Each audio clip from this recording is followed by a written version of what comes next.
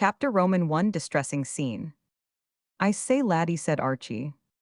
"Sir," replied the desk clerk. Alertly, all the employees of the Hotel Cosmopolis were alert. It was one of the things on which Mr. Daniel Brewster, the proprietor, insisted. And as he was always wandering about the lobby of the hotel, keeping a personal eye on affairs, it was never safe to relax. "I want to see the manager. Is there anything I could do, sir?" Archie looked at him doubtfully. "Well, as a matter of fact, my dear old desk clerk, he said I want to kick up a fearful row, and it hardly seems fair to lug you into it. Why, you, I mean to say the blighter whose head I want on a charger, is the bally manager." At this point, a massive gray-haired man, who had been standing close by, gazing on the lobby, with an air of restrained severity, as if daring it to start anything, joined in the conversation. "I am the manager," he said. His eye was cold and hostile. Others, it seemed to say, might like Archie moff him, but not he. Daniel Brewster was bristling for combat. What he had overheard had shocked him to the core of his being. The Hotel Cosmopolis was his own private personal property, and the thing dearest to him in the world after his daughter Lucille. He prided himself on the fact that his hotel was not like other New York hotels, which were run by impersonal companies and shareholders and boards of directors, and consequently lacked the paternal touch which made the Cosmopolis what it was. At other hotels, things went wrong, and clients complained. At the Cosmopolis, things never went wrong because he was on the spot to see that they didn't, and as a result, clients never complained. Yet here was this long, thin string bean of an Englishman, actually registering annoyance and dissatisfaction before his very eyes. "What is your complaint?" he inquired frigidly. Archie attached himself to the top button of Mr. Brewster's coat and was immediately dislodged by an irritable jerk of the other's substantial body. "Listen, old thing, I came over to this country to nose about in search of a job, because there doesn't seem what you might call a general demand for my services in England. Directly I was demobbed, the family started talking about the land of opportunity and shot me onto a liner. The idea was that I might get hold of something in America." He got hold of Mr. Brewster's coat button and was again shaken off. "Between ourselves, I've never done anything much in England, and I fancy the family were getting a bit fed. At any rate, they sent me over here." Mr. Brewster disentangled himself for the third time. "I would prefer to postpone the story of your life," he said coldly, "and be informed what is your specific complaint against the Hotel Cosmopolis." "Of course, yes, the jolly old hotel. I am coming to that. Well, it was like this. A chappie on the boat told me that this was the best place to stop at in New York." "He was quite right," said Mr. Brewster. "Was he, by Jove? Well, all I can say then is that the other New York hotels must be pretty moldy, if this is the best of the lot. I took a room here last night," said Archie, quivering with self-pity, "and there was a beastly tap outside somewhere, which went drip drip drip all night, and kept me awake." Mr. Brewster's annoyance deepened. He felt that a chink had been found in his armor. Not even the most paternal hotel proprietor can keep an eye on every tap in his establishment. "Drip, drip, drip," repeated Archie firmly, "and I put my boots outside the door when I went to bed. And this morning they hadn't been touched. I give you my solemn word, not touched." "Naturally," said Mr. Brewster, "my employees are honest. But I wanted them clean, dash it. There is a shoe-shining parlor in the basement at the Cosmopolis. Shoes left outside bedroom doors are not cleaned. Then I think the Cosmopolis is a bally rotten hotel."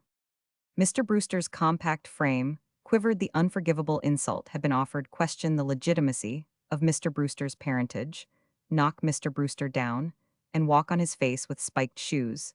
And you did not irremediably close all avenues to a peaceful settlement, but make a remark like that about his hotel, and war was definitely declared. "In that case," he said, stiffening, "I must ask you to give up your room." "I am going to give it up. I wouldn't stay in the bally place another minute." Mr. Brewster walked away, and Archie charged round to the cashier's desk to get his bill. It had been his intention in any case, though for dramatic purposes he concealed it from his adversary, to leave the hotel that morning. One of the letters of introduction which he had brought over from England had resulted in an invitation from a Mrs. Van Tile to her house party at Miami, and he had decided to go there at once. "Well," mused Archie on his way to the station, "one thing's certain, I'll never set foot in that bally place again." But nothing in this world is certain. Chapter Roman 2: A shock for Mr. Brewster. Mr. Daniel Brewster sat in his luxurious suite at the Cosmopolis smoking one of his admirable cigars and chatting with his old friend Professor Binstead, a stranger who had only encountered Mr. Brewster in the lobby of the hotel, would have been surprised at the appearance of his sitting room, for it had none of the rugged simplicity which was the keynote of its owner's personal appearance. Daniel Brewster was a man with a hobby. He was what Parker, his valet, termed connoisseur. His educated taste in art was one of the things which went to make the Cosmopolis different from and superior to other New York hotels. He had personally selected the tapestries in the dining room and the various paintings throughout the building, and in his private capacity, he was an enthusiastic collector of things which Professor Binstead, whose tastes lay in the same direction, would have stolen without a twinge of conscience, if he could have got the chance. The professor, a small man of middle age who wore tortoise-shell-rimmed spectacles, flitted covetously about the room inspecting its treasures with a glistening eye in a corner. Parker, a grave, lean individual, bent over the chafing dish, in which he was preparing for his employer and his guest their simple lunch. Brewster, said Professor Binstead, pausing at the mantelpiece. Mr. Brewster looked up amiably. He was in placid mood today. 2 weeks and more had passed since the meeting with Archie recorded in the previous chapter, and he had been able to dismiss that disturbing affair from his mind. Since then, everything had gone splendidly with Daniel Brewster, for he had just accomplished his ambition of the moment by completing the negotiations for the purchase of a site further downtown on which he proposed to erect a new hotel. He liked building hotels. He had the Cosmopolis, his firstborn, a summer hotel in the mountains purchased in the previous year, and he was toying with the idea of running over to England and putting up another in London that, however, would have to wait. Meanwhile, he would concentrate on this new one downtown. It had kept him busy and worried, arranging for securing the site, but his troubles were over now. Yes, he said. Professor Binstead had picked up a small china figure of delicate workmanship. It represented a warrior of Prakaki days, advancing with a spear upon some adversary, who, judging from the contented expression on the warrior's face, was smaller than himself. Where did you get this? That Mawson, my agent, found it in a little shop on the east side. Where's the other? There ought to be another. These things go in pairs. They're a valueless alone. Mr. Brewster's brow clouded. I know that, he said shortly. Mawson's looking for the other one everywhere. If you happen across it, I give you carte blanche to buy it for me. It must be somewhere. Yes, if you find it, don't worry about the expense. I'll settle up, no matter what it is. I'll bear it in mind, said Professor Binstead. It may cost you a lot of money, I suppose you know that. I told you I don't care what it costs. It's nice to be a millionaire, sighed Professor Binstead. Luncheon is served, sir, said Parker. He had stationed himself in a statuesque pose behind Mr. Brewster's chair. When there was a knock at the door, he went to the door and returned with a telegram. Telegram for you, sir. Mr. Brewster nodded carelessly. The contents of the chafing dish had justified the advance advertising of their odor, and he was too busy to be interrupted. Put it down, and you needn't wait, Parker. Very good, sir. The valet withdrew, and Mr. Brewster resumed his lunch. Aren't you going to open it? Asked Professor Binstead, to whom a telegram was a telegram. It can wait. I get them all day long. I expect it's from Lucille, saying what train she's making. She returns today. Yes, been at Miami. Mr. Brewster, having dwelt at adequate length on the contents of the chafing dish, adjusted his glasses and took up the envelope. I shall be glad. Great Godfrey. He sat staring at the telegram, his mouth open. His friend eyed him solicitously. No bad news, I hope. Mr. Brewster gurgled in a strangled way. Bad news, bad. Here, read it for yourself. Professor Binstead, one of the three most inquisitive men in New York, took the slip of paper with gratitude.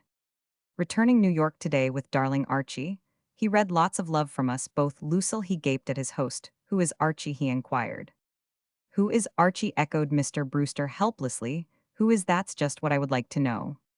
Darling Archie, murmured the professor, musing over the telegram. Returning today with darling Archie. Strange. Mr. Brewster continued to stare before him.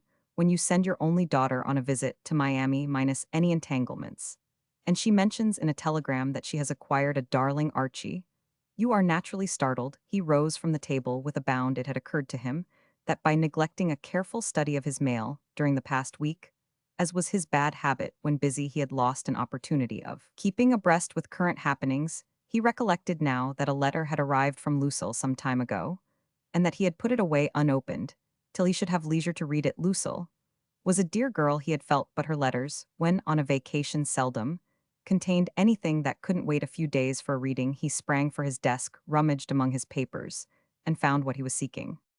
It was a long letter, and there was silence in the room for some moments while he mastered its contents. Then he turned to the professor, breathing heavily. Good heavens! Yes, said Professor Binstead, eagerly. Yes. Good Lord. Well, good gracious. What is it? Demanded the professor in an agony. Mr. Brewster sat down again with a thud. She's married. Married? Married to an Englishman. Bless my soul. She says, proceeded Mr. Brewster, referring to the letter again, that they were both so much in love that they simply had to slip off and get married, and she hopes I won't be cross, gasped Mr. Brewster, gazing wildly at his friend. Very disturbing. Disturbing, you bet it's disturbing.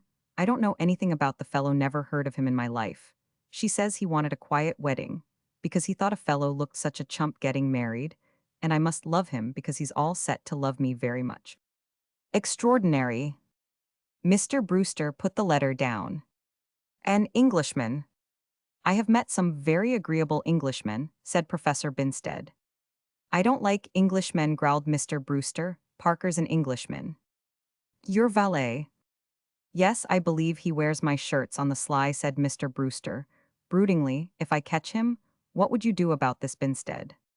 The professor considered the point judicially. Well, really, Brewster, I do not see that there is anything you can do. You must simply wait and meet the man. Perhaps he will turn out an admirable son-in-law. Mr. Brewster declined to take an optimistic view, but an Englishman, Binstead, he said with pathos. Why, he went on, memory suddenly stirring. There was an Englishman at this hotel, only a week or two ago, who went about knocking it, in a way that would have amazed you. Said it was a rotten place, my hotel. Professor Binstead clicked his tongue sympathetically. He understood his friend's warmth. Chapter Roman 3, Mr. Brewster delivers sentence. At about the same moment that Professor Binstead was clicking his tongue, in Mr. Brewster's sitting room, Archie Moffam sat contemplating his bride in a drawing room on the express from Miami. He was thinking that this was too good to be true. His brain had been in something of a whirl these last few days. But this was one thought that never failed to emerge clearly from the welter. Mrs. Archie Moffam, nee Lucille Brewster, was small and slender. She had a little animated face, set in a cloud of dark hair. She was so altogether perfect that Archie had frequently found himself compelled to take the marriage certificate out of his inside pocket and study it furtively to make himself realize that this miracle of good fortune had actually happened to him. Honestly, old bean, I mean, dear old thing, I mean, darling, said Archie, I can't believe it. What? What I mean is, I can't understand why you should have married a blighter like me. Lucille's eyes opened, she squeezed his hand. Why, you're the most wonderful thing in the world, precious, surely you know that. Absolutely escaped my notice, are you sure? Of course I am sure, you wonderchild, nobody could see you without loving you. Archie heaved an ecstatic sigh, then a thought crossed his mind. It was a thought which frequently came to mar his bliss. I say, I wonder if your father will think that. Of course he will. We rather sprung this, as it were, on the old lad, said Archie dubiously. What sort of a man is your father? Father's a darling too. Rummy thing he should own that hotel, said Archie. I had a frightful row with a blighter of a manager there just before I left for Miami. Your father ought to sack that chap. He was a blot on the landscape. It had been settled by Lucille during the journey that Archie should be broken gently to his father-in-law. That is to say, instead of bounding blithely into Mr. Brewster's presence hand in hand, the happy pair should separate for half an hour or so, Archie hanging around in the offing while Lucille saw her father and told him the whole story, or those chapters of it which she had omitted from her letter for want of space. Then, having impressed Mr. Brewster sufficiently with his luck in having acquired Archie for a son-in-law, she would lead him to where his bit of good fortune awaited him. The program worked out admirably in its earlier stages. When the two emerged from Mr. Brewster's room to meet Archie, Mr. Brewster's general idea was that fortune had smiled upon him in an almost unbelievable fashion, and had presented him with a son-in-law who combined in almost equal parts the more admirable characteristics of Apollo Sir Galahad and Marcus Aurelius True, he had gathered in the course of the conversation that dear Archie had no occupation and no private means. But Mr. Brewster felt that a great-souled man like Archie didn't need them. You can't have everything, and Archie, according to Lucille's account, was practically 100% man in soul, looks, manners, amiability, and breeding. These are the things that Count Mr. Brewster proceeded to the lobby in a glow of optimism and geniality. Consequently, when he perceived Archie, he got a bit of a shock. "Hello," said Archie, advancing happily. "Archie, darling, this is father," said Lucille. "Good Lord," said Archie. There was one of those silences. Mr. Brewster looked at Archie. Archie gazed at Mr. Brewster. Lucille, perceiving without understanding why that the big introduction scene had stubbed its toe on some unlooked-for obstacle, waited anxiously for enlightenment. Meanwhile, Archie continued to inspect Mr. Brewster, and Mr. Brewster continued to drink in Archie. After an awkward pause of about 3.25 minutes, Mr. Brewster swallowed once or twice and finally spoke. "Lou?" "Yes, father." "Is this true?" Lucille's gray eyes clouded over with perplexity and apprehension. "True? Have you really inflicted this thighs on me for a son-in-law?" Mr. Brewster swallowed a few more times. Archie, the while watching with a frozen fascination the rapid shimmying of his new relative's Adam's apple. "Go away. I want to have a few words alone with this was your name?" he demanded in an overwrought manner, addressing Archie for the first time. "I told you, father, it's Moom." "Moom?" "It's spelt Moffam but pronounced Moom." "To rhyme," said Archie helpfully with bluffing hame. "Lou," said Mr. Brewster, "run away, I want to speak to Toad." "You called me this before," said Archie. "You aren't angry, father dear," said Lucilla. Oh no, I am tickled to death." When his daughter had withdrawn, Mr. Brewster drew a long breath. "Now then," he said. "Bit embarrassing all this, what?" said Archie chattily.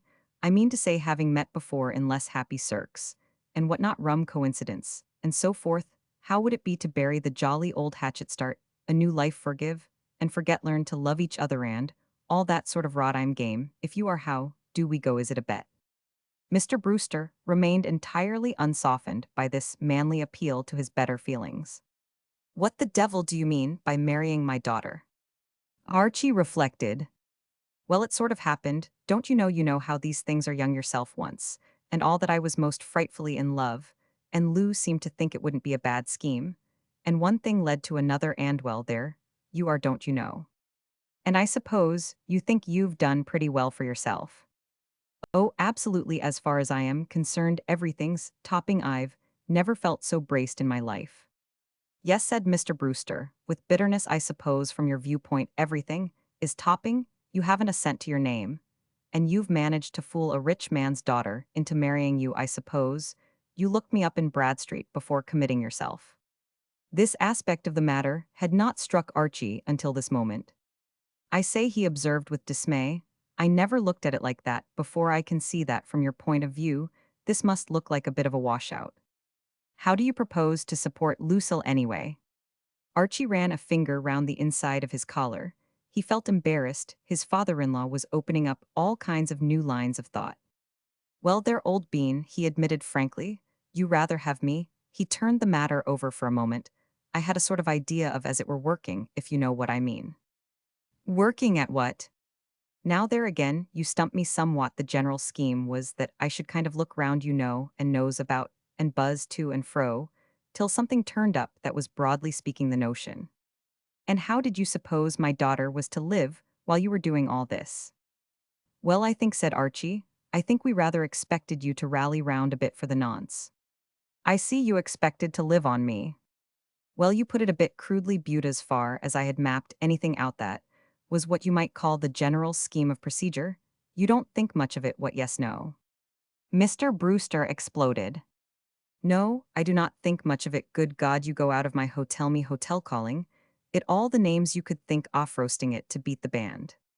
"Trifle hasty," murmured Archie, apologetically spoke without thinking. Dash tap had gone drip drip drip all night, kept me awake, hadn't had breakfast. Bygones be bygones.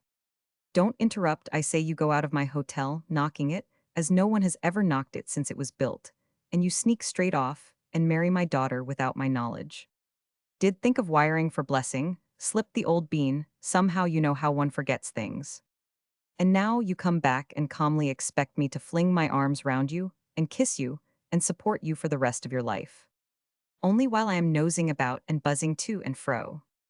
Well, I suppose I've got to support you. There seems no way out of it. I'll tell you exactly what I propose to do. You think my hotel is a pretty poor hotel? Well, y'all have plenty of opportunity of judging. Because you're coming to live here, I'll let you have a suite and I'll let you have your meals. But outside of that, nothing doing, do you understand what I mean? Absolutely, you mean Napo. You can sign bills for a reasonable amount in my restaurant, and the hotel will look after your laundry, but not a cent do you get out of me. And if you want your shoes shined, you can pay for it yourself in the basement if you leave them outside your door. I'll instruct the floor waiter to throw them down the air shaft. Do you understand good now? Is there anything more you want to ask? Archie smiled a propitiatory smile. Well, as a matter of fact, I was going to ask if you would stagger along and have a bite with us in the grill room. I will not. I'll sign the bill, said Archie ingratiatingly. You don't think much of it, oh righto. Chapter Roman 4 Work Wanted.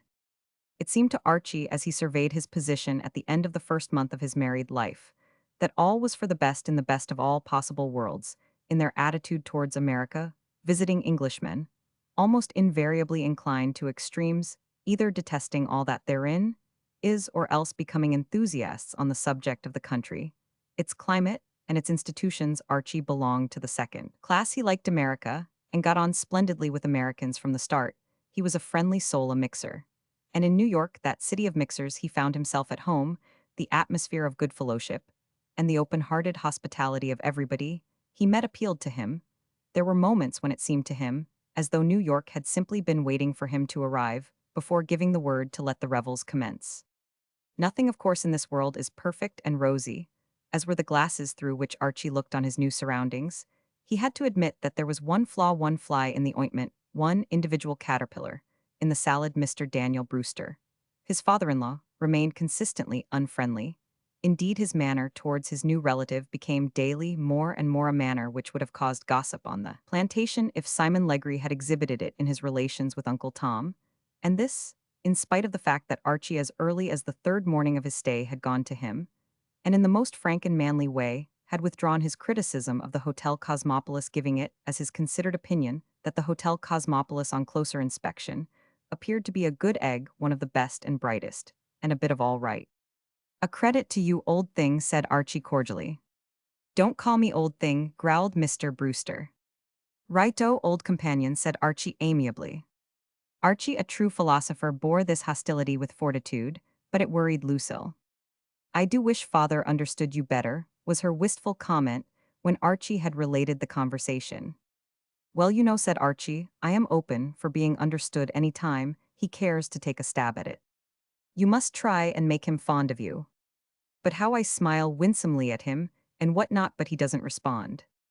Well, we shall have to think of something. I want him to realize what an angel you are an angel, you know. No, really.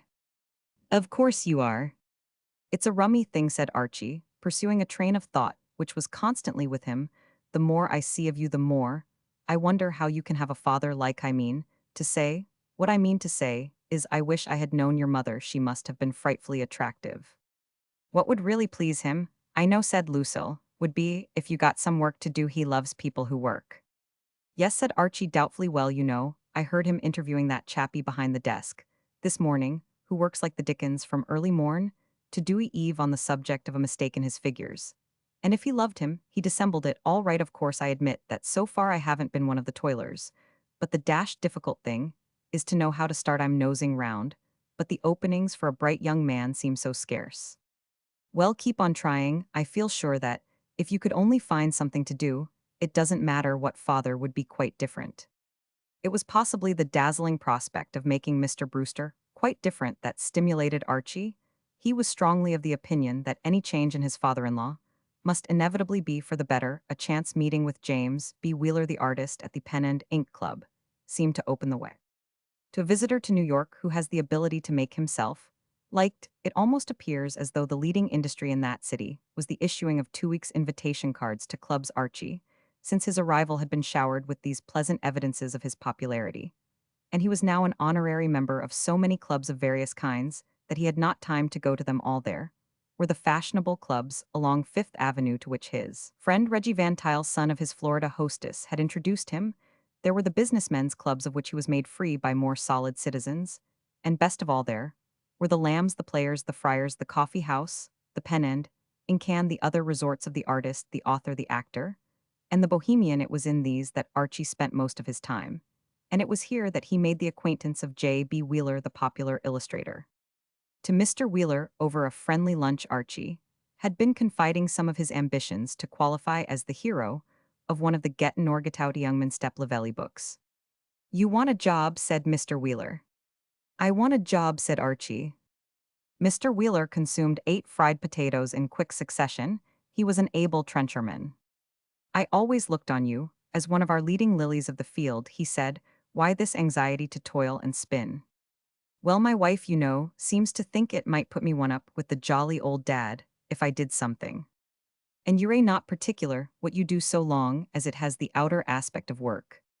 "Anything in the world, laddie, anything in the world." "Then come and pose for a picture I am doing," said J.B. Wheeler. "It's for a magazine cover.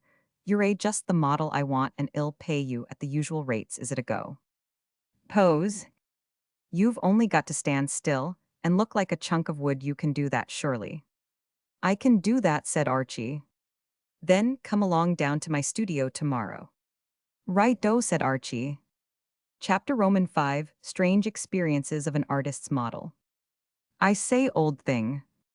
Archie spoke plaintively already.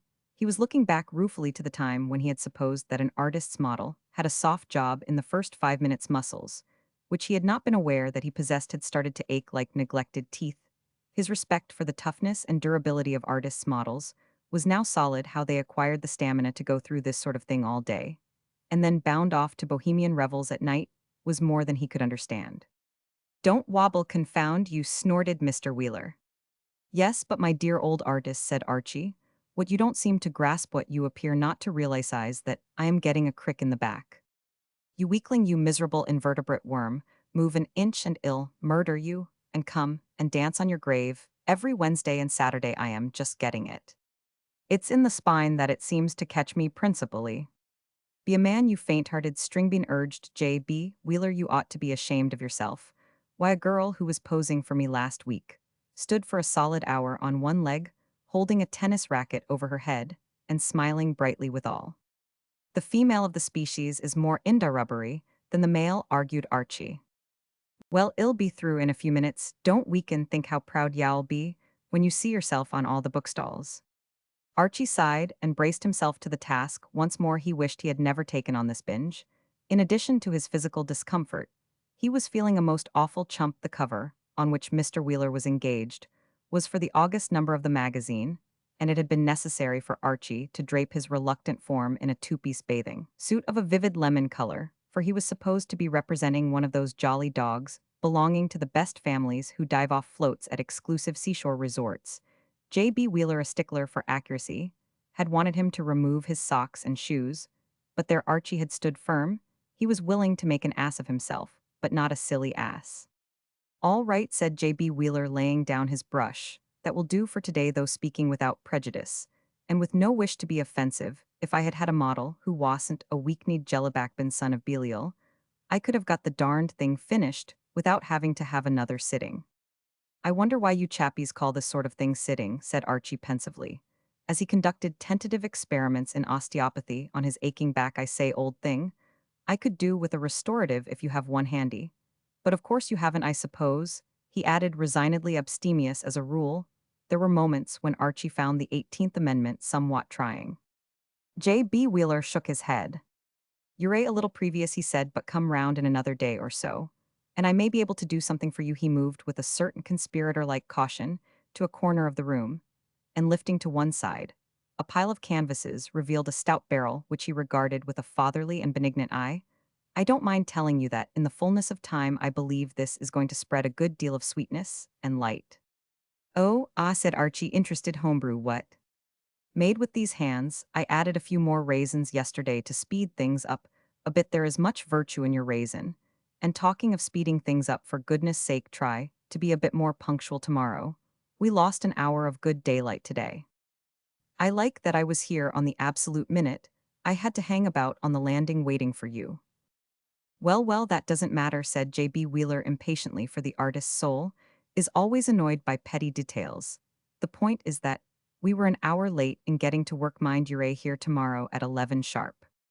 It was therefore with a feeling of guilt and trepidation that Archie mounted the stairs on the following morning, for in spite of his good resolutions, he was half an hour behind time. He was relieved to find that his friend had also lagged. By the wayside, the door of the studio was ajar, and he went in to discover the place occupied by a lady of mature years who was scrubbing the floor with a mop. He went into the bedroom and donned his bathing suit. When he emerged 10 minutes later, the charwoman had gone, but J.B. Wheeler was still absent, rather glad of the respite. He sat down to kill time by reading the morning paper, whose sporting page alone he had managed to master at the breakfast table. There was not a great deal in the paper. To interest him, the usual bond robbery had taken place on the previous day, and the police were reported hot on the trail of the mastermind, who was alleged to be at the back of these financial operations. A messenger named Henry Babcock had been arrested, and was expected to become confidential to one who, like Archie, had never owned a bond. The story made little appeal. He turned with more interest to a cheery half-column on the activities of a gentleman in Minnesota, who, with what seemed to Archie as he thought of Mr. Daniel Brewster, a good deal of resource and public spirit, had recently beaned his father-in-law with the family meatex. It was only after he had read this through twice in a spirit of gentle approval that it occurred to him that J.B. Wheeler was uncommonly late at the tryst. He looked at his watch and found that he had been in the studio 3/4 of an hour.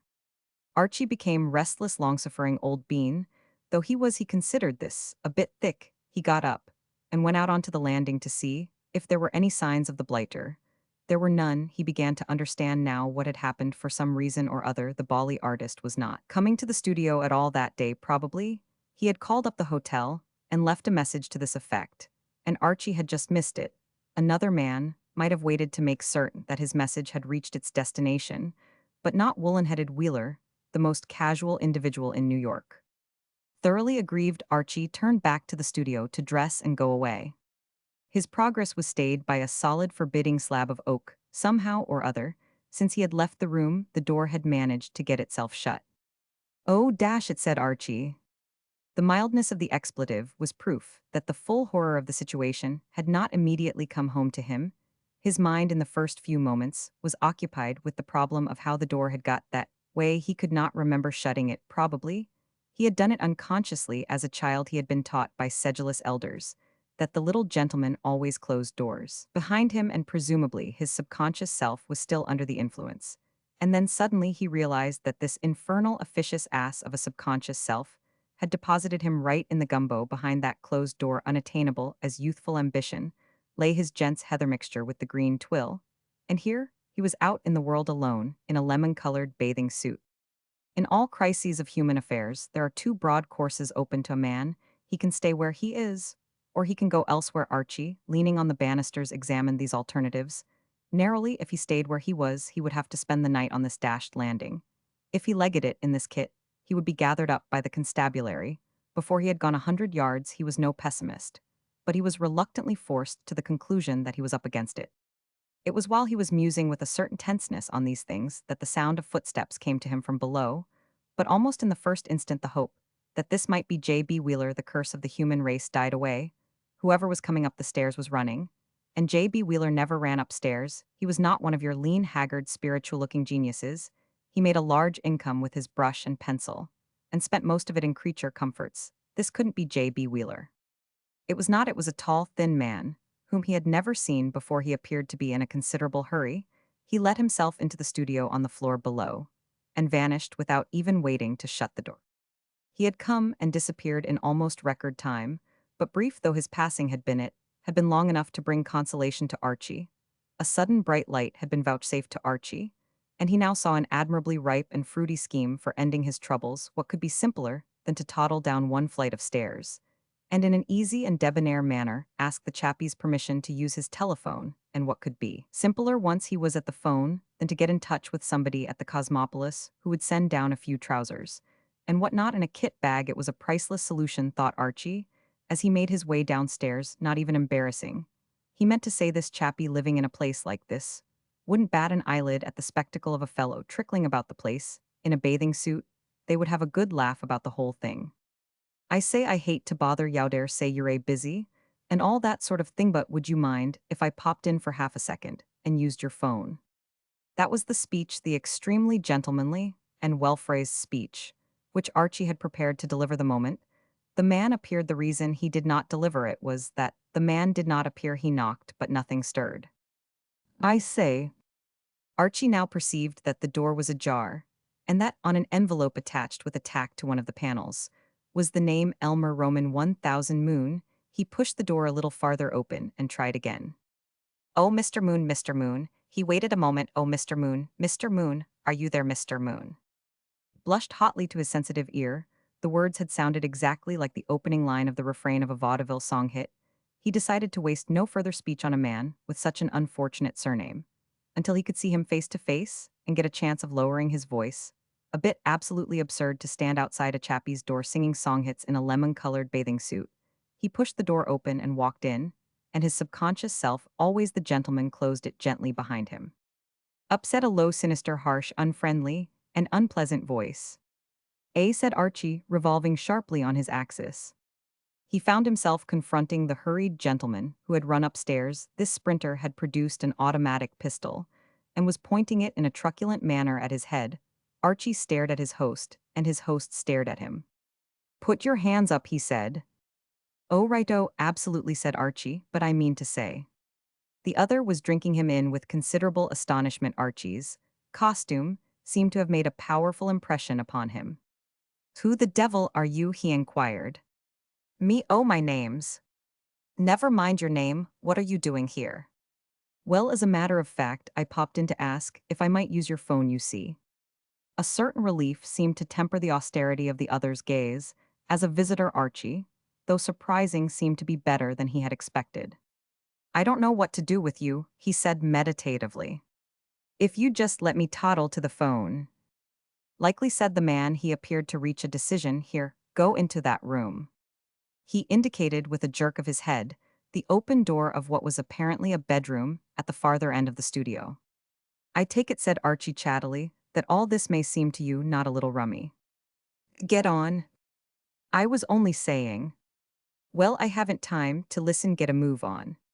The bedroom was in a state of untidiness which eclipsed anything which Archie had ever witnessed. The other appeared to be moving house. Bed furniture and floor were covered with articles of clothing. A silk shirt wreathed itself about Archie's ankles as he stood gaping, and as he moved farther into the room, his path was paved with ties and collars. "Sit down," said Elmer Roman 1000 Moon abruptly. "Right-o, thanks," said Archie. "I suppose you wouldn't like me to explain, and what not what." "No," said Mr. Moon, "I haven't got your spare time. Put your hands behind that chair." Archie did so, and found them immediately secured by what felt like a silk tie. His assiduous host then proceeded to fasten his ankles in a like manner. This done, he seemed to feel that he had done all that was required of him, and he returned to the packing of a large suitcase which stood by the window. "I say," said Archie. Mr. Moon, with the air of a man who has remembered something which he had overlooked, shoved a sock in his guest's mouth and resumed his packing. He was what might be called an impressionist packer. His aim appeared to be speed, rather than neatness. He bundled his belongings in, closed the bag with some difficulty, and stepping to the window, opened it. Then he climbed out onto the fiery escape, dragged the suitcase after him, and was gone. Archie, left alone, addressed himself to the task of freeing his prisoned limbs. The job proved much easier than he had expected. Mr. Moon, that hustler, had wrought for the moment, not for all time. A practical man, he had been content to keep his visitor shackled merely for such a period as would permit him to make his escape unhindered in less than 10 minutes. Archie, after a good deal of snake-like writhing, was pleased to discover that the thingamy attached to his wrists had loosened sufficiently to enable him to use his hands. He untied himself and got up. He now began to tell himself that out of evil cometh good. His encounter with the elusive Mr. Moon had not been an agreeable one, but it had had this solid advantage, that it had left him right in the middle of a great many clothes, and Mr. Moon, whatever his moral defects, had the one excellent quality of taking about the same size as himself. Archie, casting a covetous eye upon a tweed suit which lay on the bed, was on the point of climbing into the trousers, when on the outer door of the studio, there sounded a forceful knocking. Open up here. Chapter Roman 6 The Bomb. Archie bounded silently out into the other room and stood listening tensely. He was not a naturally querulous man, but he did feel at this point that fate was picking on him with a somewhat undue severity. In th name av th law. There are times when the best of us lose our heads. At this juncture Archie should undoubtedly have gone to the door opened. It explained his presence in a few Welchesian words, and generally have passed the whole thing off with ready tact.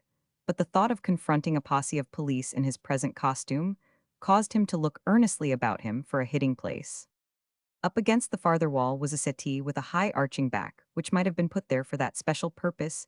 He inserted himself behind this, just as a splintering crash announced that the law, having gone through the formality of knocking with its knuckles, was now getting busy with an axe. A moment later the door had given way, and the room was full of trampling feet. Archie wedged himself against the wall with the quiet concentration of a clam nestling in its shell, and hoped for the best. It seemed to him that his immediate future depended for better, or for worse entirely, on the native intelligence of the force. If they were the bright alert men, he hoped they would see all that junk in the bedroom, and deducing from it that their quarry had stood not upon the order of his going, but had hopped, it would not waste time in searching a presumably empty apartment. If on the other hand they were the obtuse flat-footed persons, who occasionally find their way into the ranks of even the most enlightened constabularies, they would undoubtedly shift the settee, and drag him into a publicity from which his modest soul shrank. He was enchanted, therefore, a few moments later, to hear a gruff voice state that Th. Mudd had beaten it down. Th. Fiery scape his opinion of the detective abilities of the New York police force, rose with a bound. There followed a brief council of war which, as it took place in the bedroom, was inaudible to Archie, except as a distant growling noise. He could distinguish no words, but as it was succeeded by a general trampling of large boots in the direction of the door, and then by silence, he gathered that the pack, having drawn the studio and found it empty, had decided to return to other and more profitable duties. He gave them a reasonable interval for removing themselves, and then poked his head cautiously over the settee. All was peace. The place was empty. No sound disturbed the stillness. Archie emerged for the first time in this morning of disturbing occurrences. He began to feel that God was in his heaven, and all right with the world. At last things were beginning to brighten up a bit, and life might be said to have taken on some of the aspects of a good egg. He stretched himself, for it is cramping work lying under settees, and proceeding to the bedroom, picked up the tweed trousers again. Clothes had a fascination for Archie. Another man in similar circumstances might have hurried over his toilet, but Archie, faced by a difficult choice of ties, rather strung the thing out. He selected a specimen, which did great credit to the taste of Mr. Moon. Evidently, one of our snappiest dressers found that it did not harmonize with the deeper meaning of the tweed suit, removed it, chose another, and was adjusting the bow and admiring the effect when his attention was diverted by a slight sound, which was half a cough and half a sniff, and turning, found himself gazing into the clear blue eyes of a large man in uniform, who had stepped into the room from the fiery scape. He was swinging a substantial club in a negligent sort of way, and he looked at Archie with a total absence of bonhomie. "Ah," he observed. "Oh, there you are," said Archie, subsiding weakly against the chest of drawers. He gulped. "Of course, I can see you're thinking all this pretty tolerably weird," and all that he proceeded in a propitiatory voice. The policeman attempted no analysis of his emotions. He opened a mouth which a moment before had looked incapable of being opened, except with the assistance of powerful machinery, and shouted a single word. "Cassidy." A distant voice gave tongue in answer. It was like alligators roaring to their mates across lonely swamps.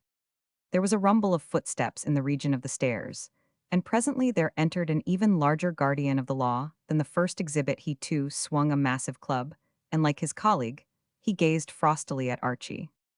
"God save Ireland," he remarked. The words appeared to be more in the nature of an expletive than a practical comment on the situation. Having uttered them, he draped himself in the doorway like a colossus, and chewed gum. "Where ya get him?" he inquired after a pause. "Found him in here, attempting to disguise himself. I told Cap he was hiding somewheres, but he would have it that he'd beat it down. Th. Escape," said the gumshoer with the somber triumph of the underling, whose sound advice has been overruled by those above him. He shifted his wholesome, or as some say unwholesome morsel, to the other side of his mouth, and for the first time addressed Archie directly. "You're pinched," he observed. Archie started violently. The bleak directness of the speech roused him with a jerk from the dreamlike state into which he had fallen. He had not anticipated this. He had assumed that there would be a period of tedious explanations to be gone through before he was at liberty to depart to the cozy little lunch, for which his interior had been sighing wistfully this long time past. But that he should be arrested had been outside his calculations. Of course, he could put everything right eventually. He could call witnesses to his character and the purity of his intentions. But in the meantime, the whole dashed business would be in all the papers embellished with all those unpleasant flippancies to which your newspaper reporter is so prone to stoop. When he sees half a chance, he would feel a frightful chump. Chappies would rod him about it to the most fearful extent. Old Brewster's name would come into it, and he could not disguise it from himself that his father-in-law, who liked his name in the papers as little as possible, would be sorer than a sunburned neck. "No, I say, I mean to say." "Pinched," repeated the rather larger policeman. "And anything ye say," added his slightly smaller colleague, "will be used against ye to the trial. And if ye try to escape," said the first speaker, twiddling his club, "why, I'll get ye block knocked off." And having sketched out this admirably clear and neatly constructed scenario, the two relapsed into silence. Officer Cassidy restored his gum to circulation. Officer Donahue frowned sternly at his boots. "But I say," said Archie, "it's all a mistake, absolutely a frightful error. My dear old constables, I am not the lad you're after at all. The chappie you want is a different sort of fellow altogether, another blighter entirely. New York policemen never laugh when on duty. There is probably something in the regulations against it." But Officer Donahue permitted the left corner of his mouth to twitch slightly, and a momentary muscular spasm disturbed the calm of Officer Cassidy's granite features as a passing breeze ruffles the surface of some bottomless lake. "That's what they all say," observed Officer Donahue. "It's no use tryin' that line of talk," said Officer Cassidy. Babcock squealed. "Sure squealed s morning," said Officer Donahue. Archie's memory stirred vaguely. "Babcock," he said, "do you know, that name seems familiar to me somehow. I am almost sure I've read it in the paper or something." "Ah, cut it out," said Officer Cassidy disgustedly. The two constables exchanged a glance of austere disapproval. This hypocrisy pained them. "Read it in th paper or something. By Jove, I remember now, he's the chappie who was arrested in that bond business. For goodness sake, my dear, merry old constables," said Archie, astounded. "You surely aren't laboring under the impression that I am the mastermind they were talking about in the paper. Why, what an absolutely priceless notion. I mean to say, I ask you, what, frankly, laddies, do I look like a mastermind?" Officer Cassidy heaved a deep sigh, which rumbled up from his interior, like the first muttering of a cyclone. "If I'd known," he said regretfully, "that this guy was going to turn out a ruddy Englishman, I'd have taken a slap at him with stick and chanced it." Officer Donahue considered the point well taken. "Ah," he said understandingly. He regarded Archie with an unfriendly eye. "I know sort well trampling on face, poor." "You see and trample on the poor man's face," said Officer Cassidy severely, "but don't be surprised if one day he bites you in the leg." "But my dear old sir," protested Archie, "I've never trampled." "One of these days," said Officer Donahue moodily, "the Shannon will flow in blood to the sea." "Absolutely, but—" Officer Cassidy uttered a glad cry. "Why couldn't we hit him a lick?" he suggested brightly, "and tell Cap he resisted us in exercise of our duty."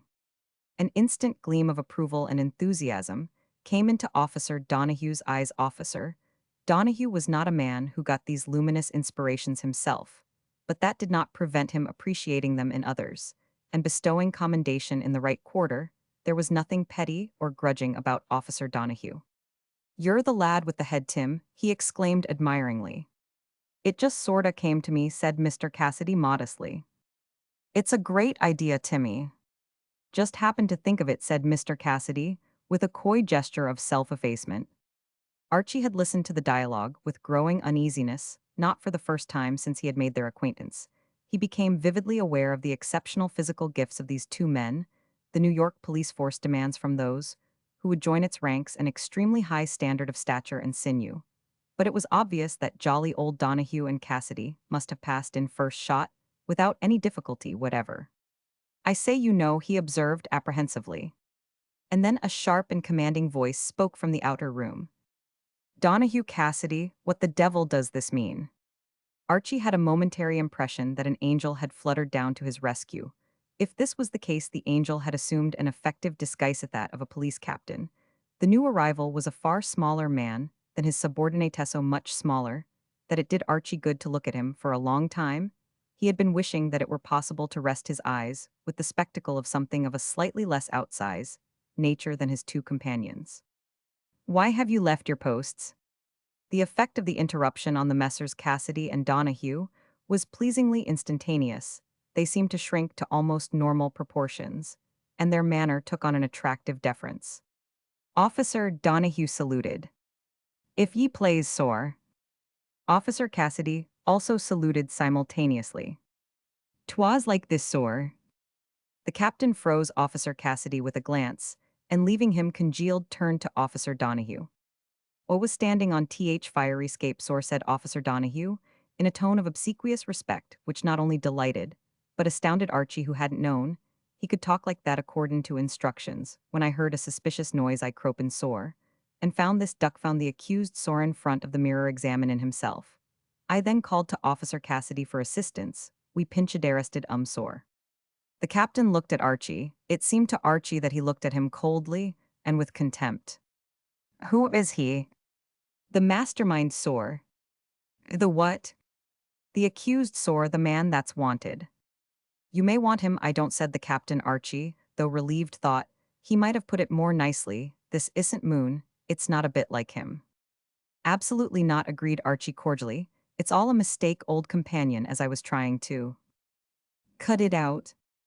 Oh, righto. You've seen the photographs at the station. Do you mean to tell me you see any resemblance? If ye plaze, sor, said Officer Cassidy, coming to life.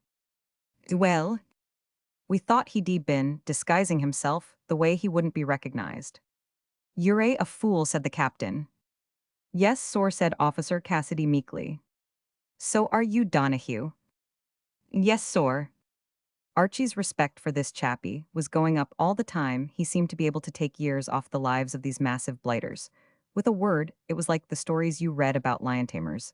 Archie did not despair of seeing Officer Donahue and his old college chum Cassidy eventually jumping through hoops. Who are you? Demanded the captain, turning to Archie. Well, my name is. What are you doing here? Well, it's rather a longish story, you know, don't want to bore you and all that. I am here to listen, you can't bore me. Dashed nice of you to put it like that, said Archie gratefully. I mean to say makes it easier, and so forth. What I mean is, you know how rotten you feel telling the deuce of a long yarn, and wondering if the party of the second part is wishing you would turn off the tap and go home, I mean. If, said the captain, you're reciting something, stop. If you're trying to tell me what you're doing here, make it shorter and easier. Archie saw his point. Of course, time was moneyth, modern spirit of hustle, that sort of thing. Well, it was this bathing suit, you know, he said. What bathing suit? Mine, don't you know, a lemon-colored contrivance, rather bright and so forth. But in its proper place, not altogether a bad egg. Well, the whole thing started, you know, with my standing on a bally pedestal sort of arrangement, in a diving attitude. The cover, you know, I don't know if you have ever done anything of that kind yourself.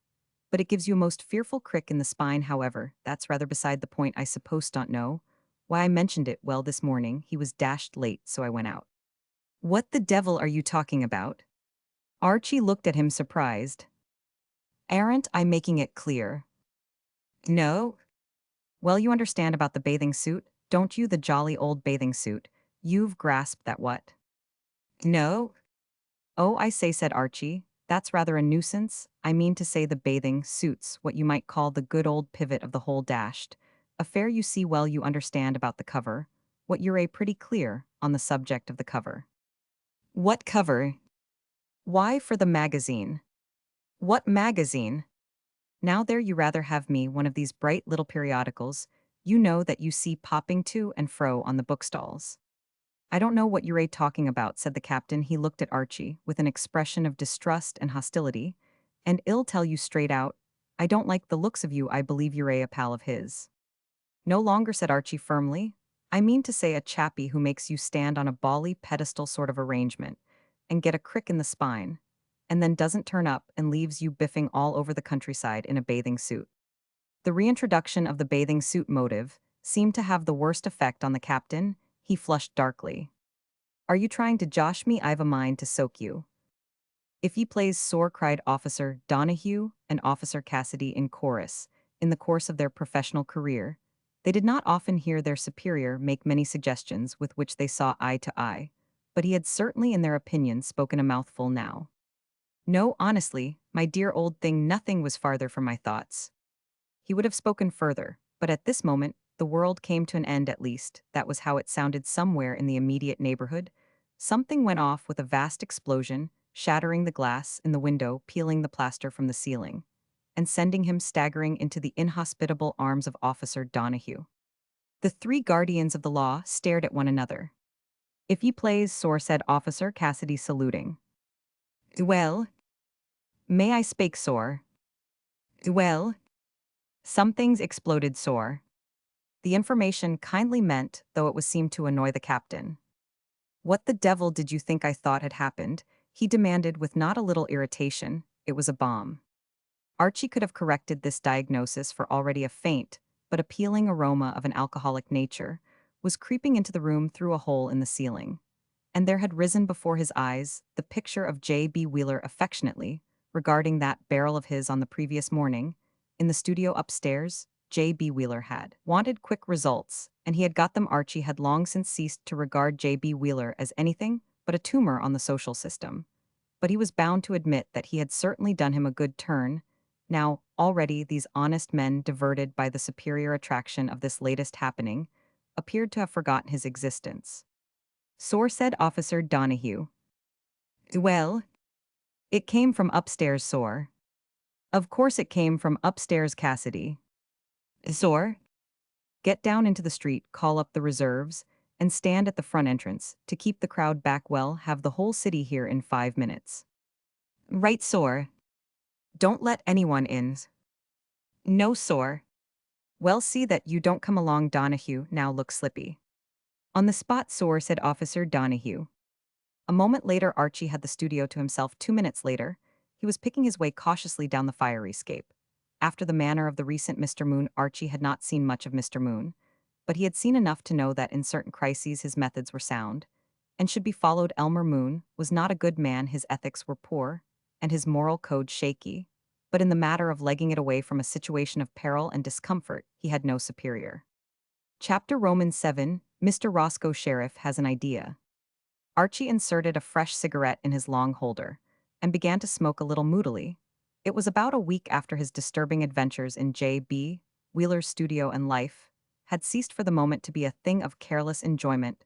Mr. Wheeler, mourning over his lost homebrew and refusing like Niobe to be comforted, has suspended the sittings for the magazine cover, thus robbing Archie of his lifework. Mr. Brewster had not been in genial mood of late, and in addition to all this, Lucille was away on a visit to a school friend, and when Lucille went away, she took with her the sunshine. Archie was not surprised at her being popular and in demand among her friends, but that did not help him to become reconciled to her absence. He gazed rather wistfully across the table at his friend Roscoe Sheriff, the presagient another of his pen and ink club acquaintances. They had just finished lunch, and during the meal Sheriff, who like most men of action, was fond of hearing the sound of his own voice, and liked exercising it on the subject of himself, had been telling Archie a few anecdotes about his professional past. From these the latter had conceived a picture of Roscoe Sheriff's life as a prismatic thing of energy and adventure, and well paid, withal just the sort of life, in fact, which he would have enjoyed leading himself. He wished that he too, like the press agent, could go about the place slipping things over and putting things across. Daniel Brewster, he felt, would have beamed upon a son-in-law like Roscoe Sheriff. The more I see of America, sighed Archie, the more it amazes me. All you birds seem to have been doing things from the cradle upwards. I wish I could do things. Well, why don't you? Archie flicked the ash from his cigarette into the finger bowl. Oh, I don't know, he said. Somehow none of our family ever have. I don't know why it is, but whenever a Moffem starts out to do things, he infallibly makes a bloomer. There was a Moffem in the Middle Ages who had a sudden spasm of energy and set out to make a pilgrimage to Jerusalem dressed as a wandering friar. Rum ideas they had in those days. Did he get there? Absolutely not. Just as he was leaving the front door, his favorite hound mistook him for a tramper, a varlet, or a scurvy knave, or whatever they used to call them at that time, and bit him in the fleshy part of the leg. Well, at least he started. Enough to make a chappie start, what? Roscoe Sheriff sipped his coffee thoughtfully. He was an apostle of energy, and it seemed to him that he could make a convert of Archie and incidentally do himself a bit of good for several days. He had been looking for someone like Archie to help him in a small matter which he had in mind. If you're really keen on doing things, he said, there's something you can do for me right away. Archie beamed. Action was what his soul demanded. Anything, dear boy, anything. State your case. Would you have any objection to putting up a snake for me? Putting up a snake? Just for a day or two? But how do you mean, old soul? Put him up where? Wherever you live. Where do you live? The Cosmopolis isn't it? Of course, you married old Brewster's daughter. I remember reading about it. But I say, laddie, I don't want to spoil your day and disappoint you and so forth, but my jolly old father-in-law would never let me keep a snake. Why, it's as much as I can do to make him let me stop on in the place. He wouldn't know. There's not much that goes on in the hotel that he doesn't know, said Archie doubtfully. He mustn't know. The whole point of the thing is that it must be a dead secret. Archie flicked some more ash into the finger bowl. I don't seem absolutely to have grasped the affair in all its aspects. If you know what I mean, he said, I mean to say, in the first place, would it brighten your young existence if I entertained this snake of yours? It's not mine, it belongs to Mme Brudoska. You've heard of her, of course. Oh yes, she's some sort of performing snake female in vaudeville, or something, isn't she, or something of that species or order. You're near it, but not quite right. She is the leading exponent of highbrow tragedy on any stage in the civilized world. Absolutely, I remember now. My wife lugged me to see her perform one night. It all comes back to me. She had me wedged in an orchestra stall before I knew what I was up against. And then it was too late. I remember reading in some journal or other that she had a pet snake given her by some Russian prince or other. What? That, said Sheriff, was the impression I intended to convey when I sent the story to the papers. I am her press agent. As a matter of fact, I bought Peter, its name's Peter myself, down on the east side. I always believe in animals for press agent stunts. I've nearly always had good results. But with her nibs, I'm handicapped, shackled, so to speak. You might almost say my genius is stifled or strangled, if you prefer it. Anything you say, agreed Archie courteously. But how? Why is your what dialculate what's it's named? She keeps me on a leash. She won't let me do anything with a kick in it. If I've suggested one rip snorting stunt, I've suggested 20. And every time she turns them down on the ground that sort of thing is beneath the dignity of an artist in her position. It doesn't give a fellow a chance. So now I've made up my mind to do her good by stealth. I am going to steal her snake. Steal it, pinch it, as it were. Yes, big story for the papers, you see. She's grown very much attached to Peter. He's her mascot, I believe.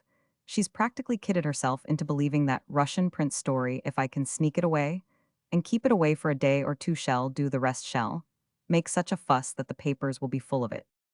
I see. Wow, any ordinary woman would work in with me, but not her nibs. She would call it cheap and degrading, and a lot of other things. It's got to be a genuine steal. And if I am caught at it, I lose my job, so that's where you come in. But where am I to keep the jolly old reptile? Oh, anywhere. Punch a few holes in a hat box and make it up a shakedown. Inside it'll be company for you. Something in that. My wife's away just now, and it's a bit lonely in the evenings. Y'all never be lonely with Peter around. He's a great scout, always merry and bright. He doesn't bite, I suppose, or sting or whatnot. He may whatnot occasionally. It depends on the weather, but outside of that he's as harmless as a canary. Dashed dangerous things, canaries, said Archie thoughtfully. They peck at you. Don't weaken, pleaded the press agent. Oh, all right, ill take him. By the way, touching the matter of browsing and sluicing, what do I feed him on? Oh, anything, bread and milk, or fruit, or soft-boiled egg, or dog biscuit, or ants' eggs. You know anything you have yourself? Well, I am much obliged for your hospitality. I'll do the same for you another time now. I must be getting along to see to the practical end of the thing. By the way, her nibs lives at the Cosmopolis too. Very convenient. Well, so long, see you later. Archie, left alone, began for the first time to have serious doubts. He had allowed himself to be swayed by Mr. Sheriff's magnetic personality. But now that the other had removed himself, He began to wonder if he had been entirely wise to lend his sympathy and cooperation to the scheme. He had never had intimate dealings with a snake before, but he had kept silkworms as a child, and there had been the deuce of a lot of fuss and unpleasantness over them, getting into the salad, and whatnot. Something seemed to tell him that he was asking for trouble with a loud voice. But he had given his word, and he supposed he would have to go through with it. He lit another cigarette and wandered out into Fifth Avenue. His usually smooth brow was ruffled with care, despite the eulogies which Sheriff had uttered concerning Peter. He found his doubts increasing. Peter might, as the presagent had stated, be a great scout, but was his little Garden of Eden on the fifth floor of the Cosmopolis Hotel likely to be improved by the advent of even the most amiable and winsome of serpents, however? "Mafem, my dear fellow." The voice speaking suddenly in his ear from behind roused Archie from his reflections. Indeed, it roused him so effectually that he jumped a clear inch off the ground and bit his tongue revolving on his axis. He found himself confronting a middle-aged man with a face like a horse. The man was dressed in something of an old-world style. His clothes had an English cut. He had a drooping gray mustache. He also wore a gray bowler hat flattened at the crown. But who are we to judge him? "Archie Moffam, I have been trying to find you all the morning." Archie had placed him now. He had not seen General Manister for several years, not, indeed, since the days when he used to meet him at the home of young Lord Seacliff. His nephew Archie had been at Eton and Oxford with Seacliff, and had often visited him in the long vacation. "Halloa, General, what ho, what on earth are you doing over here?" "Let's get out of this crush, my boy." General Manister steered Archie into a side street. "That's better." He cleared his throat once or twice, as if embarrassed. "I've brought Seacliff over," he said finally. "Dear old Squiffy here. Oh, I say, great work." General Manister did not seem to share his enthusiasm. He looked like a horse with a secret sorrow. He coughed 3 times like a horse, who in addition to a secret sorrow had contracted asthma. "You will find Seacliff changed," he said. "Let me see, how long is it since you and he met?" Archie reflected. "I was demobbed just about a year ago. I saw him in Paris about a year before that. The old egg got a bit of shrapnel in his foot, or something, didn't he? Anyhow, I remember he was sent home. His foot is perfectly well again now, but unfortunately, the enforced inaction led to disastrous results. You recollect, no doubt, that Seacliff always had a tendency, a weakness. It was a family failing." "Mopping it up? Do you mean shifting it, looking on the jolly old stuff when it was red, and whatnot?" "What?" "Exactly." Archie nodded. "Dear old Squiffy was always rather a lad for the wassail bowl. When I met him in Paris, I remember, he was quite tolerably blot." "Precisely, and the failing has, I regret to say, grown on him. Since he returned from the war, my poor sister was extremely worried. In fact, to cut a long story short, I induced him to accompany me to America. I am attached to the British legation in Washington now, you know." "Oh, really?" "I wished Seacliff to come with me to Washington, but he insists on remaining in New York. He stated specifically that the thought of living in Washington gave him thuhat, was the expression he used." "The pip." "The pip, precisely. But what was the idea of bringing him to America? This admirable prohibition enactment has rendered Americado, my mind, the ideal place for a young man of his views." The general looked at his watch. "It is most fortunate that I happened to run into you, my dear fellow. My train for Washington leaves in another hour, and I have packing to do. I want to leave poor Seacliff in your charge while I am gone." "Oh, I say, what?" "You can look after him. I am credibly informed that even now there are places in New York where a determined young man may obtain their stuff, and I should be infinitely obliged, and my poor sister would be infinitely grateful if you would keep an eye on him." He hailed a taxicab. "I am sending Seacliff round to the Cosmopolis tonight. I am sure you will do everything you can. Goodbye, my boy, goodbye."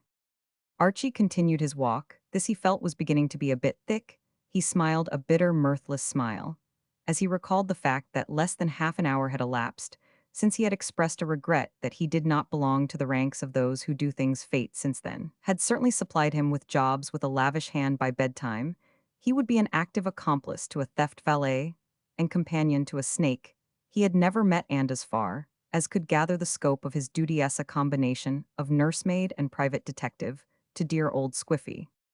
It was past 4 o'clock when he returned to the Cosmopolis. Roscoe Sheriff was pacing the lobby of the hotel, nervously carrying a small handbag.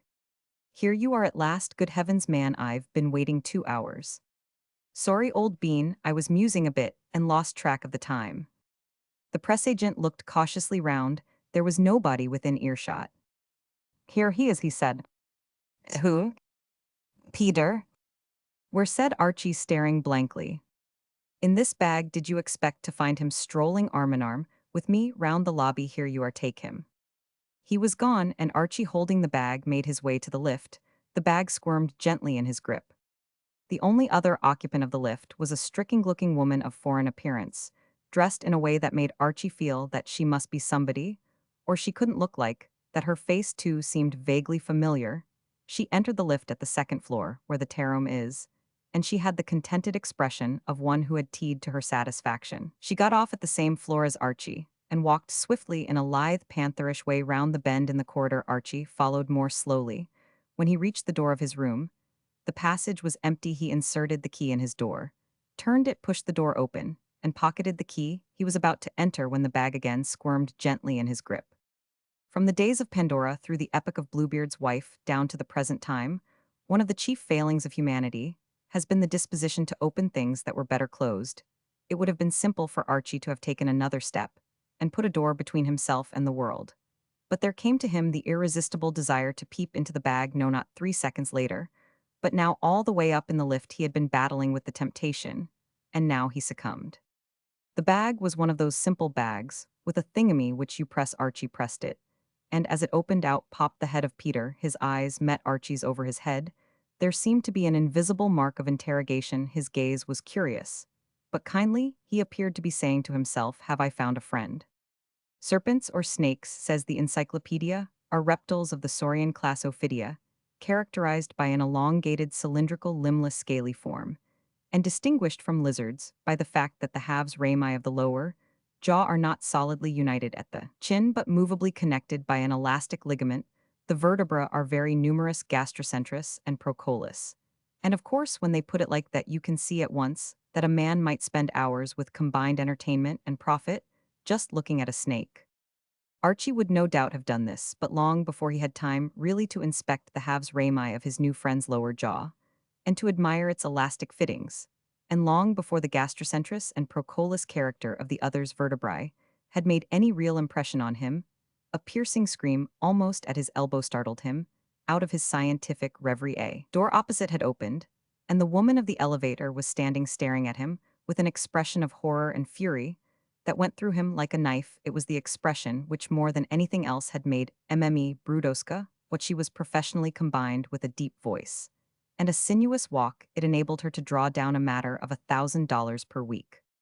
Indeed, though the fact gave him little pleasure, Archie, as a matter of fact, was at this moment getting about, including war tax, $2.75 worth of the great emotional star, for nothing for having treated him gratis. To the look of horror and fury, she now moved towards him with the sinuous walk, and spoke in the tone which she seldom permitted herself to use before the curtain of Act 2, unless there was a wail of a situation that called for it in Act 1. A thief? It was the way she said it. Archie staggered backwards as though he had been hit between the eyes, fell through the open door of his room, kicked it to with a flying foot, and collapsed on the bed. Peter, the snake who had fallen on the floor with a squashy sound, looked surprised and pained for a moment, then, being a philosopher at heart, cheered up and began hunting for flies under the bureau. Chapter Roman 8a, Disturbed Night for Dear Old Squiffy. Peril sharpens the intellect. Archie's mind, as a rule, worked in rather a languid and restful sort of way, but now it got going with a rush, and he glared round the room. He had never seen a room so devoid of satisfactory cover. And then there came to him a scheme, a ruse. It offered a chance of escape. It was indeed a bit of all right. Peter, the snake, loafing contentedly about the carpet, found himself seized by what the encyclopedia calls the distensible gullet, and looked up reproachfully. The next moment, he was in his bag again, and Archie, bounding silently into the bathroom, was tearing the cord off his dressing gown. There came a banging at the door. A voice spoke sternly, a masculine voice this time. Say, open this door. Archie rapidly attached the dressing gown cord to the handle of the bag, leaped to the window, opened it, tied the cord to a projecting piece of iron on the sill, lowered Peter and the bag into the depths, and closed the window again. The whole affair took but a few seconds generals have received the thanks of their nations for displaying less resource on the field of battle. He opened the door. Outside stood the bereaved woman, and beside her, a bullet-headed gentleman with a bowler hat on the back of his head, in whom Archie recognized the hotel detective. The hotel detective also recognized Archie, and the stern cast of his features relaxed. He even smiled a rusty, but propitiatory smile. He Wodehouse that Archie, being the son-in-law of the owner of the hotel, had a pull with that gentleman, and he resolved to proceed warily, lest he jeopardize his job. "Why, Mr. Moffam," he said apologetically, "I didn't know it was you I was disturbing." "Always glad to have a chat," said Archie cordially. "What seems to be the trouble?" "My snake," cried the Queen of Tragedy. "Where is my snake?" Archie looked at the detective looked at Archie. "This lady," said the detective with a dry little cough, "thinks her snake is in your room, Mr. Moffam." "A snake?" "Snake's what the lady said." "My snake, my Peter." Brudoska's voice shook with emotion. "He is her in this room." Archie shook his head. "No snakes here, absolutely not. I remember noticing when I came in. The snake is her in this room. This man had it in a bag. I saw him. He is a thief." "Easy, Mom," protested the detective. "Go easy. This gentleman is the boss' son-in-law. I care not who he is. He has my snake her in this room. Mr. Moffam wouldn't go round stealing snakes." "Rather not," said Archie. "Never stole a snake in my life. None of the Moffams have ever gone about stealing snakes, regular family tradition, though I once had an uncle who kept goldfish." He is here, my Peter." Archie looked at the detective looked at Archie. "We must humor her," their glances said. "Of course," said Archie, "if you'd like to search the room. What I mean to say is this is Liberty Hall. Everybody welcome, bring the kiddies." "I will search the room," said Brudoska. The detective glanced apologetically at Archie. "Don't blame me for this, Mr. Moffam," he urged. "Rather, not only too glad you've dropped in." He took up an easy attitude against the window and watched the empress of the emotional drama explore. Presently she desisted, baffled. For an instant she paused, as though about to speak, then swept from the room. A moment later a door banged across the passage. "How do they get that way?" queried the detective. "Well, gee, by Mr. Moffam, sorry to have butted in." The door closed. Archie waited a few moments, then went to the window, and hauled in the slack. Presently, the bag appeared over the edge of the windowsill. "Good God," said Archie. In the rush and swirl of recent events, he must have omitted to see that the clasp that fastened the bag was properly closed, for the bag, as it jumped onto the windowsill, gaped at him like a yawning face, and inside it there was nothing. Archie leaned as far out of the window as he could manage without committing suicide. Far below him, the traffic took its usual course, and the pedestrians moved to and fro upon the pavements. There was no crowding, no excitement, yet only a few moments before a long green snake, with 300 ribs, a distensible gullet, and gastrocentrous vertebras, must have descended on that street, like the gentle rain from heaven upon the place beneath. And nobody seemed even interested. Not for the first time since he had arrived in America, Archie marveled at the cynical detachment of the New Yorker, who permits himself to be surprised at nothing. He shut the window and moved away with a heavy heart. He had not had the pleasure of an extended acquaintanceship with Peter, but he had seen enough of him to realize his sterling qualities. Somewhere beneath Peter's 300 ribs, there had lain a heart of gold, and Archie mourned for his loss. Archie had a dinner and theater engagement that night, and it was late when he returned to the hotel. He found his father-in-law prowling restlessly about the lobby. There seemed to be something on Mr. Brewster's mind. He came up to Archie with a brooding frown on his square face. "Who's this man, Seacliff?" he demanded without preamble. "I hear he's a friend of yours." "Oh, you've met him." What said Archie? "Had a nice little chat together. Yes, talked of this and that. No, we have not said a word to each other." "Really? Oh well, dear old Squiffy is one of those strong, silent fellers. You know, you mustn't mind if he's a bit dumb. He never says much.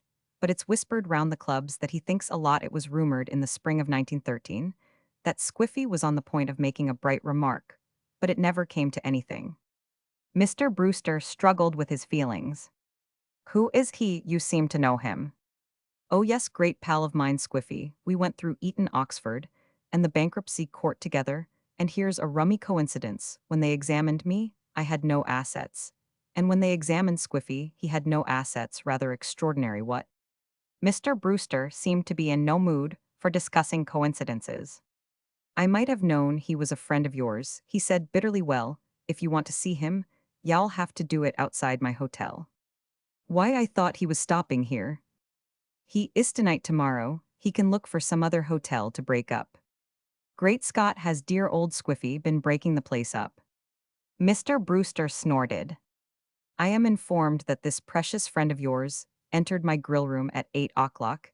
He must have been completely intoxicated, though the head waiter tells me he noticed nothing at the time. Archie nodded approvingly. Dear old Squiffy was always like that. It's a gift, however woozled he might be. It was impossible to detect it with the naked eye. I've seen the dear old chap many a time whiffled to the eyebrows, and looking as sober as a bishop's soberer. When did it begin to dawn on the lads in the grill room that the old egg had been pushing the boat out? The head waiter, said Mr. Brewster, with cold fury, tells me that he got a hint of the man's condition when he suddenly got up from his table and went the round of the room, pulling off all the tablecloths and breaking everything that was on them. He then threw a number of rolls at the diners and left. He seems to have gone straight to bed. Dashed sensible of him, what sound practical chap Squiffy, but where on earth did he get their materials? From his room, I made inquiries. He has 6 large cases in his room. Squiffy always was a chap of infinite resource. Well, I am dashed sorry this should have happened, don't you know? If it hadn't been for you, the man would never have come here, Mr. Brewster brooded coldly. I don't know why it is, but ever since you came to this hotel, I've had nothing but trouble. Dashed sorry, said Archie sympathetically. GRRH, said Mr. Brewster. Archie made his way meditatively to the lift. The injustice of his father-in-law's attitude pained him. It was absolutely rotten, and all that to be blamed for everything that went wrong in the Hotel Cosmopolis. While this conversation was in progress, Lord Seacliff was enjoying a refreshing sleep in his room on the 4th floor. 2 hours past the noise of the traffic in the street below faded away. Only the rattle of an occasional belated cab broke the silence in the hotel. All was still. Mr. Brewster had gone to bed. Archie in his room smoked meditatively. Peace may have been said to reign. At 2:30, Lord Seacliff awoke. His hours of slumber were always irregular. He sat up in bed and switched the light on. He was a shock-headed young man with a red face and a hot brown eye. He yawned and stretched himself. His head was aching a little. The room seemed to him a trifle close. He got out of bed and threw open the window, then returning to bed, he picked up a book and began to read. He was conscious of feeling a little jumpy, and reading generally sent him to sleep. Much has been written on the subject of bed books. The general consensus of opinion is that a gentle, slow-moving story makes the best opiate. If this be so, dear old Squiffy's choice of literature had been rather injudicious. His book was The Adventures of Sherlock Holmes, and the particular story which he selected for perusal was the one entitled The Speckled Band. He was not a great reader, but when he read, he liked something with a bit of zip to it. Squiffy became absorbed. He had read the story before, but a long time back, and its complications were fresh to him. The tale, it may be remembered, deals with the activities of an ingenious gentleman who kept a snake and used to loose it into people's bedrooms as a preliminary to collecting on their insurance. It gave Squiffy pleasant thrills, for he had always had a particular horror of snakes. As a child, he had shrunk from visiting the serpent house at the zoo, and later, when he had come to man's estate and had put off childish things and settled down in real earnest to his self-appointed mission of drinking up all the alcoholic fluid in England, the distaste for Ophidia had lingered to a dislike. For real snakes had been added a maturer shrinking from those which existed only in his imagination. He could still recall his emotions on the occasion, scarcely 3 months before, when he had seen a long green serpent, which a majority of his contemporaries had assured him wasn't there. Squiffy read on. Suddenly another sound became audibly a very gentle, soothing sound, like that of a small jet of steam escaping continuously from a kettle. Lord Seacliff looked up from his book with a start. Imagination was beginning to play him tricks. He could have sworn that he had actually heard that identical sound. It had seemed to come from the window. He listened again. No, all was still. He returned to his book and went on reading. It was a singular sight that met our eyes. Beside the table, on a wooden chair, sat Dr. Grimesby Rylott, clad in a long dressing gown. His chin was cocked upward, and his eyes were fixed in a dreadful rigid stare at the corner of the ceiling round his brow. He had a peculiar yellow band with brownish speckles, which seemed to be bound tightly round his head. I took a step forward. In an instant his strange headgear began to move, and there reared itself from among his hair the squat diamond-shaped head and puffed neck of a loathsome serpent. I said Squiffy. He closed the book and put it down. His head was aching worse than ever. He wished now that he had read something else. No fellow could read himself to sleep with this sort of thing. People ought not to write this sort of thing. His heart gave a bound there. It was again that hissing sound, and this time he was sure it came from the window. He looked at the window and remained staring frozen over the sill, with a graceful, leisurely movement. A green snake was crawling. As it crawled, it raised its head and peered from side to side like a short-sighted man looking for his spectacles. It hesitated a moment on the edge of the sill, then wriggled to the floor, and began to cross the room. Squiffy stared on. It would have pained Peter deeply, for he was a snake of great sensibility. If he had known how much his entrance had disturbed the occupant of the room, he himself had no feeling but gratitude for the man who had opened the window, and so enabled him to get in out of the rather nippy night air. Ever since the bag had swung open and shot him out onto the sill of the window below Archie's, he had been waiting patiently for something of the kind to happen. He was a snake who took things as they came, and was prepared to rough it a bit if necessary, but for the last hour or two he had been hoping that somebody would do something practical in the way of getting him in out of the cold. When at home, he had an eiderdown quilt to sleep on, and the stone of the windowsill was a little trying to a snake of regular habits. He crawled thankfully across the floor under Squiffy's bed. There was a pair of trousers there, for his host had undressed when not in a frame of mind to fold his clothes neatly and place them upon a chair. Peter looked the trousers over. They were not an eiderdown quilt, but they would serve. He curled up in them and went to sleep. He had had an exciting day and was glad to turn in. After about 10 minutes, the tension of Squiffy's attitude relaxed. His heart, which had seemed to suspend its operations, began beating again. Reason reasserted itself. He peeped cautiously under the bed. He could see nothing.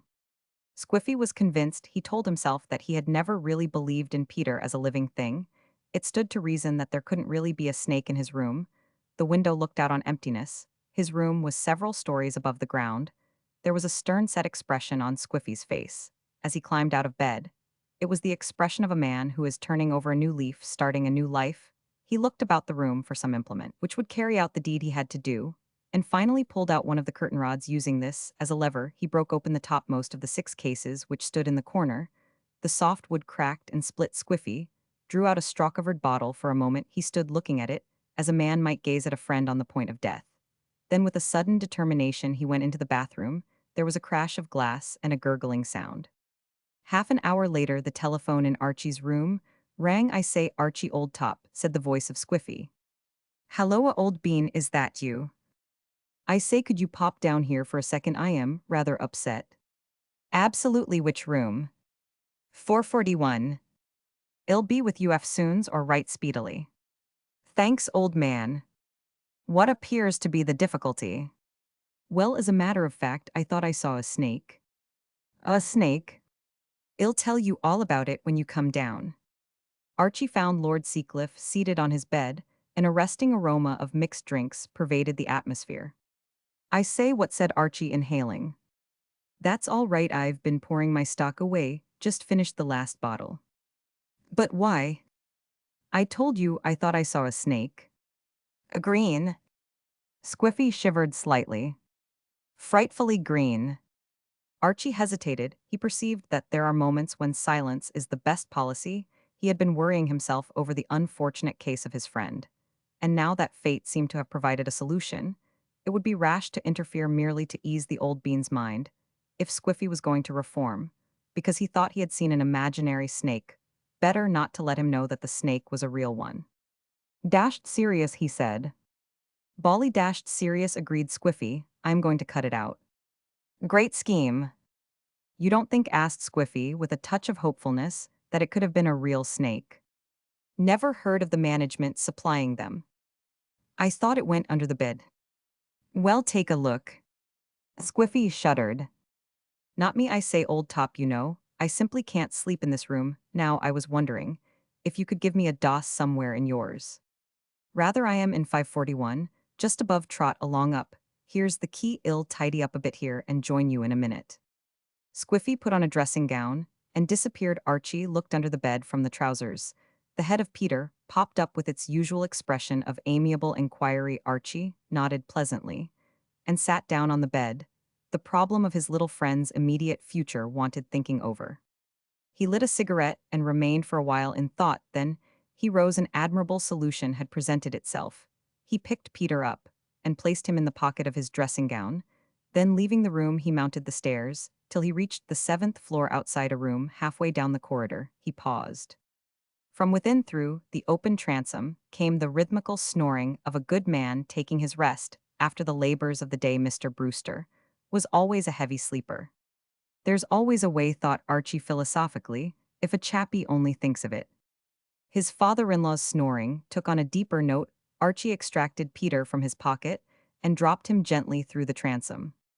Chapter Roman 9, A Letter from Parker. As the days went by and he settled down at the Hotel Cosmopolis, Archie, looking about him and revising earlier judgments, was inclined to think that of all his immediate circle, he most admired Parker. The lean, grave valet of Mr. Daniel Brewster here was a man who, living in the closest contact with one of the most difficult persons in New York, contrived all the while to maintain an unbowed head, and, as far as one could gather from appearances, a tolerably cheerful disposition. A great man, judge him by what standard you pleased. Anxious as he was to earn an honest living, Archie would not have changed places with Parker for the salary of a movie-ester. It was Parker who first directed Archie's attention to the hidden merits of Pongo. Archie had drifted into his father-in-law's suite one morning, as he sometimes did in the effort to establish more amicable relations, and had found it occupied only by the valet who was dusting the furniture and bric-a-brac with a feather broom, rather in the style of a manservant. At the rise of the curtain of an old-fashioned farce, after a courteous exchange of greetings, Archie sat down and lit a cigarette. Parker went on dusting. The governor, said Parker, breaking the silence, has some nice little objet d'art, sir. Little what? Objet d'art, sir. Light dawned upon Archie. Of course, yes, French for junk. I see what you mean now. Dare say you're a right old friend. Don't know much about these things myself. Parker gave an appreciative flick at a vase on the mantelpiece. Very valuable, some of the governor's things. He had picked up the small china figure of the warrior with the spear, and was grooming it with the ostentatious care of one brushing flies off a sleeping Venus. He regarded this figure with a look of affectionate esteem, which seemed to Archie absolutely uncallid, for Archie's taste in art was not precious to his untutored eye. The thing was only 1 degree less foul than his father-in-law's Japanese prints, which he had always observed with silent loathing. This one now, continued Parker, worth a lot of money. Oh, a lot of money. What, Pongo? Said Archie incredulously. Sir? I always call that rummy-looking whatnot Pongo. Don't know what else you could call him. What? The valet seemed to disapprove of this levity. He shook his head and replaced the figure on the mantelpiece. Worth a lot of money, he repeated. Not by itself, no. Oh, not by itself. No, sir, things like this come in pairs somewhere or other. There's the companion piece to this here. And if the governor could get hold of it, he'd have something worth having, something that canoozers would give a lot of money for, but one's no good without the other. You have to have both, if you understand my meaning, sir. I see, like filling a straight flush. What? Precisely, sir. Archie gazed at Pongo again, with the dim hope of discovering virtues not immediately apparent to the casual observer. But without success, Pongo left him cold and chilly. He would not have taken Pongo as a gift to oblige a dying friend. How much would the pair be worth? He asked. $10. Parker smiled a gravely superior smile. A little more than that, sir. Several $1,000s more like it. Do you mean to say, said Archie with honest amazement, that there are chumps going about? Lucy, absolutely. Luciuho would pay that for a weird little object like Pongo. Undoubtedly, sir. These antique china figures are in great demand among collectors. Archie looked at Pongo once more and shook his head. Well, well, well, it takes all sorts to make a world. What might be called the revival of Pongo, the restoration of Pongo, to the ranks of the things that matter, took place several weeks later, when Archie was making holiday at the house, which his father-in-law had taken for the summer at Brookport. The curtain of the second act may be said to rise on Archie strolling back from the golf links in the cool of an August evening. From time to time, he sang slightly and wondered idly if Lucille would put the finishing touch upon the all-rightness of everything by coming to meet him and sharing his homeward walk. She came in view at this moment, a trim little figure in a white skirt and a pale blue sweater. She waved to Archie, and Archie, as always at the sight of her, was conscious of that jumpy, fluttering sensation about the heart, which translated into words would have formed the question what on earth could have made a girl like that fall in love with a chump like me? It was a question which he was continually asking himself, and one which was perpetually in the mind also of Mr. Brewster. His father-in-law, the matter of Archie's unworthiness to be the husband of Lucille, was practically the only one on which the two men saw eye to eye. Hallelolo, said Archie here, we are what I was just hoping you would drift over the horizon. Lucille kissed him. You're a darling, she said, and you look like a Greek god in that suit. Glad you like it, Archie squinted with some complacency down his chest. I always say, it doesn't matter what you pay for a suit so long as it's right. I hope your jolly old father will feel that way when he settles up for it. Where is father? Why didn't he come back with you? Well, as a matter of fact, he didn't seem any too keen on my company. I left him in the locker room. Chewing a cigar gave me the impression of having something on his mind. Oh, Archie, you didn't beat him again. Archie looked uncomfortable. He gazed out to sea with something of embarrassment. Well, as a matter of fact, old thing, to be absolutely frank, I, as it were, did. Not badly. Well, yes, I rather fancy. I put it across him with some vim, and not a little emphasis to be perfectly accurate. I licked him by 10 and 8. But you promised me you would let him beat you today. You know how pleased it would have made him. I know, but light of my soul, have you any idea how dashed difficult it is to get beaten by your festive parent at golf? Oh well, Lucille sighed, it can't be helped, I suppose. She felt in the pocket of her sweater. Oh, there's a letter for you. I've just been to fetch the mail. I don't know who it can be. From the handwriting looks like a vampire's kind of scrawly. Archie inspected the envelope. It provided no solution. That's rummy. Who could be writing to me? Open it and see. Dashed bright scheme. I will Herbert Parker. Who the deuce is Herbert Parker? Parker father's valet's name was Parker, the one he dismissed when he found he was wearing his shirts. Do you mean to say any reasonable chappie would willingly wear the sort of shirts your father?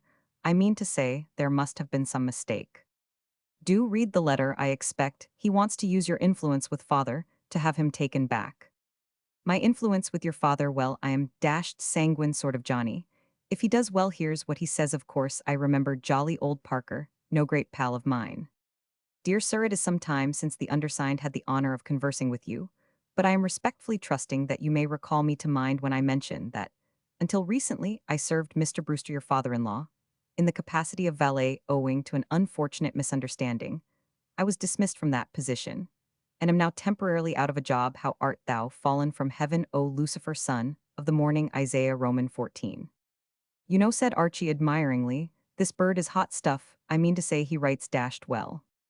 It is not, however, with my own affairs that I desire to trouble you, dear sir. I have little doubt that all will be well with me, and that I shall not fall like a sparrow to the ground. I have been young, and now am old, yet have I not seen the righteous forsaken, nor his seed begging bread. Psalms Roman 30:7. My object in writing to you is as follows. You may recall that I had the pleasure of meeting you one morning in Mr. Brewster's suite, when we had an interesting talk on the subject of Mr. B.S. objects. Dart, you may recall, being particularly interested in a small china figure. To assist your memory, the figure to which I allude is the one which you whimsically referred to as Pongo. I informed you, if you remember, that could the accompanying figure be secured, the pair would be extremely valuable. I am glad to say, dear sir, that this has now transpired and is on view at Beale's Art Galleries on West 45th Street, where it will be sold tomorrow at auction, the sale commencing at 2:30 sharp. If Mr. Brewster cares to attend, he will, I fancy, have little trouble in securing it at a reasonable price. I confess that I had thought of refraining from apprising my late employer of this matter, but more Christian feelings have prevailed. If thine enemy hunger, feed him; if he thirst, give him drink, for in so doing thou shalt heap coals of fire on his head. Romans Roman 12. Nor, I must confess, am I altogether uninfluenced by the thought that my action in this matter may conceivably lead to Mr. B consenting to forget the past, and to reinstate me in my former position. However, I am confident that I can leave this to his good feeling. I remain respectfully yours, Herbert Parker. Lucille clapped her hands. How splendid! Father will be pleased.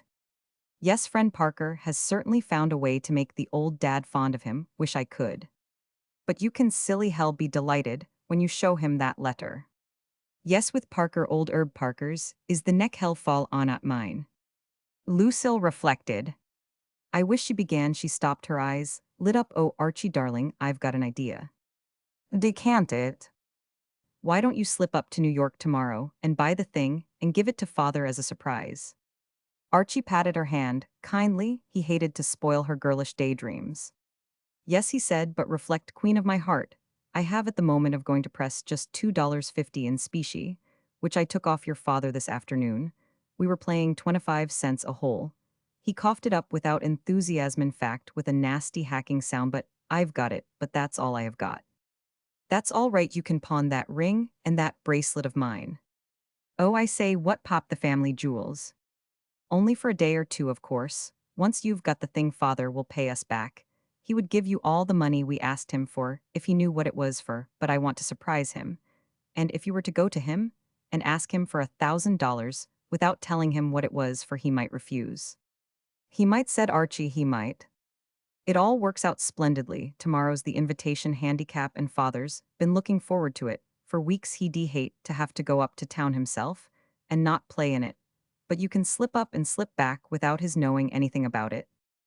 Archie pondered. It sounds a ripe scheme, yes. It has all the earmarks of a somewhat fruity wheeze. By Jove, it is a fruity wheeze, it's an egg. An egg. Good egg, you know. Halloa, here's a postscript, I didn't see it. Cy should be glad if you would convey my most cordial respects to Mrs. Moffam. Will you also inform her that I chanced to meet Mr. William this morning on Broadway? Just off the boat, he desired me to send his regards. And to say that he would be joining you at Brookport in the course of a day or so. Mr. B. will be pleased to have him back. A wise son maketh a glad father. Proverbs Roman 10. Who's Mr. William? Asked Archie. My brother Bill, of course. I've told you all about him.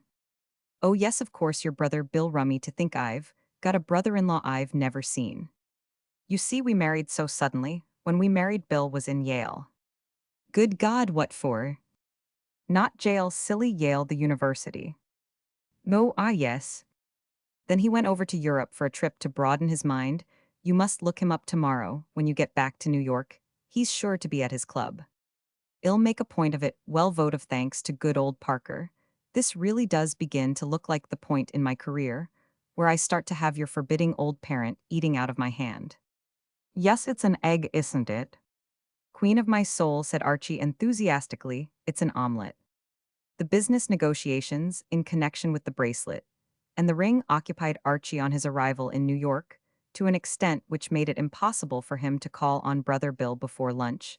He decided to postpone the affecting meeting of brothers-in-law to a more convenient season and made his way to his favorite table at the Cosmopolis Grill Room for a bite of lunch preliminary to the fatigues of the sale.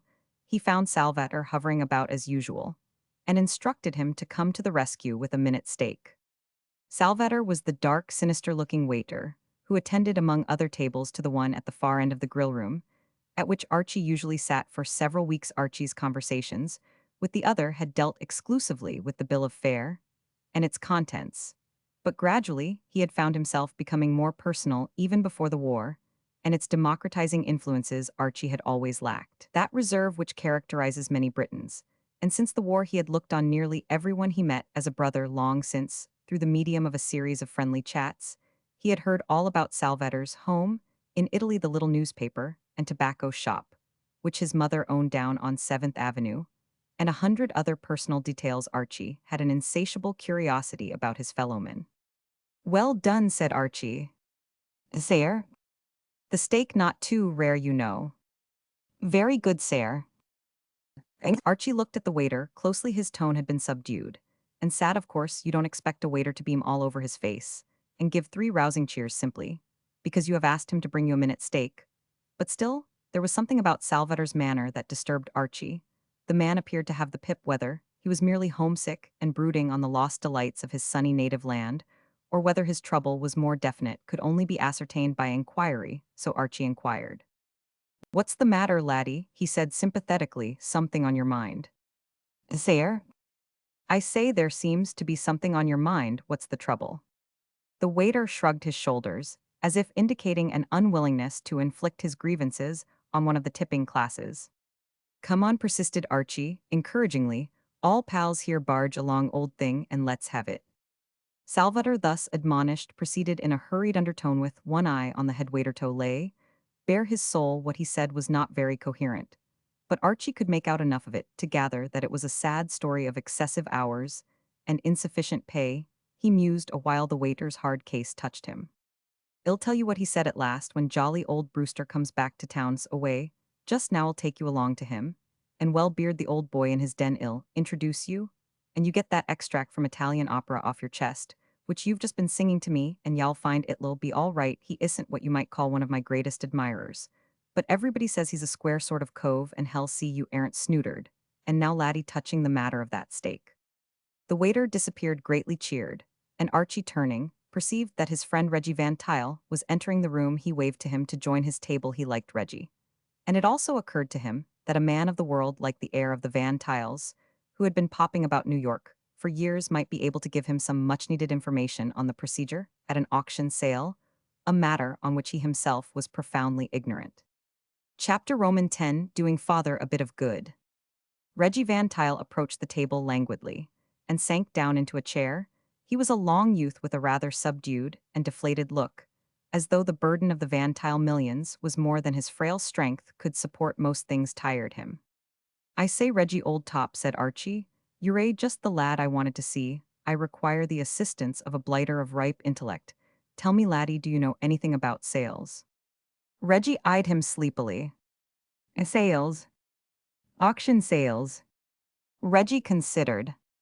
"Well, there are sales, you know." He checked. "A yawn auction, sales, you understand." "Yes," said Archie encouragingly. "Something the name, or something seemed to tell me that. Fellows put things up for sale, you know, and other fellows go in and buy 'em, if you follow me." "Yes, but what's the procedure? I mean, what do I do? That's what I am after. I've got to buy something at Beale's this afternoon. How do I set about it?" "Well," said Reggie drowsily, "there are several ways of bidding, you know. You can shout, or you can nod, or you can twiddle your fingers." The effort of concentration was too much for him. He leaned back limply in his chair. "I'll tell you what, I've nothing to do this afternoon. I'll come with you and show you." When he entered the art galleries a few minutes later, Archie was glad of the moral support of even such a wobbly reed as Reggie Van Tile. There is something about an auction room which weighs heavily upon the novice.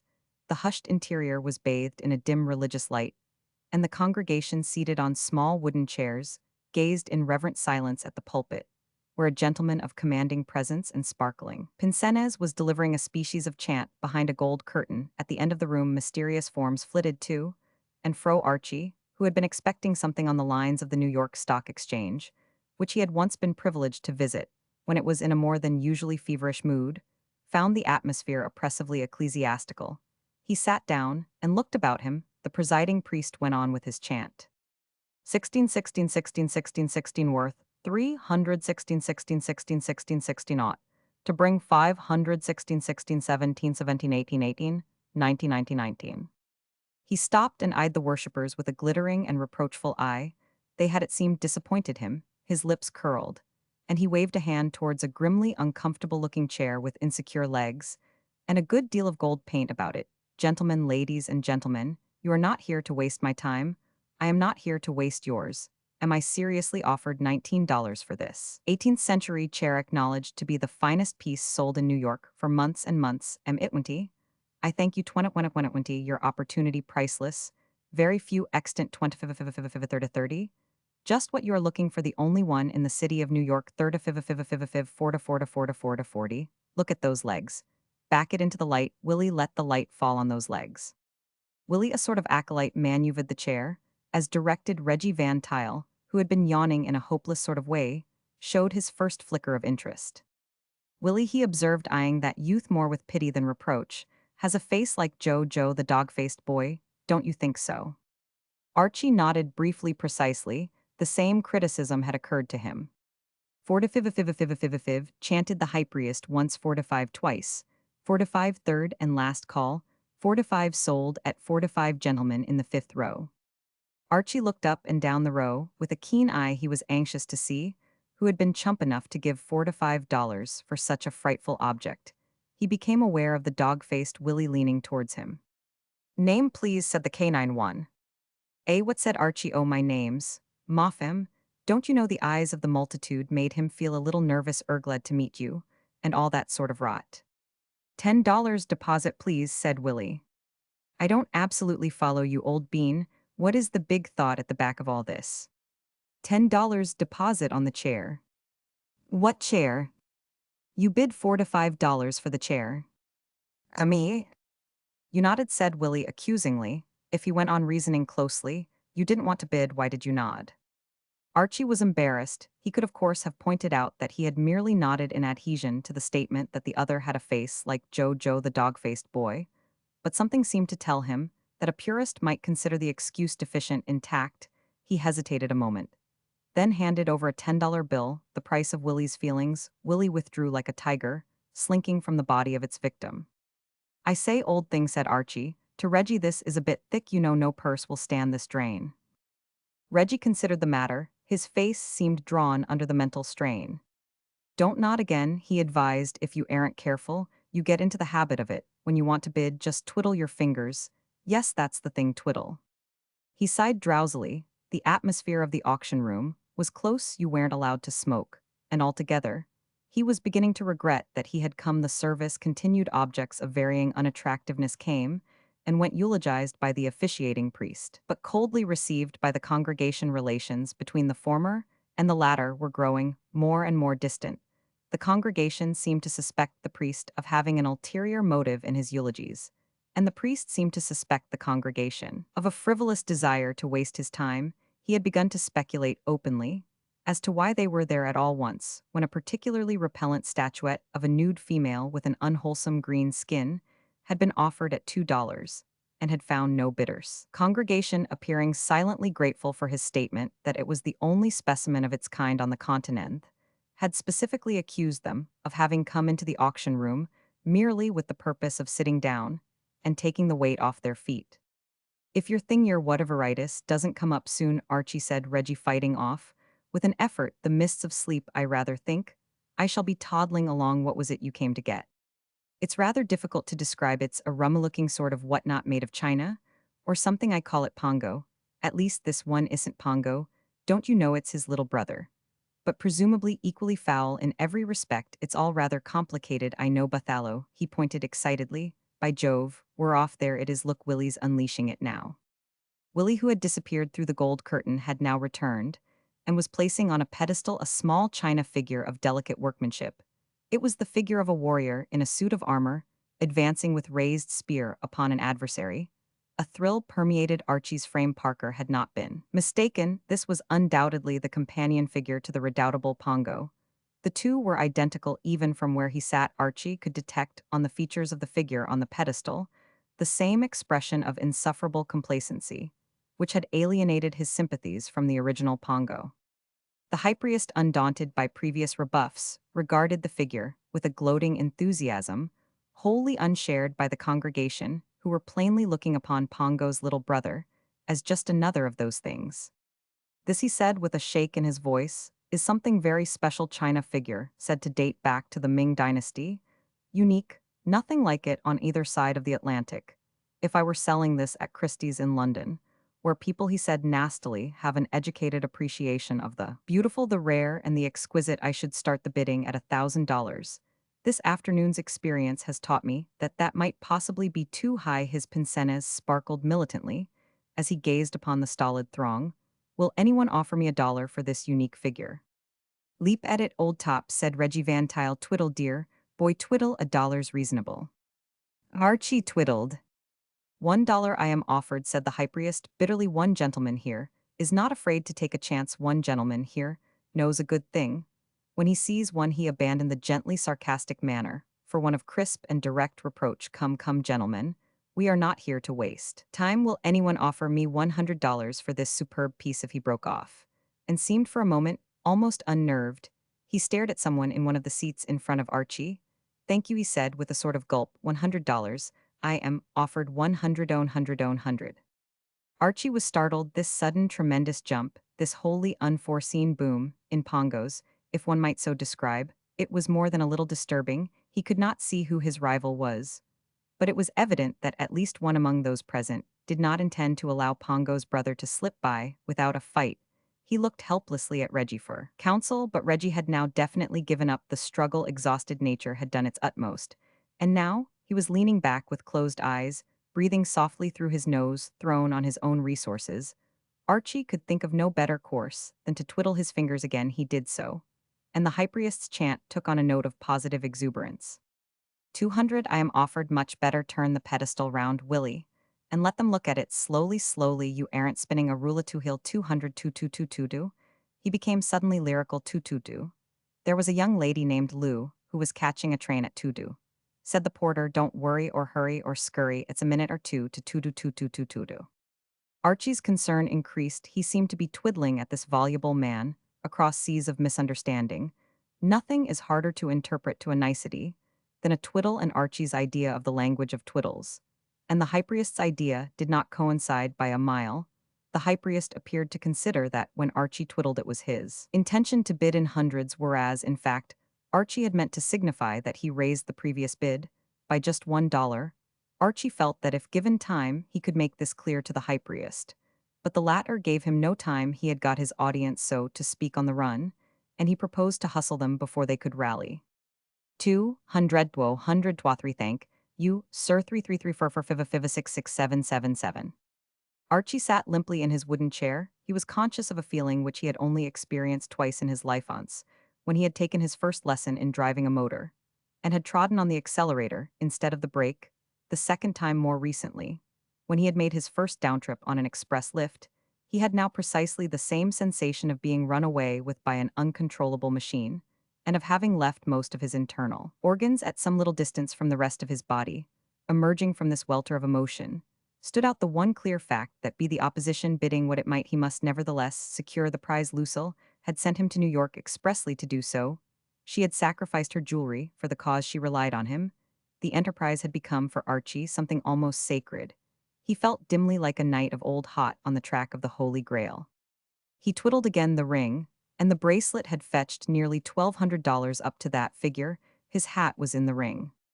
800 I am offered 800 888. A voice spoke from somewhere at the back of the room, a quiet, cold, nasty, determined voice. 9.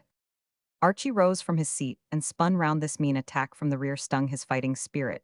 As he rose, a young man sitting immediately in front of him rose too, and stared likewise. He was a square-built, resolute-looking young man, who reminded Archie vaguely of somebody he had seen before, but Archie was too busy trying to locate the man at the back to pay much attention to him. He detected him at last owing to the fact that the eyes of everybody in that part of the room were fixed upon him. He was a small man of middle age with tortoise-shell-rimmed spectacles. He might have been a professor, or something of the kind. Whatever he was obviously a man to be reckoned with. He had a rich sort of look, and his demeanor was the demeanor of a man who is prepared to fight it out on these lines if it takes all the summer. 900 I am offered 9999. Archie glared defiantly at the spectacled man. 1,000, he cried. The eruption of high finance into the placid course of the afternoon's proceedings had stirred the congregation out of its lethargy. There were excited murmurs, necks were craned, feet shuffled. As for the hypriest, his cheerfulness was now more than restored, and his faith in his fellowmen had soared from the depths to a very lofty altitude. He beamed with approval, despite the warmth of his praise. He would have been quite satisfied to see Pongo's little brother go at $20, and the reflection that the bidding had already reached 1,000, and that his commission was 20%, had engendered a mood of sunny happiness. 1,000 is bid, he caroled. Now, gentlemen, I don't want to hurry you over this. You are all connoisseurs here, and you don't want to see a priceless china figure of the Ming Dynasty get away from you at a sacrifice price. Perhaps you can't all see the figure where it is. Willie, take it round and show it to M. Well, take a little intermission. While you look carefully at this wonderful figure, get a move on. Willie, pick up your feet. Archie, sitting dazedly, was aware that Reggie Van Tile had finished his beauty sleep and was addressing the young man in the seat in front. Why, hello, said Reggie. I didn't know you were back. You remember me, don't you, Reggie Van Tile? I know your sister very well, Archie, old man. I want you to meet my friend Bill Brewster. Why, dash it, he chuckled sleepily. I was forgetting, of course he's your. How are you, said the young man, talking of my sister? He said to Reggie, I suppose you haven't met her husband, by any chance I suppose you know? She married some awful chump. Me, said Archie. How's that? I married your sister, my name's Moffem. The young man seemed a trifle taken aback. Sorry, he said. Not at all, said Archie. I was only going by what my father said in his letters, he explained in extenuation. Archie nodded. I'm afraid your jolly old father doesn't appreciate me, but I'm hoping for the best if I can rope in that rummy-looking little China thing that Joe the dog-faced boy is showing the customers. He will be all over me. I mean to say, he's got another like it. And if he can get a full house, as it were, I'm given to understand he'll be buck-cheered and even braced. The young man stared. Are you the fellow who's been bidding against me? What were you bidding against me? I wanted to buy the thing for my father. I've a special reason for wanting to get in right with him. Just now, are you buying it for him too?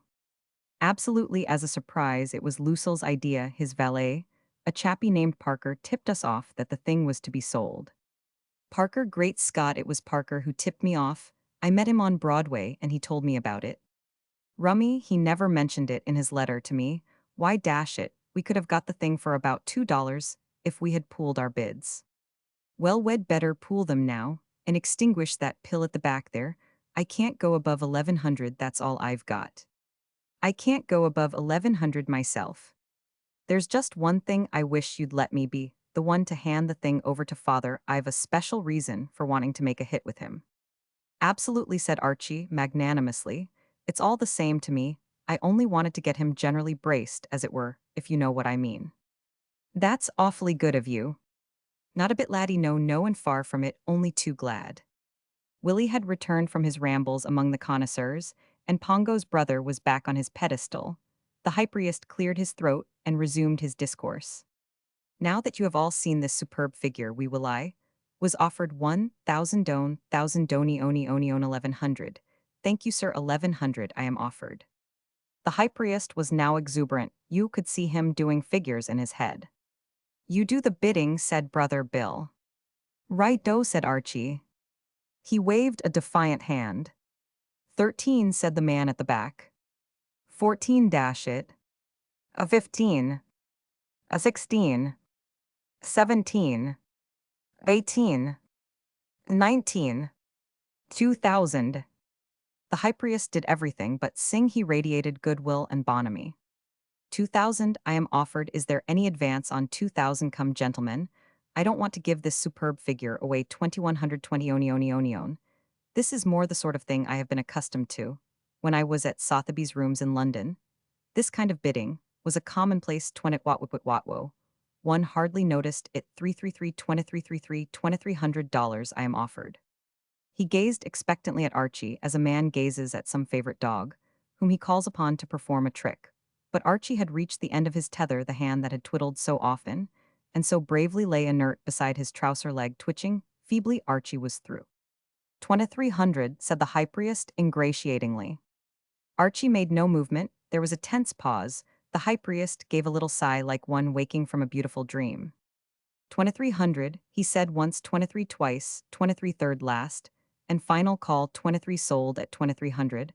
I congratulate you, sir, on a genuine bargain. Reggie Van Tile had dozed off again. Archie tapped his brother-in-law on the shoulder. May as well be popping, what? They threaded their way sadly together through the crowd, and made for the street. They passed into Fifth Avenue without breaking the silence. Bally nuisance, said Archie at last. Rotten. Wonder who that chappie was. Some collector, probably. Well, it can't be helped, said Archie. Brother Bill attached himself to Archie's arm and became communicative. I didn't want to mention it in front of Van Tile, he said, because he's such a talking machine, and it would have been all over New York before dinner time, but you're one of the family, and you can keep a secret. Absolutely silent tomb and whatnot. The reason I wanted that darn thing was because I've just got engaged to a girl over in England, and I thought that if I could hand my father that china figure thing with one hand and break the news with the other, it might help a bit. She's the most wonderful girl. I'll bet she is, said Archie cordially. The trouble is she's in the chorus of one of the revues over there, and father is apt to kick So I thought, oh well, it's no good worrying now, come along, where it's quiet and I'll tell you all about her. That'll be jolly, said Archie. Chapter Roman 11 Salvator chooses the wrong moment. Archie reclaimed the family jewelry from its temporary home next morning, and having done so sauntered back to the Cosmopolis. He was surprised on entering the lobby to meet his father-in-law. More surprising still, Mr. Brewster was manifestly in a mood of extraordinary geniality. Archie could hardly believe his eyes when the other waved cheerily to him near his ears a moment later, when Mr. Brewster, addressing him, as my boy, asked him how he was, and mentioned that the day was a warm one. Obviously, this jovial frame of mind must be taken advantage of, and Archie's first thought was of the downtrodden Salvator, to the tale of whose wrongs he had listened so sympathetically on the previous day. Now was plainly the moment for the waiter to submit his grievance before some ebb tide caused the milk of human kindness to flow out of Daniel Brewster. With a swift cheerio in his father-in-law's direction, Archie bounded into the grill room. Salvator, the hour for luncheon being imminent, but not yet having arrived, was standing against the far wall, in an attitude of thought. Laddie, cried Archie. There? A most extraordinary thing has happened. Good old Brewster has suddenly popped up through a trap, and is out in the lobby now, and what's still more weird, he's apparently bucked. There? Braced, you know, in the pink, pleased about something. If you go to him now, with that yarn of yours, you can't fail he'll kiss you on both cheeks, and give you his bankroll and collar stud charge along, and ask the head waiter if you can have 10 minutes off. Salvator vanished in search of the potentate named, and Archie returned to the lobby to bask in the unwanted sunshine. Well, well, well, what he said, I thought you were at Brookport. I came up this morning to meet a friend of mine, replied Mr. Brewster, genially. Professor Binstead. Don't think I know him. Very interesting man, said Mr. Brewster, still with the same uncanny amiability. He's a dabbler in a good many things against phrenology antiques. I asked him to bid for me at a sale yesterday. There was a little china figure. Archie's jaw fell. China figure, he stammered feebly. Yes, the companion to one you may have noticed on my mantelpiece upstairs. I have been trying to get the pair of them for years. I should never have heard of this one, if it had not been for that valet of mine, Parker. Very good of him to let me know of it, considering I had fired him. Ah, here is Binstead. He moved to greet the small, middle-aged man with the tortoise-shell-rimmed spectacles, who was bustling across the lobby. Well, Binstead, so you got it. Yes. I suppose the price wasn't particularly stiff. 2,300. 2,300, Mr. Brewster seemed to reel in his tracks. 2,300. You gave me carte blanche. Yes, but 2,300. I could have got it for a few dollars, but unfortunately I was a little late, and when I arrived some young fool had bid it up to 1,000, and he stuck to me, till I finally shook him off at 2,300. Why, this is the very man. Is he a friend of yours? Archie coughed. More a relation than a friend. What son-in-law don't you know? Mr. Brewster's amiability had vanished. What damned foolery have you been up to now? He demanded. Can't I move a step without stubbing my toe on you? Why the devil did you bid? We thought it would be rather a fruity scheme. We talked it over, and came to the conclusion that it was an egg wanted to get hold of the rummy little object, don't you know, and surprise you. Who's we? Lucille and Roman 1. But how did you hear of it at all? Parker, the valet chappie you know, wrote me a letter about it. Parker, didn't he tell you that he had told me the figure was to be sold? Absolutely not. A sudden suspicion came to Archie. He was normally a guileless young man, but even to him the extreme fishiness of the part played by Herbert Parker had become apparent. I say, you know, it looks to me as if friend Parker had been having us all on a bit. What I mean to say, it was jolly old Herb who tipped your son off. Bill, you know? Go and bid for the thing. Bill, was Bill there? Absolutely, in person. We were bidding against each other like the Dickens, till we managed to get together and get acquainted. And then this bird-thighs gentleman sailed in and started to slip it across us. Professor Binstead chuckled, carefree chuckle of a man who sees all those around him smitten in the pocket while he himself remains untouched. A very ingenious rogue, this Parker of yours, Brewster. His method seems to have been simple, but masterly. I have no doubt that either he or a confederate obtained the figure, and placed it with the auctioneer, and then he ensured a good price for it by getting us all to bid against each other. Very ingenious. Mr. Brewster struggled with his feelings. Then he seemed to overcome them and to force himself to look on the bright side. Well, anyway, he said, I've got the pair of figures, and that's what I wanted is that it in that parcel. This is it. I wouldn't trust an express company to deliver it. Suppose we go up to your room and see how the two look side by side. They crossed the lobby to the lift. The cloud was still on Mr. Brewster's brow as they stepped out and made their way to his suite, like most men who have risen from poverty to wealth by their own exertions. Mr. Brewster objected to parting with his money unnecessarily, and it was plain that that $2,300 still rankled. Mr. Brewster unlocked the door and crossed the room. Then suddenly, he halted, stared, and stared again. He sprang to the bell and pressed it, then stood gurgling wordlessly. Anything wrong, old bean? Queried Archie solicitously. Wrong, wrong, it's gone. Gone? The figure. The floor waiter had manifested himself silently in answer to the bell and was standing in the door. Simmons, Mr. Brewster turned to him wildly. Has anyone been in this suite since I went away? No, sir. Nobody. Nobody except your valet, Sir Parker. He said he had come to fetch some things away. I supposed he had come from you, sir, with instructions. Get out. Professor Binstead had unwrapped his parcel and had placed the pongo on the table. There was a weighty silence. Archie picked up the little china figure and balanced it on the palm of his hand.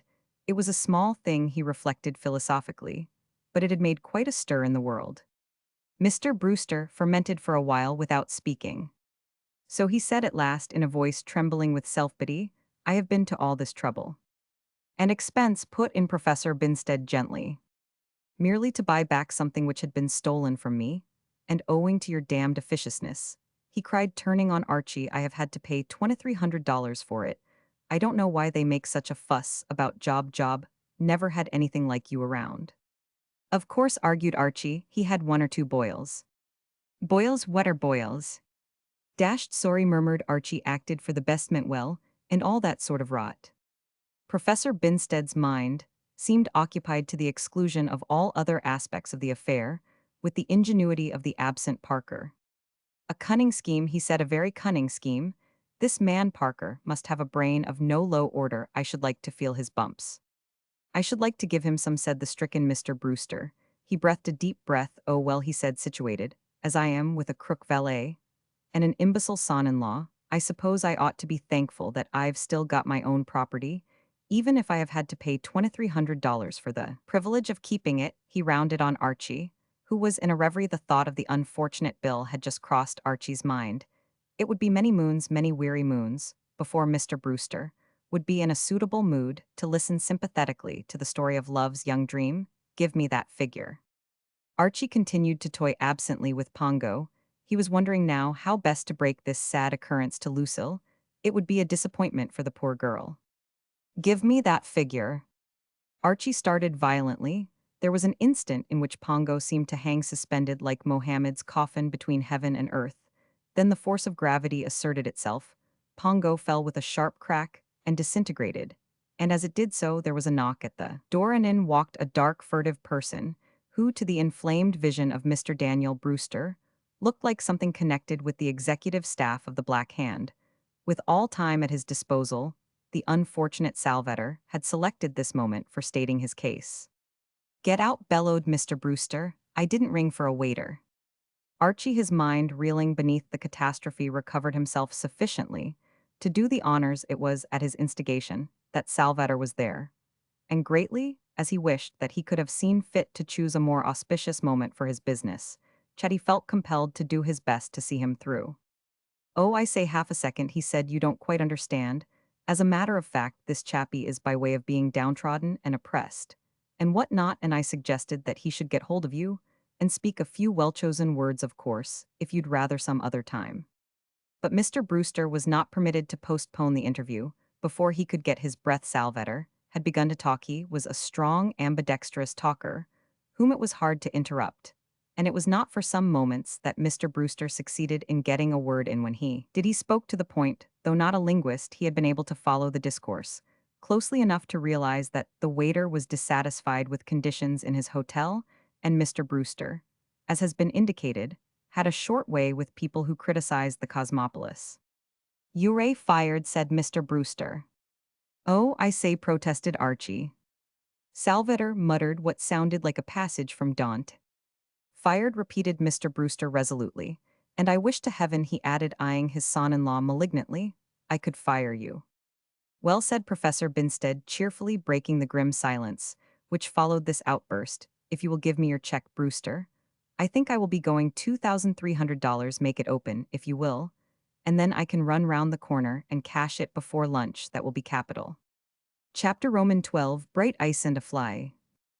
The Hermitage, unrivaled scenery, superb cuisine, Daniel Brewster, proprietor, was a picturesque summer hotel in the green heart of the mountains, built by Archie's father-in-law. Shortly after he assumed control of the cosmopolis, Mr. Brewster himself seldom went there, preferring to concentrate his attention on his New York establishment, and Archie and Lucille breakfasting in the airy dining room some 10 days after the incidents recorded in the last chapter had consequently to be content with 2 out of the 3 advertised attractions of the place. Through the window at their side, quite a slab of the unrivaled scenery was visible, some of the superb cuisine was already on the table, and the fact that the eye searched in vain for Daniel Brewster, proprietor, filled Archie at any rate with no sense of aching loss. He bore it with equanimity, and even with positive enthusiasm. In Archie's opinion, practically all a place needed to make it an earthly paradise was for Mr. Daniel Brewster to be about 4 to 7 miles away from it.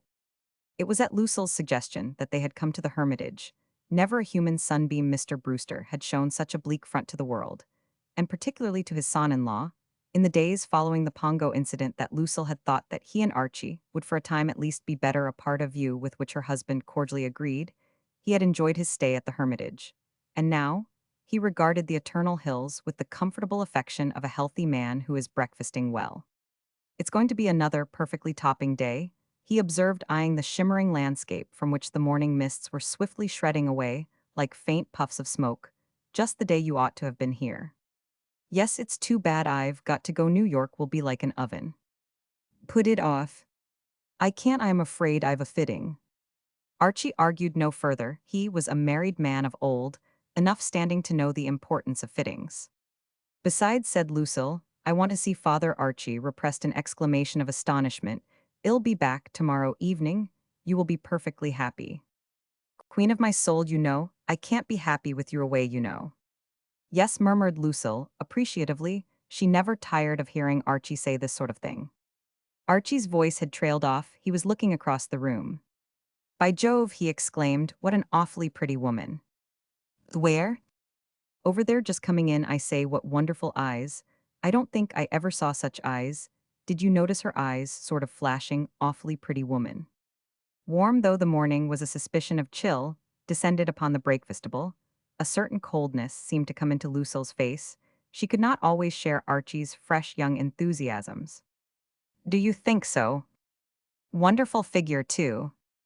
Yes. Well, what I mean to say, fair to medium, said Archie, recovering a certain amount of that intelligence, which raises man above the level of the beasts of the field, not the sort of type I admire myself, of course. You know her, don't you? Absolutely not, and far from it, said Archie hastily. Never met her in my life. You've seen her on the stage. Her name's Vera Silverton. We saw her in.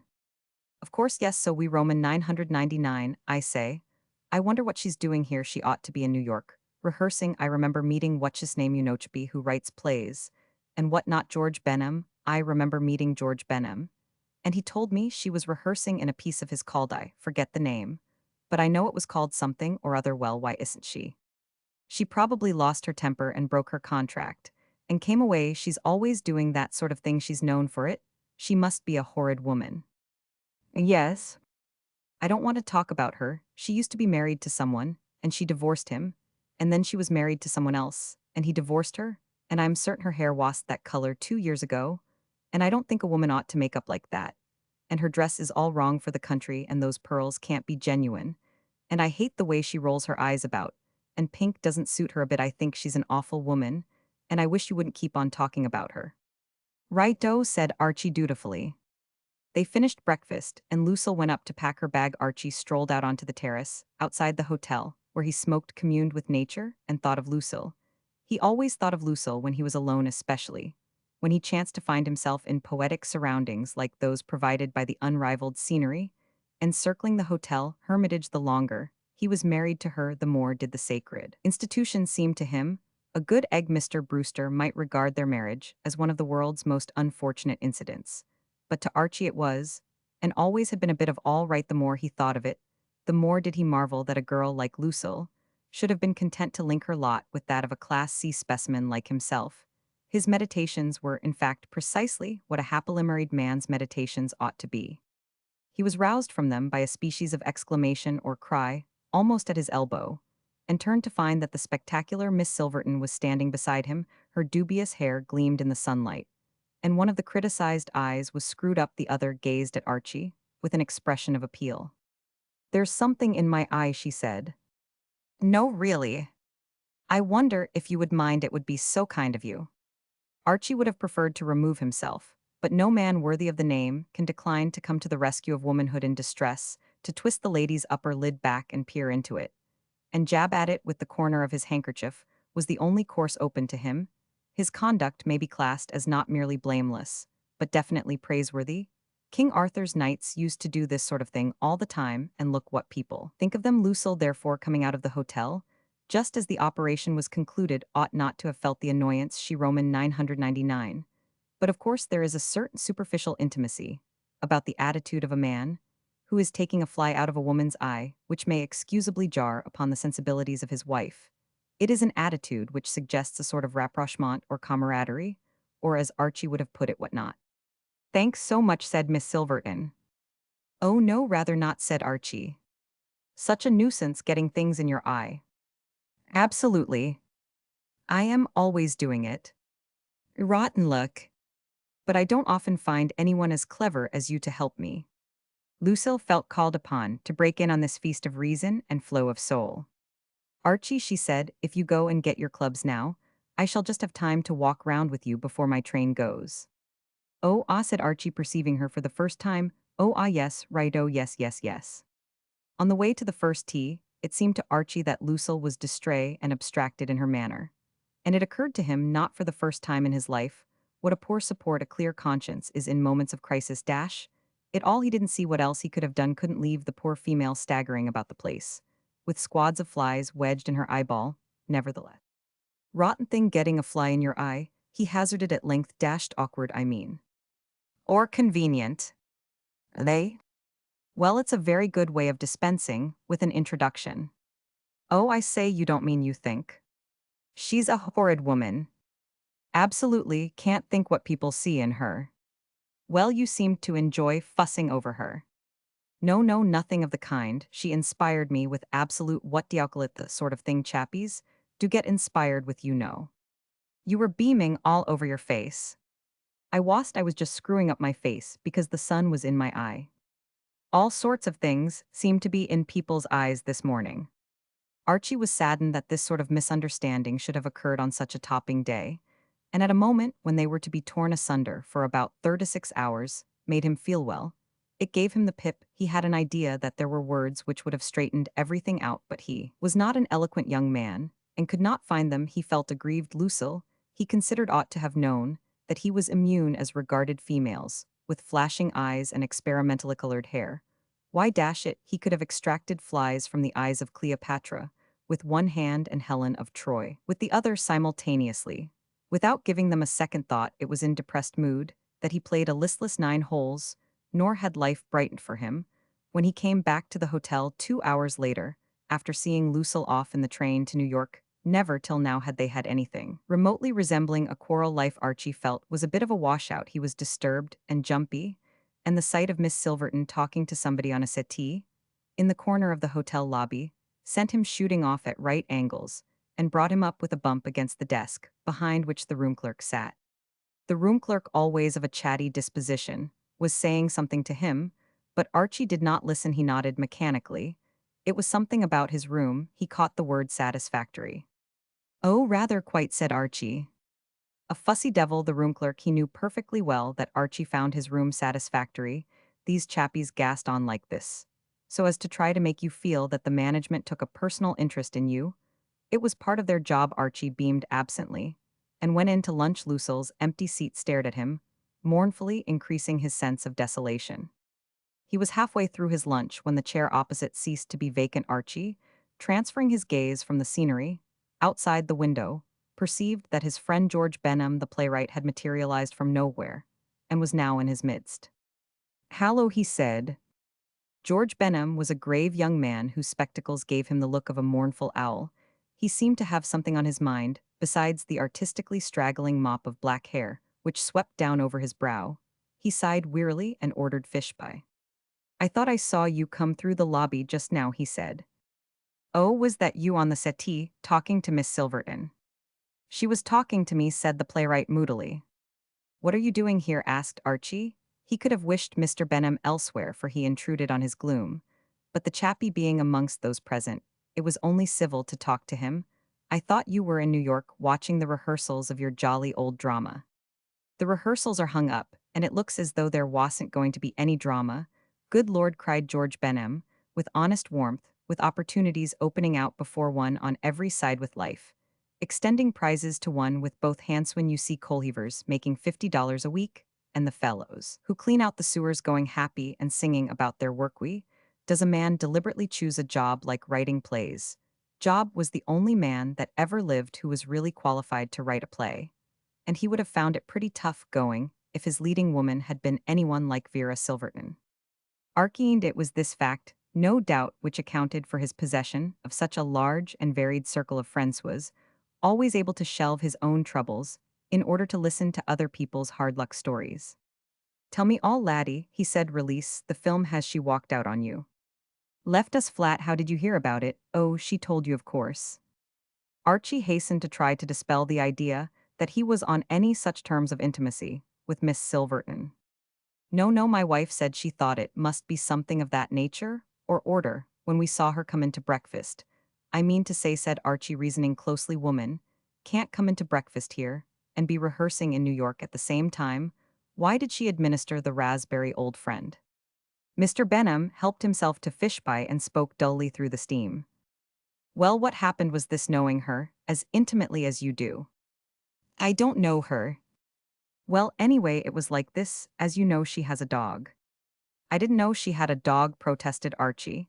It seemed to him that the world was in conspiracy to link him with this woman. "Well, she has a dog, a beastly great whacking brute of a bulldog. And she brings it to rehearsal." Mr. Benham's eyes filled with tears, as in his emotion he swallowed a mouthful of fish pie some 83 degrees Fahrenheit hotter than it looked in the intermission caused by this disaster. His agile mind skipped a few chapters of the story, and when he was able to speak again, he said, "So then, there was a lot of trouble, everything broke loose." Why? Archie was puzzled. Did the management object to her bringing the dog to rehearsal? A lot of good that would have done. She does what she likes in the theater. Then why was there trouble?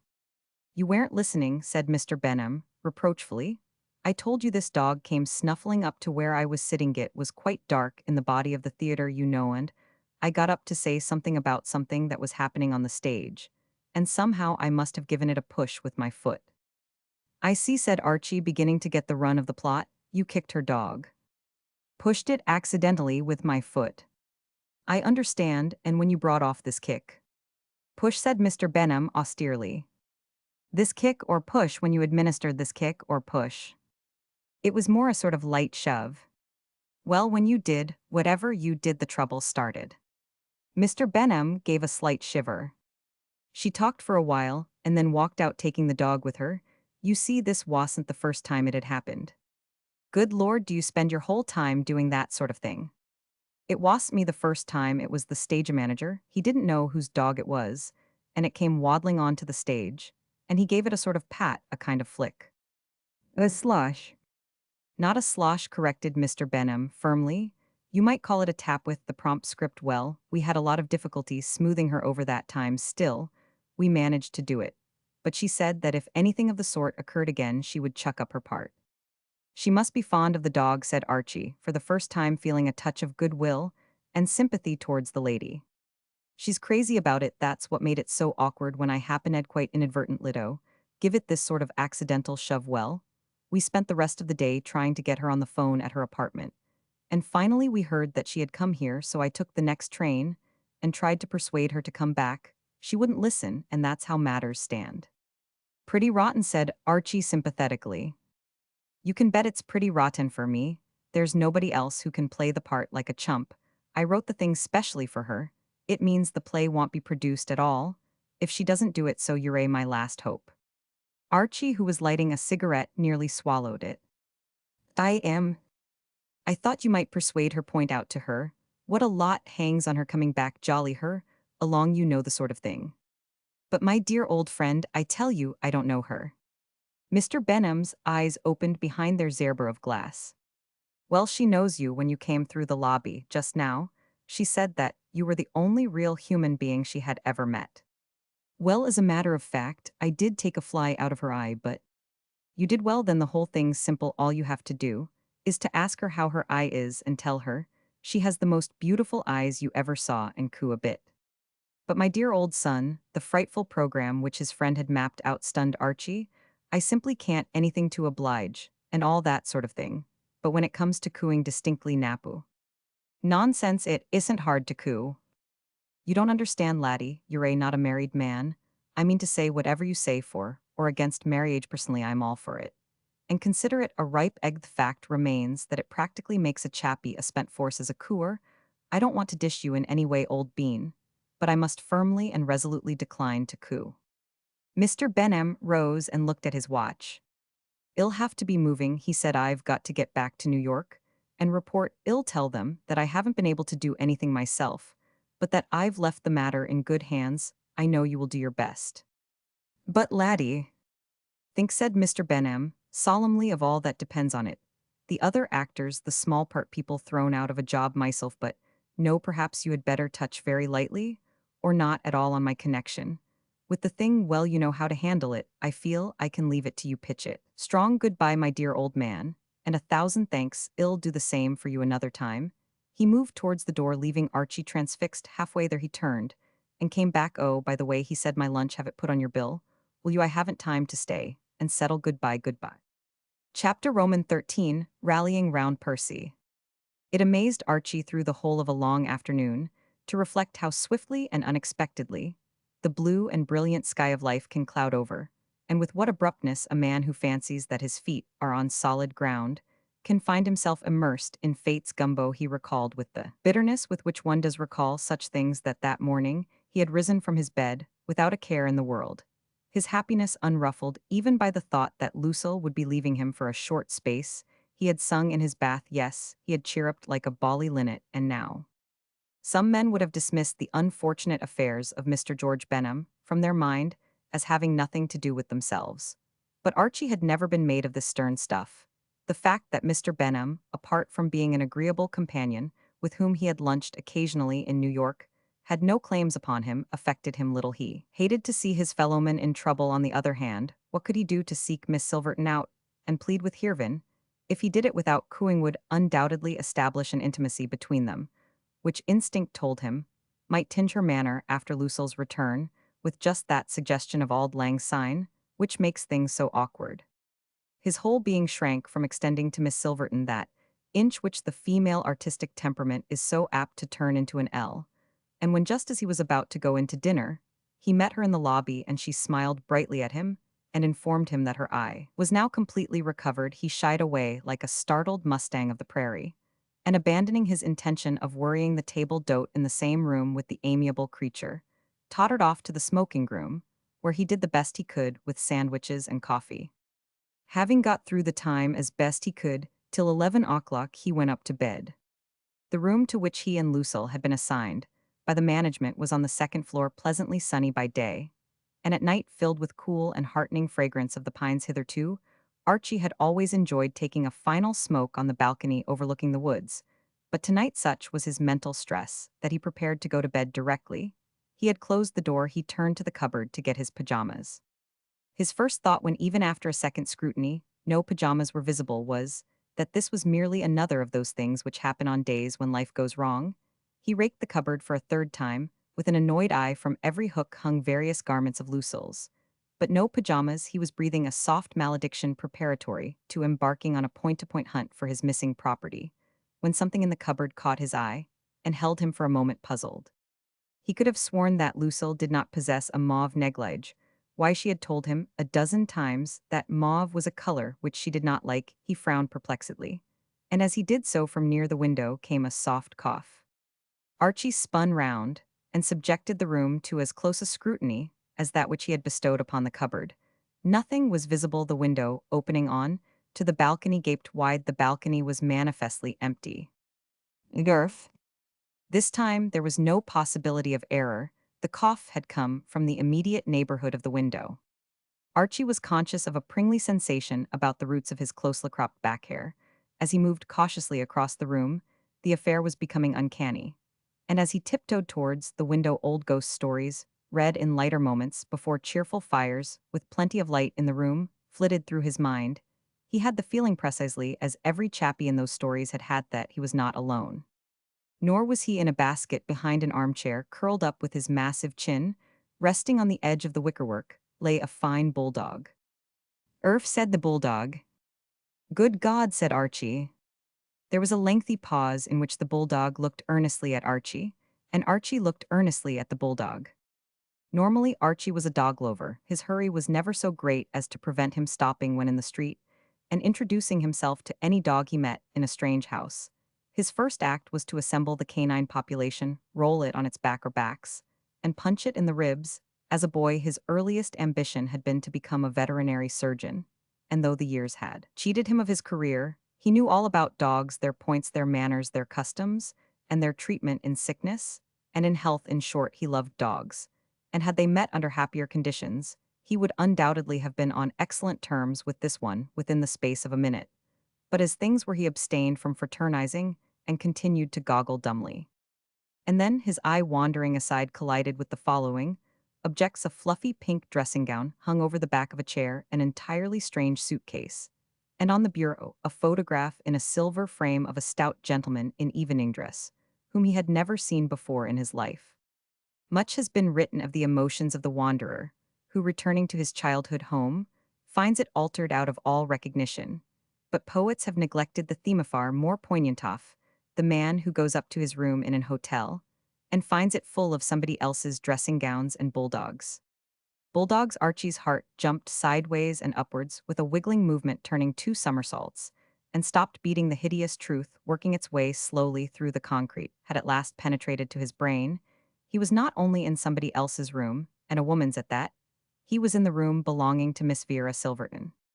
He could not understand it. He would have been prepared to stake the last cent he could borrow from his father-in-law on the fact that he had made no error in the number over the door. Yet nevertheless such was the case. And below par though his faculties were at the moment, he was sufficiently alert to perceive that it behoved him to withdraw. He leaped to the door, and as he did so, the handle began to turn. The cloud which had settled on Archie's mind lifted abruptly. For an instant he was enabled to think about 100 times more quickly than was his leisurely wont. Good fortune had brought him to within easy reach of the electric light switch. He snapped it back, and was in darkness. Then, diving silently and swiftly to the floor, he wriggled under the bed. The thud of his head against what appeared to be some sort of joist or support, unless it had been placed there by the maker, as a practical joke on the chance of this kind of thing happening some day, coincided with the creak of the opening door. Then the light was switched on again, and the bulldog in the corner gave a welcoming woofle. "And how is Mama's precious angel?" Rightly concluding that the remark had not been addressed to himself, and that no social obligation demanded that he reply, Archie pressed his cheek against the boards and said nothing. The question was not repeated, but from the other side of the room came the sound of a patted dog. Did he think his mother had fallen down dead and was never coming up? The beautiful picture which these words conjured up filled Archie with that yearning for the might have been, which is always so painful. He was finding his position, physically as well as mentally, distressing. It was cramped under the bed, and the boards were harder than anything he had ever encountered. Also, it appeared to be the practice of the housemaids at the Hotel Hermitage to use the space below the beds as a depository for all the dust which they swept off the carpet, and much of this was insinuating itself into his nose and mouth. The two things which Archie would have liked most to do at that moment were first to kill Miss Silverton if possible painfully, and then to spend the remainder of his life sneezing. After a prolonged period, he heard a drawer open and noted the fact as promising as the old married man He presumed that it signified the putting away of hairpins. About now, the dashed woman would be looking at herself in the glass with her hair down, then she would brush it. Then she would twiddle it up into thingamies, say 10 minutes for this. And after that she would go to bed and turn out the light, and he would be able, after giving her a bit of time to go to sleep, to creep out, and leg it, allowing, at a conservative estimate, 3/4 of come out. Archie stiffened for an instant. A feeble hope came to him that this remark, like the others, might be addressed to the dog. "Come out from under that bed," said a stern voice, "and mind how you come. I've got a pistol." "Well, I mean to say, you know," said Archie in a propitiatory voice, emerging from his lair like a tortoise and smiling as winningly as a man can who has just bumped his head against the leg of a bed. "I suppose all this seems fairly rummy, but—" "For the love of Mike," said Miss Silverton. The point seemed to Archie well taken, and the comment on the situation neatly expressed. "What are you doing in my room?" "Well, if it comes to that, you know, shouldn't have mentioned it. If you hadn't brought the subject up in the course of general chit-chat, what are you doing in mine?" "Yours."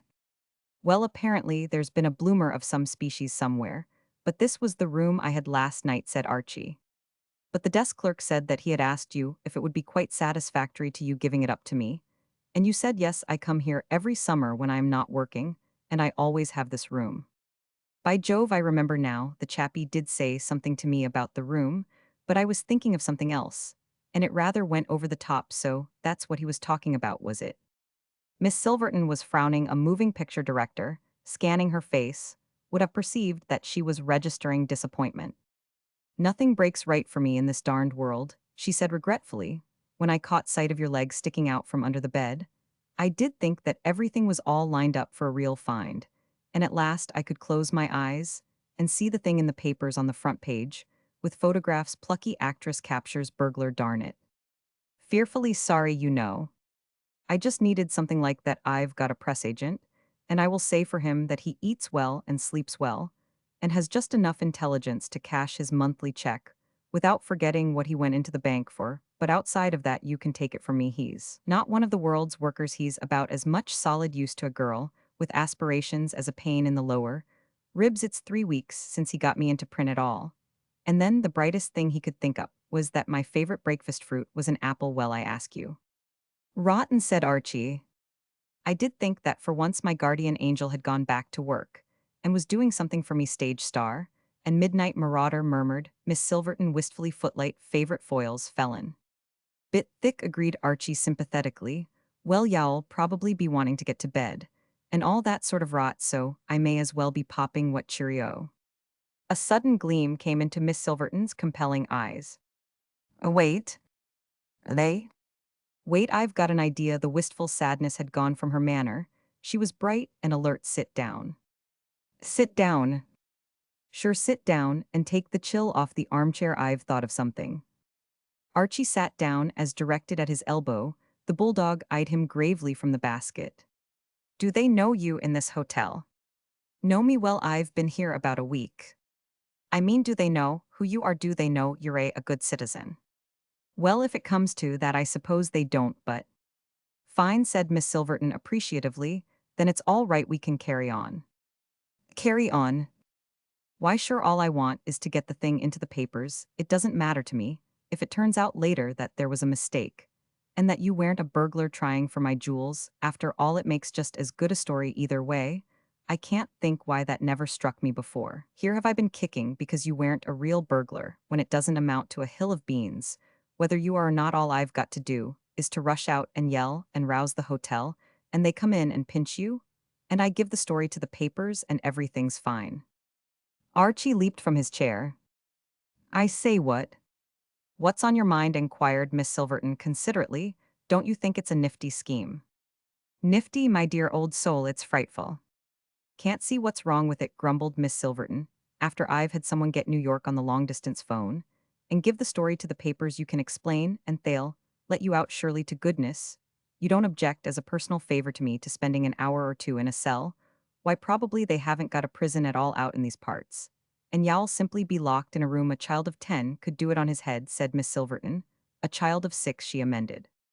"But dash it, I mean what I mean to say, I'm married." Yes, said Miss Silverton, with the politeness of faint interest. I've been married myself.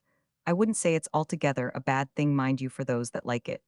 But a little of it goes a long way. My first husband, she proceeded reminiscently, was a traveling man. I gave him a 2 weeks tryout. And then I told him to go on traveling. My second husband, no. He wasn't a gentleman in any sense of the word, I remember once. You don't grasp the point, the jolly old point. You fail to grasp it. If this bally thing comes out, my wife will be most frightfully sick. Miss Silverton regarded him with pained surprise. Do you mean to say you would let a little thing like that stand in the way of my getting on the front page of all the papers with photographs? Where's your chivalry? Never mind my dashed chivalry. Besides, what does it matter if she does get a little sore? She'll soon get over it. You can put that right by her, a box of candy. Not that I'm strong for candy myself. What I always say is it may taste good. But look what it does to your hips. I give you my honest word that, when I gave up eating candy, I lost 11 ounces the first week. My second husband, no. I am a liar. It was my third. Me third husband said, say, what's the big idea? Where are you going? Out, said Archie firmly. Bally out. A dangerous light flickered in Miss Silverton's eyes. That'll be all of that, she said, raising the pistol. You stay right where you are or ill fire. Righto. I mean it. My dear old soul, said Archie, in the recent unpleasantness in France, I had chappies popping off things like that at me all day, and every day for close on 5 years, and here I am. What I mean to say, if I've got to choose between staying here and being pinched in your room by the local constabulary, and having the dashed thing get into the papers and all sorts of trouble happening, and my wife getting the wind up, and I say if I've got to choose. Suck a lozenge and start again, said Miss Silverton. Well, what I mean to say is I'd much rather take a chance of getting a bullet in the old bean than that, so loose it off, and the best o' luck. Miss Silverton lowered the pistol, sank into a chair, and burst into tears. I think you're the meanest man I ever met, she sobbed. You know perfectly well the bang would send me into a fit. In that case, said Archie, relieved. Cheerio, good luck, pip toodle, and good be ill be shifting. Yes, you will, cried Miss Silverton, energetically recovering, with amazing swiftness from her collapse. Yes, you will. I by no means suppose you think just because I am no champion with a pistol I am helpless. You wait, Percy. My name is not Percy. I never said it was Percy. Percy, come to muzzer. There was a creaking rustle from behind the armchair. A heavy body flopped on the carpet out into the room, heaving himself along as though sleep had stiffened his joints, and breathing stertorously through his tilted nose. Moved the fine bulldog seen in the open, he looked even more formidable than he had done in his basket. Guard him, Percy, good dog, guard him, oh heavens, what's the matter with him? And with these words, the emotional woman, uttering a wail of anguish, flung herself on the floor beside the animal. Percy was indeed in manifestly bad shape. He seemed quite unable to drag his limbs across the room. There was a curious arch in his back, and as his mistress touched him, he cried out plaintively, Percy, oh, what is the matter with him? His nose is burning. Now was the time, with both sections of the enemy's forces occupied, for Archie to have departed softly from the room, but never since the day when, at the age of 11, he had carried a large, damp, and muddy terrier with a sore foot 3 miles, and deposited him on the best sofa in his mother's drawing-room, had he been able to ignore the spectacle of a dog in trouble. He does look bad, what? He's dying, oh, he's dying. Is it distemper? He's never had distemper. Archie regarded the sufferer with the grave eye of the expert. He shook his head. It's not that, he said. Dogs with distemper make a sort of sniffing noise. But he is making a sniffing noise. No, he's making a snuffling noise. Great difference between snuffling and sniffing. Not the same thing at all. I mean to say, when they sniffed, they sniffed. And when they snuffle, they as it were snuffle. That's how you can tell if you ask. Meh passed his hand over the dog's back. Percy uttered another cry. I know what's the matter with him. A brute of a man kicked him at rehearsal. Do you think he's injured internally? It's rheumatism, said Archie, jolly old rheumatism. That's all, that's the trouble. Are you sure? Absolutely. But what can I do? Give him a good hot bath and mind, and dry him well. Hell, have a good sleep then, and won't have any pain then. First thing tomorrow, you want to give him salicylate of soda. I'll never remember that. I'll write it down for you. You ought to give him from 10 to 20 grains 3 times a day in an ounce of water, and rub him with any good embrocation. And he won't die. Die hell live to be as old as you are, I mean to say. I could kiss you, said Miss Silverton emotionally. Archie backed hastily. No, no, absolutely, not nothing like that required really. You're a darling. Yes, I mean no, no, no, really. I don't know what to say, what can I say? Good night, said Archie. I wish there was something I could do. If you hadn't been here, I should have gone off my head. A great idea flashed across Archie's brain. Do you really want to do something? Of anything? Then I do wish, like a dear sweet soul, you would pop straight back to New York tomorrow and go on with those rehearsals. Miss Silverton shook her head. I can't do that. Oh, righto, but it isn't much to ask, what? Not much to ask, ill, never forgive that man for kicking Percy. Now listen, dear old soul, you've got the story all wrong. As a matter of fact, jolly old Benham told me himself that he has the greatest esteem and respect for Percy and wouldn't have kicked him for the world. And you know it was more a sort of push than a kick, you might almost call it a light shove. The fact is it was beastly dark in the theater. And he was legging it sideways for some reason or other, no doubt, with the best motives. And unfortunately he happened to stub his toe on the poor old bean. Then why didn't he say so? As far as I could make out, you didn't give him a chance. Miss Silverton wavered. I always hate going back after I've walked out on a show, she said. It seems so weak. Not a bit of it. They'll give 3 hearty cheers.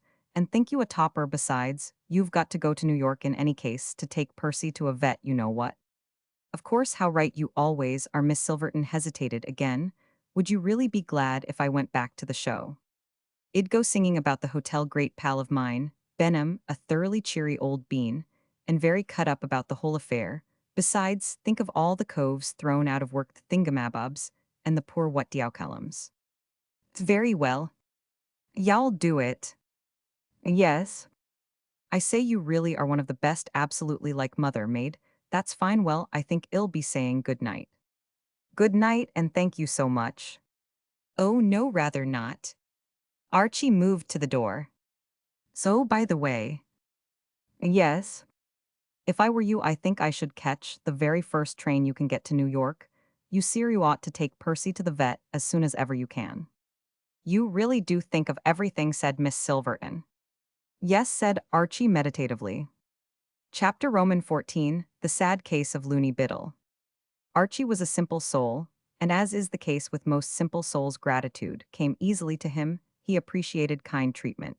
And when on the following day, Lucille returned to the hermitage all smiles and affection, and made no further reference to Beauty's eyes and the flies that got into them, he was conscious of a keen desire to show some solid recognition of this magnanimity. Few wives, he was aware, could have had the nobility, and what not to refrain from occasionally turning the conversation in the direction of the above-mentioned topics.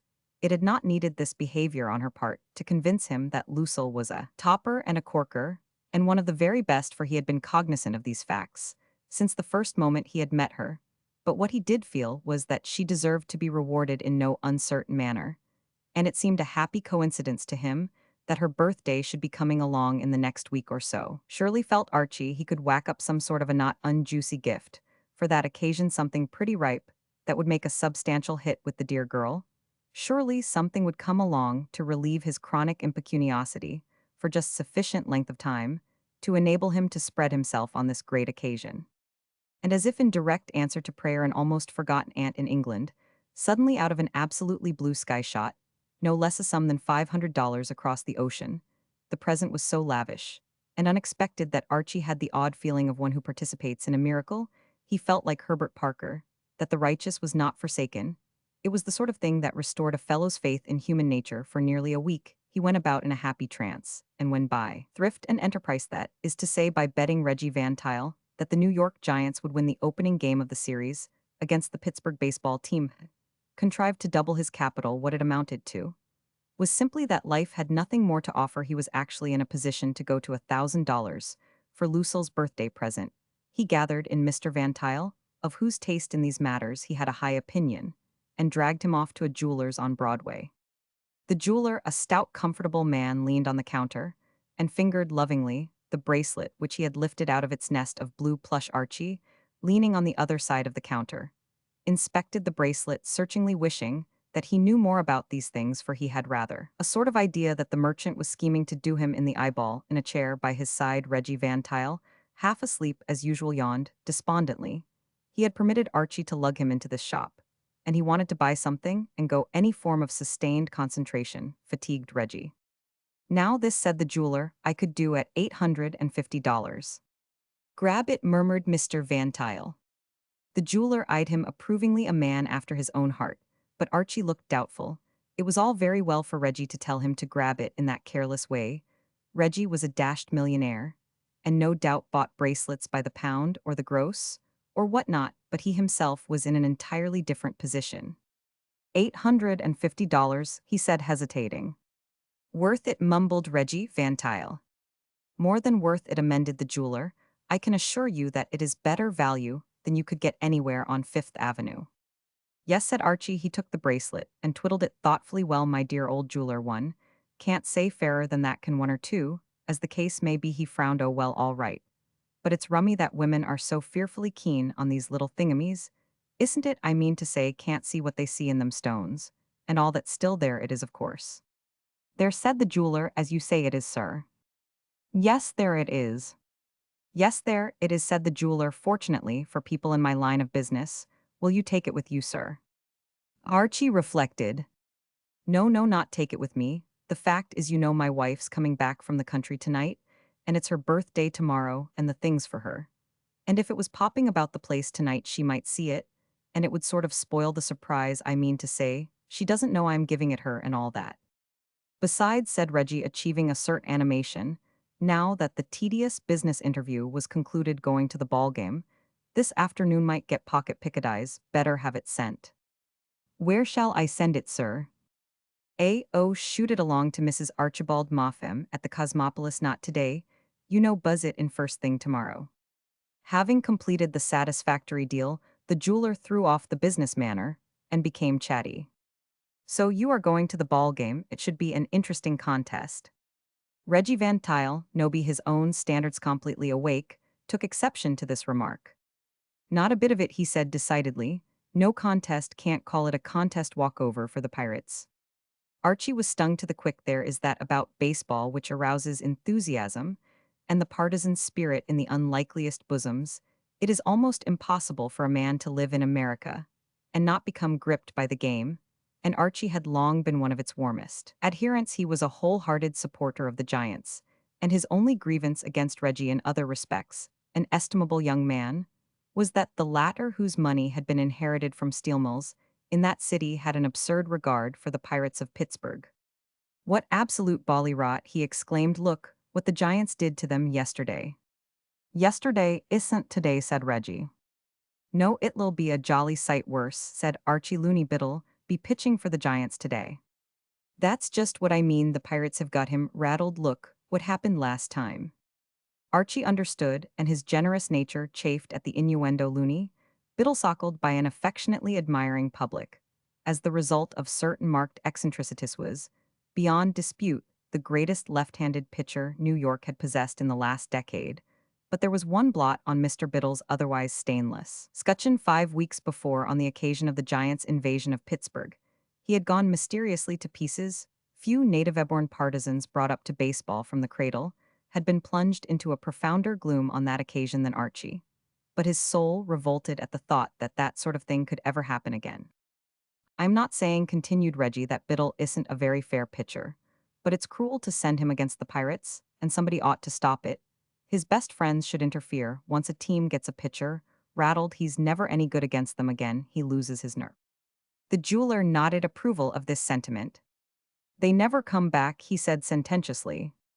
The fighting blood of the Moffams was now thoroughly stirred. Archie eyed his friend sternly. Reggie was a good chap in many respects, an extremely sound egg, but he must not be allowed to talk rot of this description about the greatest left-handed pitcher of the age. It seems to me, old companion, he said, that a small bet is indicated at this juncture. How about it? Don't want to take your money. You won't have to. In the cool twilight of the merry old summer evening, I, friend of my youth and companion of my riper years, shall be trousering yours. Reggie yawned. The day was very hot, and this argument was making him feel sleepy again. Well, just as you like, of course. Double or quits on yesterday's bet if that suits you. For a moment Archie hesitated firm, as his faith was in Mr. Biddle's stout left arm. He had not intended to do the thing on quite this scale. That $1,000 of his was earmarked for Lucille's birthday present, and he doubted whether he ought to risk it.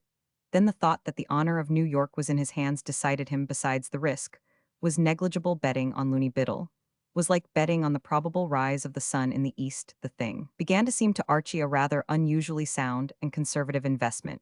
He remembered that the jeweler, until he drew him firmly but kindly to earth, and urged him to curb his exuberance and talk business on a reasonable plane, had started brandishing bracelets that cost about 2,000. There would be time to pop in at the shop this evening after the game and change. The one he had selected for one of those nothing was too good for Lucille on her birthday. Righto, he said, make it so, old friend. Archie walked back to the Cosmopolis, no misgivings, came to mar his perfect contentment. He felt no qualms about separating Reggie from another $1,000, except for a little small change. In the possession of the Messrs. Rockefeller and Vincent Astor, Reggie had all the money in the world, and could afford to lose. He hummed a gay air as he entered the lobby, and crossed to the cigar stand to buy a few cigarettes to see him through the afternoon. The girl behind the cigar counter welcomed him with a bright smile. Archie was popular with all the employees of the Cosmopolis. A great day, Mr. Moffam. One of the brightest and best, agreed Archie. Could you dig me out 2, or possibly 3 cigarettes of the usual description? I shall want something to smoke at the ballgame. You going to the ballgame? Rather wouldn't miss it for a fortune. No? Absolutely no, not with jolly old Biddle pitching. The cigar stand girl laughed amusedly. Is he pitching this afternoon? Say, that feller's a nut. Do you know him? Know him well, I've seen him pitch and so forth. I've got a girl friend who's engaged to him. Archie looked at her with positive respect. It would have been more dramatic, of course, if she had been engaged to the great man herself. But still, the mere fact that she had a girl friend in that astounding position gave her a sort of halo. No, really, he said, I say, by Jove, really fancy that. Yes, she's engaged to him. All right, been engaged close on a couple of months now. I say, that's frightfully interesting, fearfully interesting, really. It's funny about that guy, said the cigar stand girl. He's a nut, the fellow who said there's plenty of room at the top. Must have been thinking of Gus Biddle's head. He's crazy about girlfriend, why no? And whenever they have a fuss, it seems like he sort of flies right off the handle. Goes in off the deep end, eh? Yes, sir, loses what little sense he's got. Why, the last time him and girlfriend got to scrapping was when he was going on to Pittsburgh to play about a month ago. He'd been out with her the day he left for there, and he had a grouch or something, and he started making low, sneaky cracks about her Uncle Sigsby. Well, girl friend's got a nice disposition, but she CN get mad, and she just left him flat and told him all was over, and he went off to Pittsburgh. And when he started in to pitch the opening game, he just couldn't keep his mind on his job, and look what them assassins done to him. 5 runs in the first innings. Yes, sir, he's a nut, all right. Archie was deeply concerned. So this was the explanation of that mysterious disaster, that weird tragedy, which had puzzled the sporting press from coast to coast. Good God, is he often taken like that? Oh, he's all right when he hasn't had a fuss with girlfriend, said the cigar stand girl. Indifferently, her interest in baseball was tepid. Women are too often like this, mere butterflies, with no concern for the deeper side of life. Yes, but I say what I mean to say, are they pretty pally? Now the good old dove of peace, flapping its little wings fairly briskly, and all that. Oh, I guess everything's nice and smooth. Just now, I seen girlfriend yesterday, and Gus was taking her to the movies last night, so I guess everything's nice and smooth. Archie breathed a sigh of relief. Took her to the movies, did he, stout fellow? I was at the funniest picture last week, said the cigar stand girl. Honest, it was a scream. It was like this. Archie listened politely, then went in to get a bite of lunch, his equanimity shaken by the discovery of the rift in the peerless one's armor was restored. Good old Biddle had taken the girl to the movies last night, probably. He had squeezed her hand a goodish bit in the dark, with what result? Why, the fellow would be feeling like one of those chappies who used to joust for the smiles of females in the Middle Ages. What he meant to say, presumably, the girl would be at the game this afternoon, whooping him on, and good old Biddle would be so full of beans and buck that there would be no holding him. Encouraged by these thoughts, Archie lunched with an untroubled mind. Luncheon concluded, He proceeded to the lobby to buy back his hat and stick from the boy brigand with whom he had left them. It was while he was conducting this financial operation that he observed that at the cigar stand which adjoined the coat and hat, alcove his friend behind the counter, had become engaged in conversation with another girl. This was a determined-looking young woman in a blue dress and a large hat of a bold and flowery species, Archie happening to attract her attention. She gave him a glance out of a pair of fine brown eyes, then, as if she did not think much of him, turned to her companion and resumed their conversation which, being of an essentially private and intimate nature, she conducted after the manner of her kind, in a ringing soprano, which penetrated into every corner of the lobby. Archie, waiting while the brigand reluctantly made change for a dollar bill, was privileged to hear every word. Right from the start I seen, he was in an ugly mood. You know how he gets, dearie, chewing his upper lip and looking at you as if you were so much dirt beneath his feet. How was I to know he'd lost $15.55 playing poker? And anyway, I don't see where he gets a license to work off his grouches on me. And I told him so. I said to him, Gus, I said, if you can't be bright and smiling and cheerful when you take me out, why do you come round at all? Was I wrong or right, dearie? The girl behind the counter heartily endorsed her conduct. Once you let a man think he could use you as a doormat, where were you? What happened then, honey? Well, after that, we went to the movies. Archie started convulsively. The change from his dollar bill leaped in his hand. Some of it sprang overboard and tinkled across the floor with the brigand in pursuit. A monstrous suspicion had begun to take root in his mind. Well, we got good seats, but well, you know how it is once things start going wrong. You know that hat of mine, the one with the daisies and cherries, and the feather had taken it off, and given it him to hold when we went in. And what do you think that fella'd done? Put it on the floor and crammed it under the seat just to save himself the trouble of holding it on his lap. And when I showed him, I was upset. All he said was that he was a pitcher and not a hat stand. Archie was paralyzed. He paid no attention to the hat check boy, who was trying to induce him to accept treasure retrove to the amount of 4 to 5 cents. His whole being was concentrated on this frightful tragedy, which had burst upon him like a tidal wave. No possible room for doubt remained. Gus was the only Gus in New York that mattered, and this resolute and injured female before him was the girl-friend in whose slim hands rested the happiness of New York's baseball followers, the destiny of the unconscious giants, and the fate of his $1,000. A strangled croak proceeded from his parched lips. Well, I didn't say anything at the moment. It just shows how them movies can work on a girl's feelings. It was a Bryant Washburn film. And somehow, whenever I see him on the screen, nothing else seems to matter. I just get that gooey feeling and couldn't start a fight if you asked me to. So we go off to have a soda, and I said to him that sure was a lovely film, Gus. And would you believe me, he says straight out that he didn't think it was such a much. And he thought Bryant Washburn was a pill. The girl-friend's penetrating voice shook with emotion. He never exclaimed, the shocked cigar stand girl. He did. If I die the next moment, I wasn't more than halfway through my vanilla and maple. But I got up without a word and left him, and I ain't seen a sight of him since. So there you are, dearie. Was I right or wrong? The cigar stand girl gave unqualified approval. What men like Gus Biddle needed for the salvation of their souls was an occasional good jolt right where it would do most good. I'm glad you think I acted right, dearie, said the girl-friend. I guess I've been too weak with Gus. And he's took advantage of it. I s'pose I'll have to forgive him one of these old days. But believe me, it won't be for a week. The cigar stand girl was in favor of a fortnight. No, said the girl-friend regretfully. I don't believe I could hold out that long. But if I speak to him inside a week, well, I gotta be going. Goodbye, honey.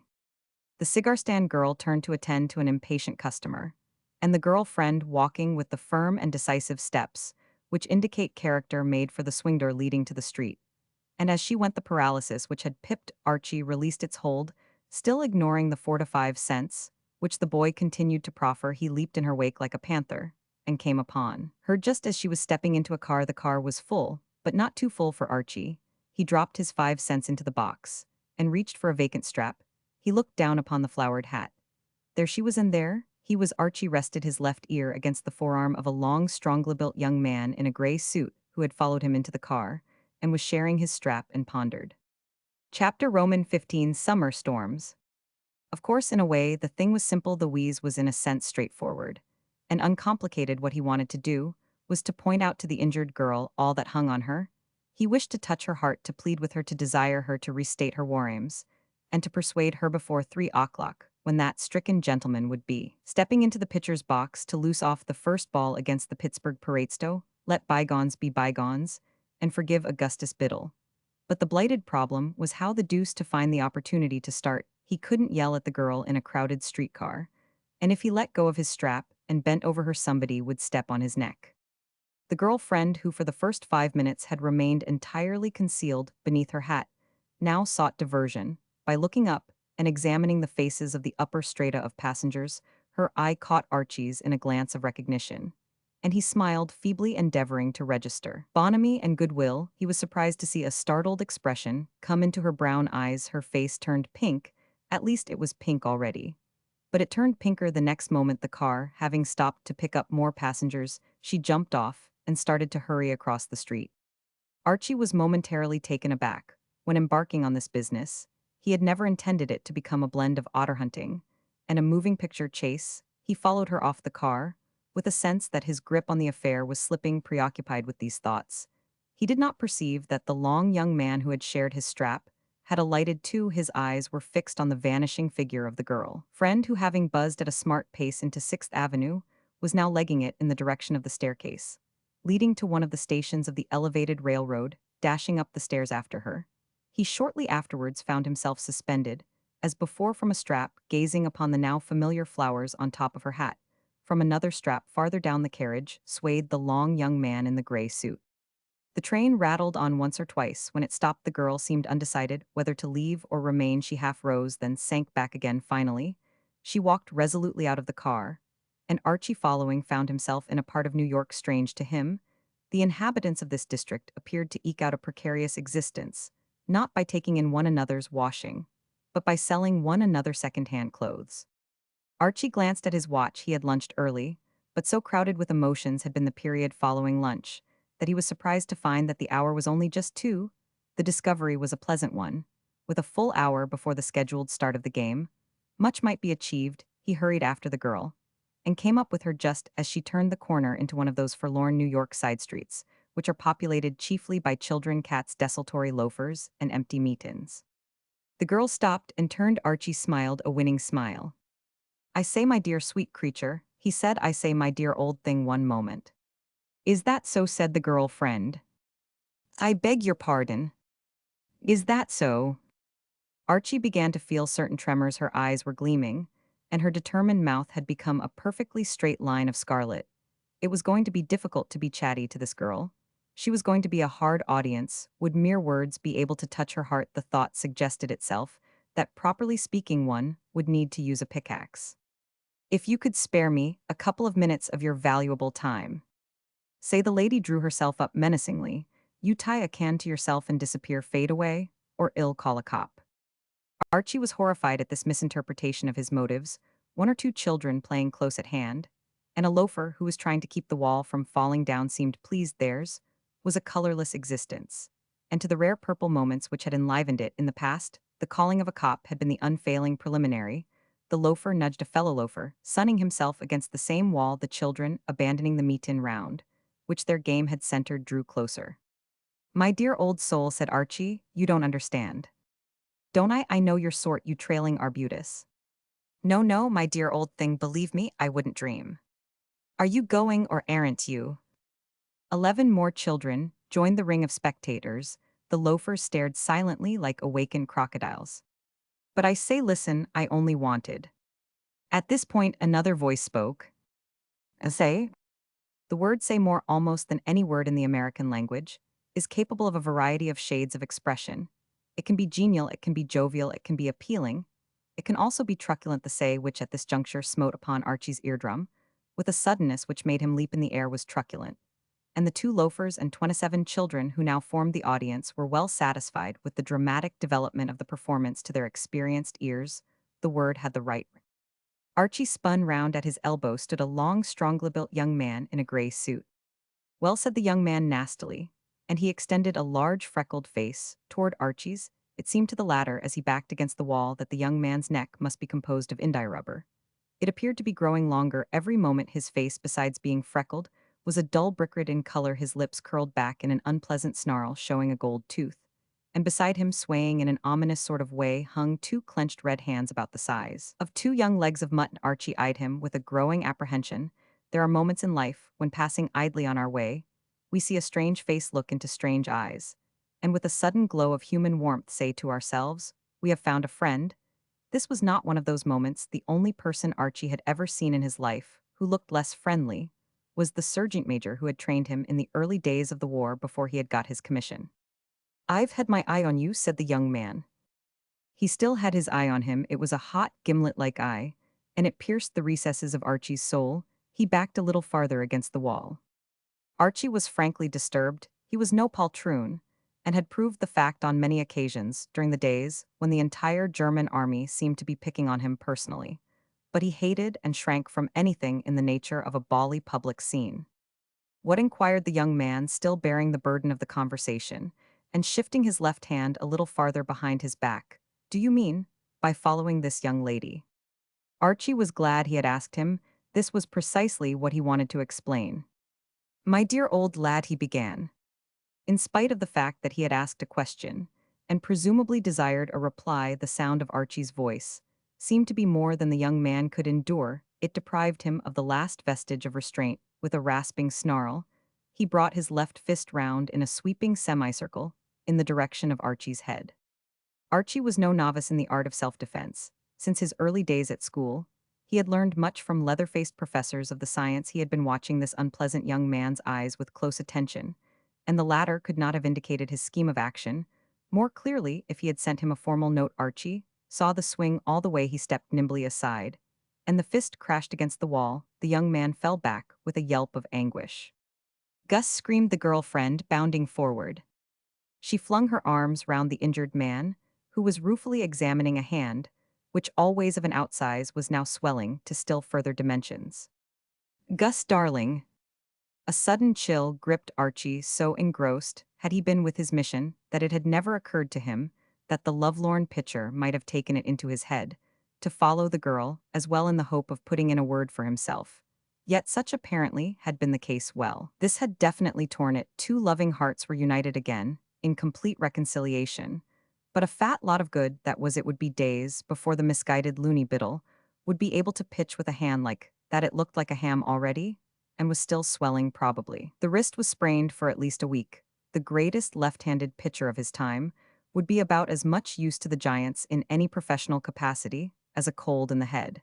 And on that crippled hand depended the fate of all the money Archie had in the world. He wished now that he had not thwarted the fellow's simple enthusiasm. To have had his head knocked forcibly through a brick wall would not have been pleasant, but the ultimate outcome would not have been as unpleasant as this. With a heavy heart, Archie prepared to withdraw to be alone with his sorrow.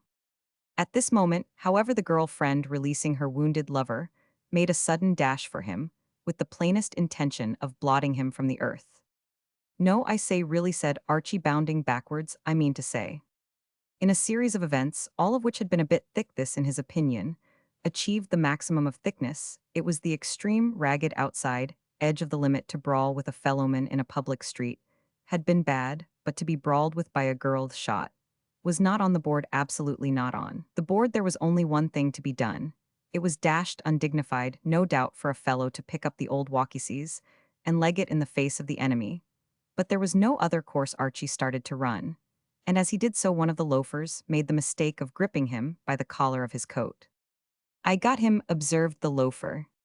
There is a time for all things. This was essentially not the time for anyone of the male sex to grip the collar of Archie's coat. If a syndicate of Dempsey Carpentier and one of the zoo gorillas had endeavored to stay his progress at that moment, they would have had reason to consider it a rash move. Archie wanted to be elsewhere, and the blood of generations of Moffams, many of whom had swung a wicked axe in the free-for-all mix-ups of the Middle Ages, boiled within him at any attempt to revise his plans. There was a good deal of the loafer, but it was all soft, releasing his hold when Archie's heel took him shrewdly on the shin. He received a nasty punch in what would have been the middle of his waistcoat if he had worn one, uttered a gurgling bleat like a wounded sheep, and collapsed against the wall. Archie, with a torn coat, rounded the corner and sprinted down 9th Avenue. The suddenness of the move gave him an initial advantage. He was halfway down the first block before the vanguard of the pursuit poured out of the side street. Continuing to travel well, He skimmed past a large dray which had pulled up across the road, and moved on the noise of those who pursued was loud and clamorous in the rear. But the dray hid him momentarily from their sight, and it was this fact which led Archie, the old campaigner, to take his next step. It was perfectly obvious, was aware of this, even in the novel excitement of the chase that a chappie couldn't hoof it at 25 miles an hour, indefinitely, along a main thoroughfare of a great city, without exciting remark. He must take cover, that was the wheeze he looked about him for cover. You want a nice suit? It takes a great deal to startle your commercial New Yorker. The small tailor standing in his doorway seemed in no way surprised at the spectacle of Archie, whom he had seen pass at a conventional walk, some 5 minutes before returning like this at top speed. He assumed that Archie had suddenly remembered that he wanted to buy something. This was exactly what Archie had done more than anything else in the world. What he wanted to do now was to get into that shop and have a long talk about gents' clothing. Pulling himself up abruptly, he shot past the small tailor into the dim interior. A confused aroma of cheap clothing greeted him except for a small oasis behind a grubby counter. Practically, all the available space was occupied by suits, stiff suits, looking like the body, when discovered by the police, hung from hooks. Limp suits, with the appearance of having swooned from exhaustion, lay about on chairs and boxes. The place was a cloth morgue, a Sargasso Sea of absurd. Archie would not have had it otherwise. In these quiet groves of clothing, a regiment could have lain hid.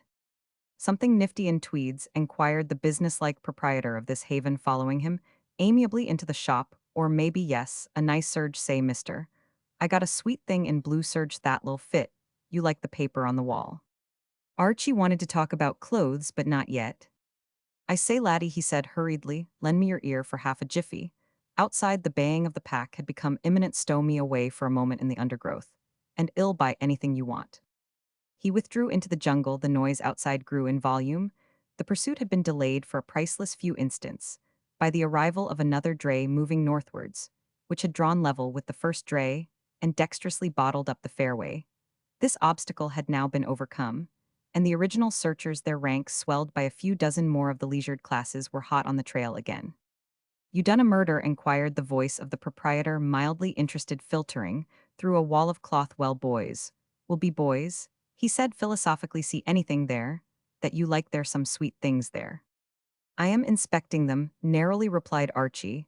If you don't let those chappies find me, I shouldn't be surprised if I bought one. One, said the proprietor with a touch of austerity. Two, said Archie quickly, or possibly three or six. The proprietor's cordiality returned. You can't have too many nice suits, he said approvingly. Not a young feller like you that wants to look nice. All the nice girls like a young feller that dresses nice. When you go out of here, in a suit I got hanging up there at the back, the girls'll be all over you like flies round a honeypot. Would you mind, said Archie, would you mind, as a personal favor to me, old companion, not mentioning that word girls? He broke off. A heavy foot had crossed the threshold of the shop. Say, uncle, said a deep voice, one of those beastly voices that only the most poisonous blighters. Have you seen a young feller run past here? Young feller, the proprietor appeared to reflect. Do you mean a young feller in blue, with a Homburg hat? That's the duck we lost him. Where did he go? Him? Why, he come running past quick as he could go. I wondered what he was running for a hot day like this. He went round the corner at the bottom of the block. There was a silence. Well, I guess he's got away, said the voice regretfully. The way he was traveling, agreed the proprietor. I wouldn't be surprised if he was in Europe by this. You want a nice suit? The other, curtly expressing a wish that the proprietor would go to eternal perdition and take his entire stock with him, stumped out. This, said the proprietor, tranquilly burrowing his way to where Archie stood and exhibiting a saffron-colored outrage, which appeared to be a poor relation of the flannel family, would put you back $50 and cheap. $50. 60, I said. I don't speak always distinct. Archie regarded the distressing garment with a shuddering horror. A young man with an educated taste in clothes, it got right in among his nerve centers. But honestly, old soul, I don't want to hurt your feelings, but that isn't a suit, it's just a regrettable incident. The proprietor turned to the door in a listening attitude.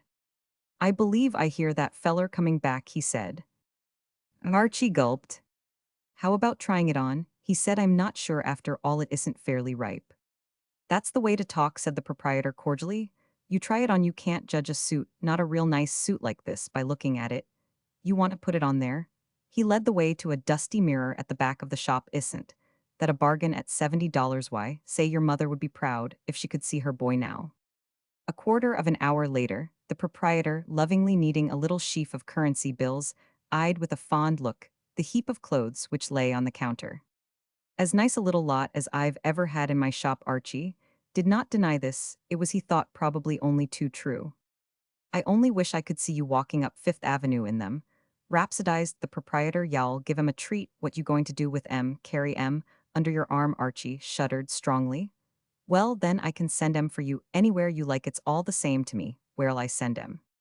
Archie meditated. The future was black enough as it was. He shrank from the prospect of being confronted next day at the height of his misery with these appalling reach-me-downs. An idea struck him. Yes, send em, he said. What's the name and address? Daniel Brewster, said Archie. Hotel Cosmopolis. It was a long time since he had given his father-in-law a present. Archie went out into the street and began to walk pensively down a now peaceful Ninth Avenue. Out of the depths that covered him black as the pit from pole to pole, no single ray of hope came to cheer him. He could not, like the poet, thank whatever gods there be, for his unconquerable soul, for his soul was licked to a splinter. He felt alone and friendless in a rotten world. With the best intentions, he had succeeded only in landing himself squarely amongst the Ribstons. Why had he not been content with his wealth instead of risking it on that blighted bet with Reggie? Why had he trailed the girlfriend? Her? He might have known that he would only make an ass of himself. And because he had done so, Looney Biddle's left hand, that priceless left hand before which opposing batters quailed and wilted, was out of action, resting in a sling, careened like a damaged battleship. And any chance the Giants might have had of beating the Pirates was gone as surely as that $1,000 which should have bought a birthday present for Lucille. A birthday present for Lucille, he groaned in bitterness of spirit.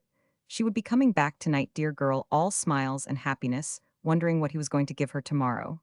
And when tomorrow dawned, all he would be able to give her would be a kind smile, a nice state of things, a jolly situation, a thoroughly good egg, he did not think.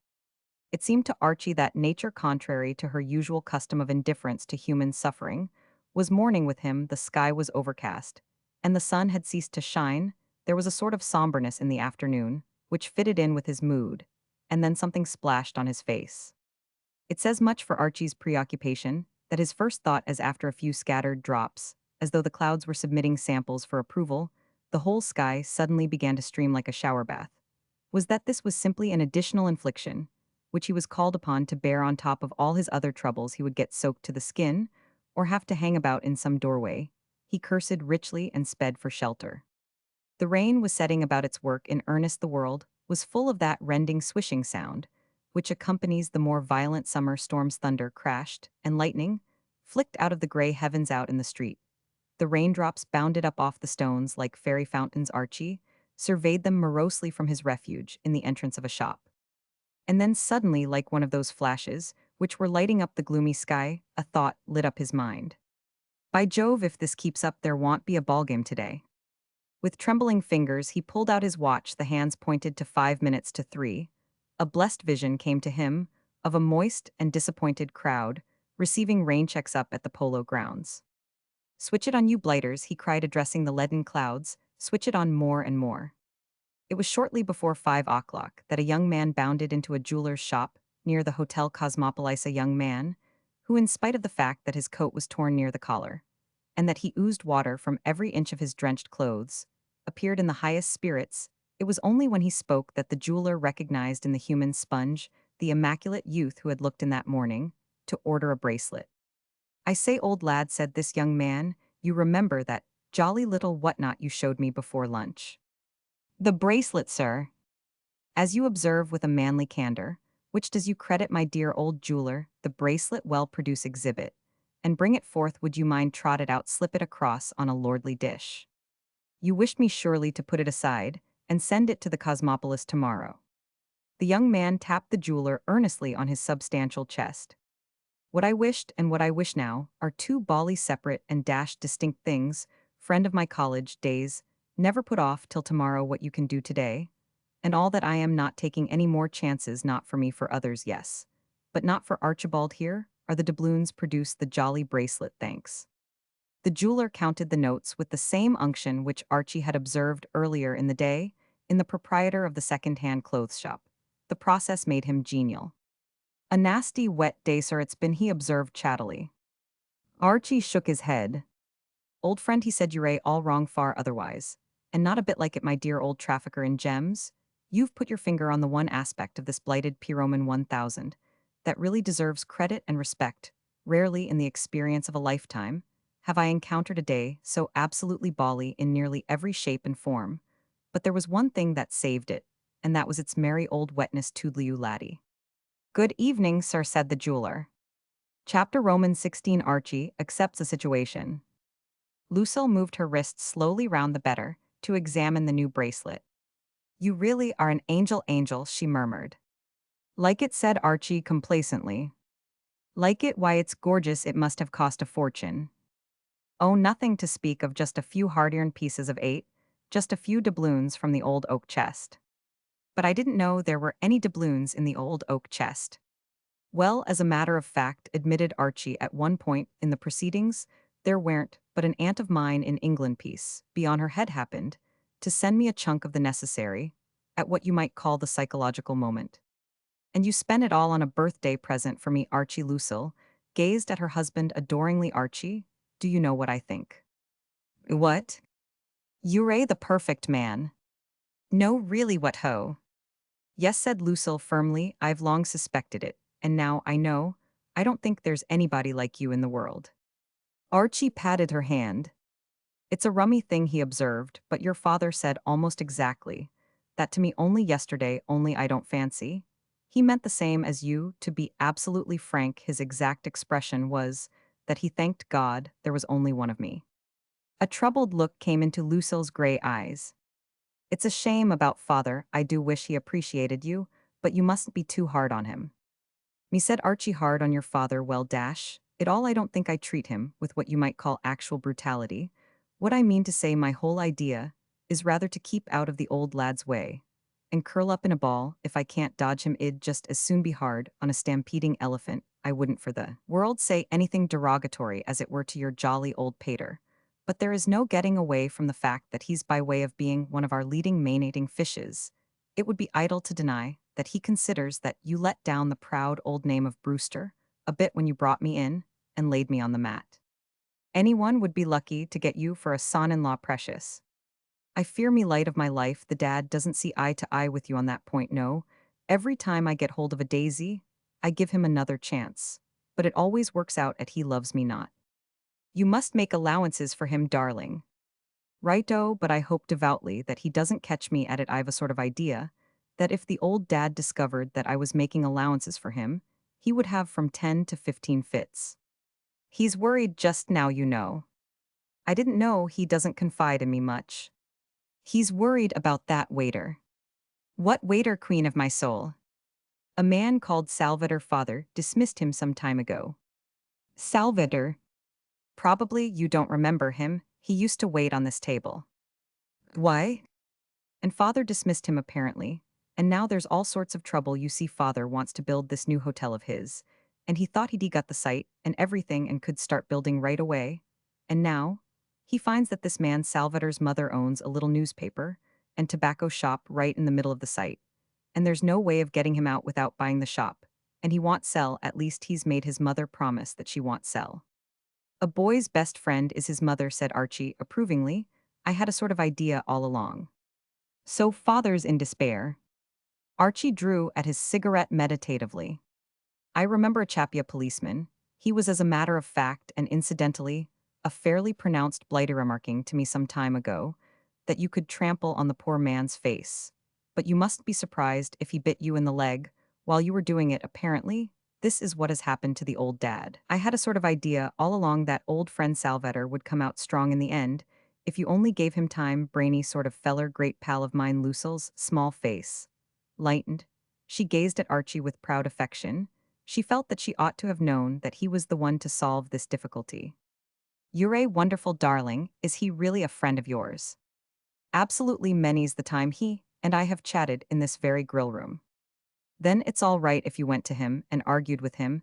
He would agree to sell the shop and father would be happy. Think how grateful father would be to you. It would make all the difference. Archie turned this over in his mind. Something in that he agreed. It would make him see what a pet lambkin you really are. Well said Archie, I am bound to say that any scheme which what you might call culminates in your father regarding me as a pet lambkin ought to receive one's best attention. How much did he offer Salvator for his shop? I don't know. There his father. Call him over and ask him. Archie glanced over to where Mr. Brewster had sunk moodily into a chair at a neighboring table. It was plain, even at that distance, that Daniel Brewster had his troubles, and was bearing them with an ill grace. He was scowling absently at the tablecloth. You call him, said Archie, having inspected his formidable relative. You know him better. Let's go over to him. They crossed the room. Lucille sat down opposite her father. Archie draped himself over a chair in the background. Father dear, said Lucille, Archie has got an idea. Archie, said Mr. Brewster, incredulously. This is me, said Archie, indicating himself with a spoon, the tall, distinguished-looking bird. What new fool thing is he up to now? It's a splendid idea, father. He wants to help you over your new hotel. Wants to run it for me, I suppose. By Jove, said Archie reflectively, that's not a bad scheme. I never thought of running an hotel. I shouldn't mind taking a stab at it. He has thought of a way of getting rid of Salvator and his shop. For the first time, Mr. Brewster's interest in the conversation seemed to stir. He looked sharply at his son-in-law. He said. Archie balanced a roll on a fork and inserted a plate underneath. The roll bounded away into a corner. Sorry, said Archie, my fault, absolutely. I owe you a roll. Ill sign a bill for it. Oh, about this sportsman, Salvator. Well, it's like this, you know, he and I are great pals. I've known him for years and years. At least it seems like years and years. Lou was suggesting that I seek him out in his lair and ensnare him with my diplomatic manner and superior brain power and whatnot. It was your idea, precious, said Lucille. Mr. Brewster was silent, much as it went against the grain to have to admit it. There seemed to be something in this. What do you propose to do? Become a jolly old ambassador. How much did you offer the chappie? $3,000, twice as much as the place is worth. He's holding out on me for revenge. Ah, but how did you offer it to him? What I mean to say, I bet you got your lawyer to write him a letter full of whereases, peradventures, and parties of the first part, and so forth. No good, old companion. Don't call me old companion. All wrong, laddie, nothing like it, dear heart, no good at all, friend of my youth. Take it from your Uncle Archibald, I am a student of human nature, and I know a thing or two. That's not much, growled Mr. Brewster, who was finding his son-in-law's superior manner a little trying. Now don't interrupt, father, said Lucille severely. Can't you see that Archie is going to be tremendously clever in a minute? He's got to show me.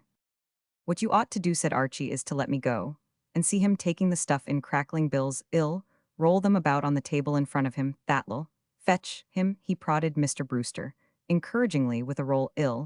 Tell you what to do, give me 3,000 of the best and crispest, and undertake to buy that shop. It can't fail, laddie. Don't call me laddie, Mr. Brewster pondered. Very well, he said at last. I didn't know you had so much sense, he added grudgingly. Oh, positively, said Archie beneath a rugged exterior. I hide a brain like a buzzsaw sense. I exude it, laddie, I drip with it. There were moments during the ensuing days when Mr. Brewster permitted himself to hope, but more frequent were the moments when he told himself that a pronounced chump like his son-in-law could not fail somehow to make a mess of the negotiations. His relief, therefore, when Archie curveted into his private room and announced that he had succeeded, was great. You really managed to make that wop sell out? Archie brushed some papers off the desk with a careless gesture and seated himself on the vacant spot. Absolutely, I spoke to him as one old friend to another, sprayed the bills all over the place, and he sang a few bars from Rigolto and signed on the dotted line. You're not such a fool as you look, owned Mr. Brewster. Archie scratched a match on the desk and lit a cigarette. It's a jolly little shop, he said. I took quite a fancy to it, full of newspapers, don't you know, and cheap novels, and some weird-looking sort of chocolates and cigars with the most fearfully attractive labels. I think I'll make a success of it. It's bang in the middle of a dashed good neighborhood one of these days. Somebody will be building a big hotel roundabout there, and that'll help trade a lot. I look forward to ending my days on the other side of the counter, with a full set of white whiskers, and a skull cap beloved by everybody. Everybody'll say, "Oh, you must patronize that quaint, delightful old blighter, he's quite a character." Mr. Brewster's air of grim satisfaction had given way to a look of discomfort, almost of alarm. He presumed his son-in-law was merely indulging in badinage, but even so his words were not soothing.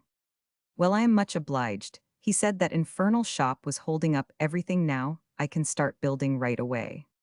Archie raised his eyebrows.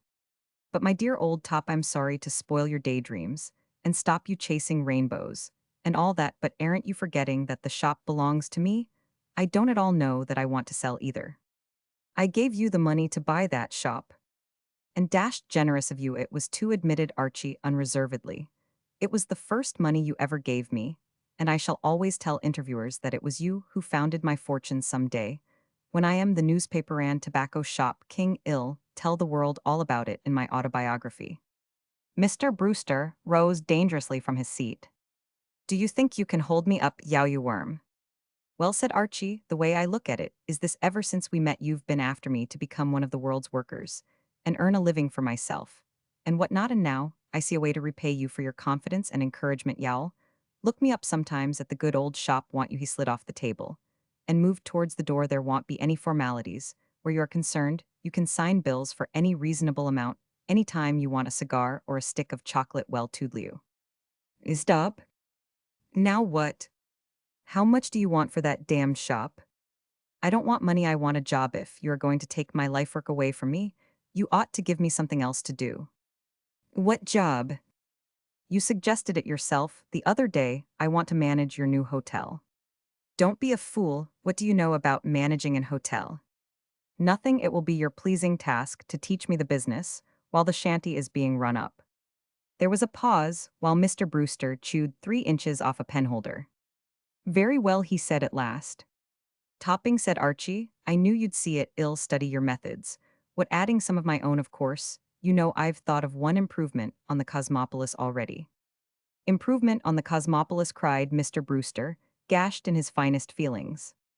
"Yes, there's one point where the old Cosmop slips up badly, and I'm going to see that it's corrected at my little shack. Customers will be entreated to leave their boots outside their doors at night, and they'll find them cleaned in the morning. Well, pip pip, I must be popping. Time is money, you know, with us businessmen."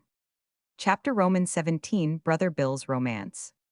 "Her eyes," said Bill Brewster, "are like what's the word I want." He looked across at Lucille, and Archie. Lucille was leaning forward with an eager and interested face. Archie was leaning back with his fingertips together, and his eyes closed. This was not the first time since their meeting in Beale's auction rooms that his brother-in-law had touched on the subject of the girl he had become engaged to marry during his trip to England. Indeed, Brother Bill had touched on very little else, and Archie, though of a sympathetic nature and fond of his young relative, was beginning to feel that he had heard all he wished to hear about Mabel Winchester. Lucille, on the other hand, was absorbed. Her brother's recital had thrilled her.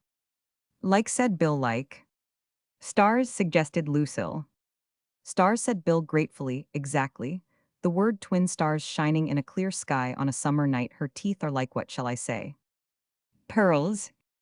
"Pearls, and her hair is a lovely brown like leaves in autumn. In fact," concluded Bill, slipping down from the heights with something of a jerk, "she's a corker, isn't she, Archie?" Archie opened his eyes. "Quite right, old top," he said. "It was the only thing to do." "What the devil are you talking about?" demanded Bill coldly. He had been suspicious all along of Archie's statement that he could listen better with his eyes shut. Oh, sorry, thinking of something else." "You were asleep." No, no, positively and distinctly, not frightfully interested, and rapt, and all that, only I didn't quite get what you said." "I said that Mabel was a corker." "Oh, absolutely, in every respect." Their Bill turned to Lucille triumphantly. "You hear that, and Archie has only seen her photograph. Wait till he sees her in the flesh." "My dear old chap," said Archie, shocked. "Ladies present, I mean to say what? I am afraid that father will be the one. You'll find it hard to convince." "Yes," admitted her brother gloomily. "Your Mabel sounds perfectly charming, but, well, you know what father is. It is a pity she sings in the chorus. She hasn't much of a voice," argued Bill in extenuation. All the same, Archie the conversation having reached a topic on which he considered himself one of the greatest living authoritisto, wit the unlovable disposition of his father-in-law addressed the meeting as one who has a right to be heard. Lucille's absolutely right old thing absolutely correcto your esteemed progenitor is a pretty tough nut. And it's no good trying to get away from it and I am sorry to have to say it old bird. But if you come bounding in with part of the personnel of the ensemble on your arm and try to dig a father's blessing out of him, he's extremely apt to stab you in the gizzard. I wish, said Bill, annoyed, you wouldn't talk as though Mabel were the ordinary kind of chorus girl. She's only on the stage because her mother's hard up, and she wants to educate her little brother. I say, said Archie, concerned, take my tip, old top, in chatting the matter over with the pater. Don't dwell too much on that aspect of the affair. I've been watching him closely. And it's about all he can stick having to support me, if you ring in a mother, and a little brother on him hell crack under the strain. Well, I've got to do something about it. Mabel will be over here in a week. Great Scott, you never told us that. Yes, she's going to be in the new Billington show, and naturally, she will expect to meet my family. I've told her all about you. Did you explain father to her? Asked Lucille. Well, I just said she mustn't mind him, as his bark was worse than his bite. Well, said Archie thoughtfully, he hasn't bitten me yet, so you may be right, but you've got to admit that he's a bit of a barker. Lucille considered. Really, Bill, I think your best plan would be to go straight to father and tell him the whole thing. You don't want him to hear about it in a roundabout way.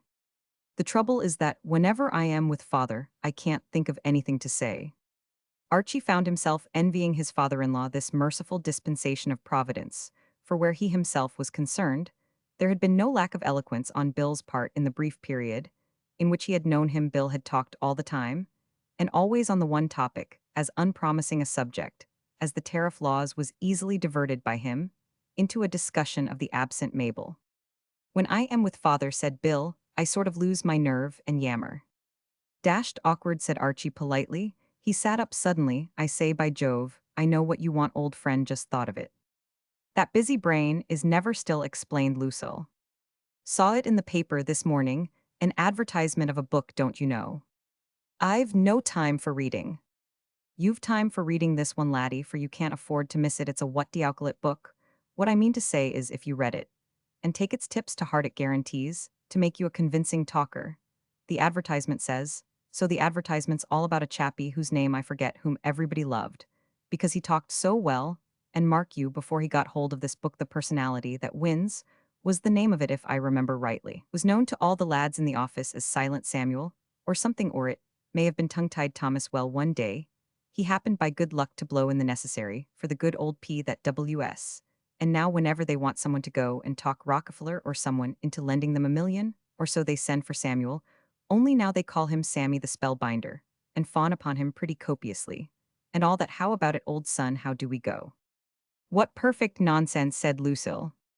I don't know, said Bill, plainly impressed. There might be something in it. Absolutely, said Archie, I remember it said talk convincingly. And no man will ever treat you with cold, unresponsive indifference. Well, cold, unresponsive indifference is just what you don't want the pater to treat you with, isn't it? Or is it? Or isn't it? What I mean, what? It sounds all right, said Bill. It is all right, said Archie. It's a scheme, ill go farther, it's an egg.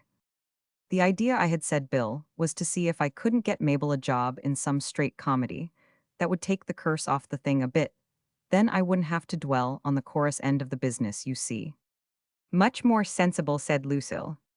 But what a deuce of a sweat, argued Archie. I mean to say, having to pop round and nose about, and all that. Aren't you willing to take a little trouble for your stricken brother-in-law worm? Said Lucille, severely. Oh, absolutely, my idea was to get this book, and coach the dear old chap, rehearse him. Don't you know he could bone up the early chapters a bit, and then drift round and try his convincing talk on me? It might be a good idea, said Bill reflectively. Well, I'll tell you what I am going to do, said Lucille. I am going to get Bill to introduce me to his Mabel. And if she's as nice as he says, she is, I'll go to father and talk convincingly to him. You're an ace, said Bill. Absolutely, agreed Archie cordially, my partner. What all the same, we ought to keep the book as a second string, you know. I mean to say, you are a young and delicately nurtured girl full of sensibility and shrinking what's its name. And all fattened you know what the jolly old pater is he might bark at you, and put you out of action in the first round well, then if anything like that happened, don't you see? We could unleash old Bill the trained silver-tongued expert, and let him have a shot personally I am all for the P that WS me too, said Bill. Lucille looked at her watch. Good gracious, it's nearly 1 o'clock. No, Archie heaved himself up from his chair. Well, it's a shame to break up this feast of reason and flow of soul. And all that, but if we don't leg it with some speed, we shall be late. We're lunching at the Nicholsons, explained Lucille to her brother. I wish you were coming too. Lunch Bill shook his head with a kind of tolerant scorn. Lunch means nothing to me these days. I've other things to think of besides food. He looked as spiritual as his rugged features would permit. I haven't written to her yet today. But dash it, old Scream, if she's going to be over here in a week, what's the good of writing the letter would cross her. I'm not mailing my letters to England, said Bill. I am keeping them for her to read when she arrives. My sainted aunt, said Archie. Devotion like this was something beyond his outlook. Chapter Roman 18, The Sausage Chappie. The personality that wins cost Archie $2 in cash, and a lot of embarrassment when he asked for it at the store to buy a treatise of that name, would automatically seem to argue that you haven't a winning personality already, and Archie was at some pains to explain to the girl behind the counter that he wanted it for a friend. The girl seemed more interested in his English accent than in his explanation, and Archie was uncomfortably aware, as he receded, that she was practicing it in an undertone for the benefit of her colleagues and fellow workers. However, what is a little discomfort, if endured in friendship's name? He was proceeding up Broadway after leaving the store when he encountered Reggie Van Tile, who was drifting along in somnambulistic fashion near 39th Street. Hello, Reggie, old thing, said Archie. Hello, said Reggie, a man of few words. I've just been buying a book for Bill Brewster, went on Archie. It appears that old Bill, what's the matter? He broke off his recital. Abruptly, a sort of spasm had passed across his companion's features. The hand holding Archie's arm had tightened convulsively. One would have said that Reginald had received a shock. It's nothing, said Reggie. I am all right now. I caught sight of that fellow's clothes rather suddenly. They shook me a bit. I am all right now, he said bravely. Archie, following his friend's gaze, understood Reggie Van Tile was never at his strongest in the morning, and he had a sensitive eye for clothes. He had been known to resign from clubs, because members exceeded the bounds in the matter of soft shirts with dinner jackets, and the short, thick-set man who was standing just in front of them, in attitude of restful immobility, was certainly no dandy. His best friend could not have called him dapper. Take him for all in all, and on the hoof, he might have been posing as a model for a sketch of what the well-dressed man should not wear. In costume, as in most other things, it is best to take a definite line and stick to it. This man had obviously vacillated. His neck was swathed in a green scarf. He wore an evening dress coat, and his lower limbs were draped in a pair of tweed trousers built for a larger man to the north. He was bounded by a straw hat to the south by brown shoes. Archie surveyed the man's back carefully. Bit thick, he said sympathetically. But of course, Broadway isn't Fifth Avenue. What I mean to say is Bohemian license. And what not, Broadway's crammed with deuced brainy devils who don't care how they look. Probably this bird is a mastermind of some species. All the same, man's no right to wear evening dress coat with tweed trousers. Absolutely not. I see what you mean. At this point, the sartorial offender turned. Seen from the front, he was even more unnerving. He appeared to possess no shirt, though this defect was offset by the fact that the tweed trousers fitted snugly under the arms. He was not a handsome man at his best. He could never have been that. And in the recent past, he had managed to acquire a scar that ran from the corner of his mouth halfway across his cheek. Even when his face was in repose, he had an odd expression.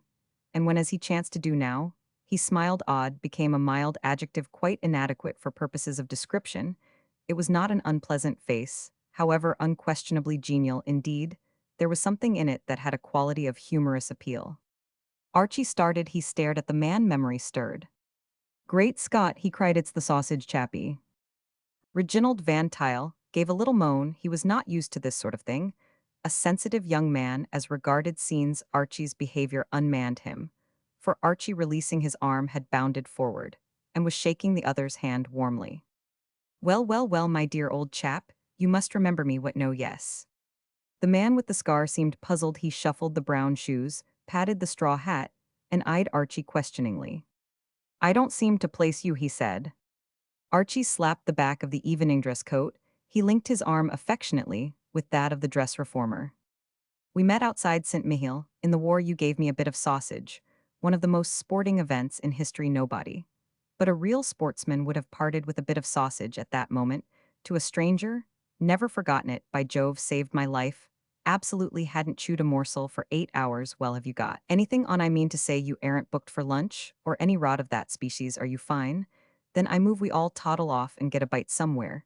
He squeezed the other's arm fondly. Fancy meeting you again like this. I've often wondered what became of you, but by Jove, I was forgetting. Dashed rude of me. My friend Mr. Van Tile.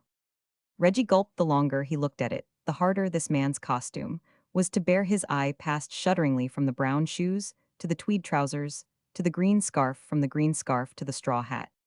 Sorry, he mumbled, just remembered important date late, already see you sometime. He melted away, a broken man. Archie was not sorry to see him go. Reggie was a good chap, but he would undoubtedly have been de trop at this reunion. I vote we go to the Cosmopolis, he said, steering his newly-found friend through the crowd. The browsing and sluicing isn't bad there. And I can sign the bill, which is no small consideration nowadays. The sausage chappie chuckled amusedly. I can't go to a place like the Cosmopolis looking like this. Archie was a little embarrassed. Oh, I don't know, don't you know, he said. Still, since you have brought the topic up, you did get the good old wardrobe. A bit mixed this morning. What I mean to say, you seem absent-mindedly, as it were to have got hold of samples from a good number of your various suitings. Suitings? How do you mean suitings? I haven't any suitings. Who do you think I am, Vincent, a store? All I have is what I stand up in. Archie was shocked. This tragedy touched him. He himself had never had any money in his life. But somehow he had always seemed to manage to have plenty of clothes. How this was he could not say. He had always had a vague sort of idea that tailors were kindly birds who never failed to have a pair of trousers or something up their sleeve to present to the deserving. There was the drawback, of course, that once they had given you things, they were apt to write you rather a lot of letters about it, but you soon managed to recognize their handwriting. And then it was a simple task to extract their communications from your morning mail and drop them in the waste paper basket. This was the first case he had encountered of a man who was really short of clothes. My dear old lad, he said briskly, this must be remedied. Oh, positively. This must be remedied at once, I suppose. My things wouldn't fit, well, I tell you what, well, wangle something from my father-in-law, old Brewster. You know, the fellow who runs the Cosmopolis. His'll fit, you like the paper on the wall, because he's a tubby little blighter too. What I mean to say is he's also one of those sturdy, square, fine-looking chappies, of about the middle height. By the way, where are you stopping these days? Nowhere just at present. I thought of taking one of those self-contained park benches. Are you broke? Am I? Archie was concerned. You ought to get a job. I ought, but somehow I don't seem able to. What did you do before the war? I've forgotten. Forgotten. Forgotten. How do you mean forgotten? You can't mean forgotten. Yes, it's quite gone. But I mean to say, you can't have forgotten a thing like that. Can't I? I've forgotten all sorts of things: where I was born, how old I am, whether I'm married or single, what my name is. Well, I am dashed, said Archie, staggered, but you remembered about giving me a bit of sausage outside St. Mihiel. No, I didn't. I'm taking your word for it. For all I know, you may be luring me into some den to rob me of my straw hat. I don't know you from Adam, but I like your conversation, especially the part about eating, and I am taking a chance. Archie was concerned. Listen, old bean, make an effort. You must remember that sausage episode. It was just outside St. Mihiel about 5 in the evening. Your little lot were lying next to my little lot, and we happened to meet. And I said, what ho, and you said, halloa. And I said, what ho, and you said, have a bit of sausage. And I said, what ho, what ho, what ho. The dialogue seems to have been darned sparkling, but I don't remember it. It must have been after that I stopped one. I don't seem quite to have caught up with myself since I got hit. Oh, that's how you got that scar. No, I got that jumping through a plate glass window in London on Armistice night. What on earth did you do that for? Oh, I don't know, it seemed a good idea at the time. But if you can remember a thing like that, why can't you remember your name? I remember everything that happened after I came out of hospital. It's the part before that's gone. Archie patted him on the shoulder. I know just what you want. You need a bit of quiet and repose to think things over and so forth. You mustn't go sleeping on park benches, want do at all. Not a bit like it. You must shift to the Cosmopolis. It isn't half a bad spot, the old Cosmop. I didn't like it much the first night I was there, because there was a dashed tap that went drip drip drip all night and kept me awake, but the place has its points. Is the Cosmopolis giving free board and lodging these days? Rather that'll be all right. Well, this is the spot. Well, start by trickling up to the old boy's suite. And looking over his reach me downs, I know the waiter on his floor, a very sound chappy hell, let us in with his passkey. And so it came about that Mr. Daniel Brewster, returning to his suite in the middle of lunch, in order to find a paper dealing with the subject he was discussing with his guest, the architect of his new hotel, was aware of a murmur of voices behind the closed door of his bedroom. Recognizing the accents of his son-in-law, he breathed an oath and charged, and he objected to Archie wandering at large about his suite. The sight that met his eyes when he opened the door did nothing to soothe him. The floor was a sea of clothes. There were coats on the chairs, trousers on the bed, shirts on the bookshelf. And in the middle of his welter stood Archie with a man who, to Mr. Brewster's heated eye, looked like a tramp comedian out of a burlesque show. Great Godfrey! Ejaculated Mr. Brewster. Archie looked up with a friendly smile. Oh, hello, helloa, he said affably. We were just glancing through your spare scenery to see if we couldn't find something for my pal here. This is Mr. Brewster, my father-in-law, old man. Archie scanned his relative's twisted features. Something in his expression seemed not altogether encouraging. He decided that the negotiations had better be conducted in private. One moment, old lad, he said to his new friend. I just want to have a little talk with my father-in-law in the other room, just a little friendly business chat. You stay here. In the other room, Mr. Brewster turned on Archie like a wounded lion of the desert. What the? Archie secured one of his coat buttons and began to massage it affectionately. Ought to have explained, said Archie, only didn't want to interrupt your lunch. The sportsman on the horizon is a dear old pal of mine. Mr. Brewster wrenched himself free. What the devil do you mean, you worm, by bringing tramps into my bedroom and messing about with my clothes? That's just what I'm trying to explain. If y'all only listen, this bird is a bird I met in France during the war. He gave me a bit of sausage outside Saint-Mihiel. Damn you and him and the sausage. Absolutely, but listen, he can't remember who he is, or where he was born, or what his name is. And he's broke, so dash it, I must look after him. You see, he gave me a bit of sausage. Mr. Brewster's frenzy gave way to an ominous calm. I'll give him 2 seconds to clear out of here. If he isn't gone by, then I'll have him thrown out. Archie was shocked. You don't mean that? I do mean that. But where is he to go? Outside. But you don't understand, this chappie has lost his memory. Because he was wounded in the war. Keep that fact firmly fixed in the old bean. He fought for you, fought and bled for you, bled profusely, by Jove. And he saved my life. If I'd got nothing else against him, that would be enough. But you can't sling a chappie out into the cold hard world who bled in gallons to make the world safe for the Hotel Cosmopolis. Mr. Brewster looked ostentatiously at his watch. 2 seconds, he said. There was a silence. Archie appeared to be thinking. Righto, he said at last. No need to get the wind up. I know where he can go. It's just occurred to me. I'll put him up at my little shop. The purple ebbed from Mr. Brewster's face. Such was his emotion that he had forgotten that infernal shop. He sat down. There was more silence. Oh gosh, said Mr. Brewster. I knew you would be reasonable about it, said Archie, approvingly. Now honestly, as man to man, how do we go? What do you want me to do? Growled Mr. Brewster. I thought you might put the chappie up for a while and give him a chance to look round and nose about a bit. I absolutely refuse to give any more loafers free board and lodging. Any more? Well, he would be the second, wouldn't he? Archie looked pained. It's true, he said, that when I first came here I was temporarily resting, so to speak, but didn't I go right out and grab the managership of your new hotel positively? I will not adopt this tramp. Well, find him a job then. What sort of a job?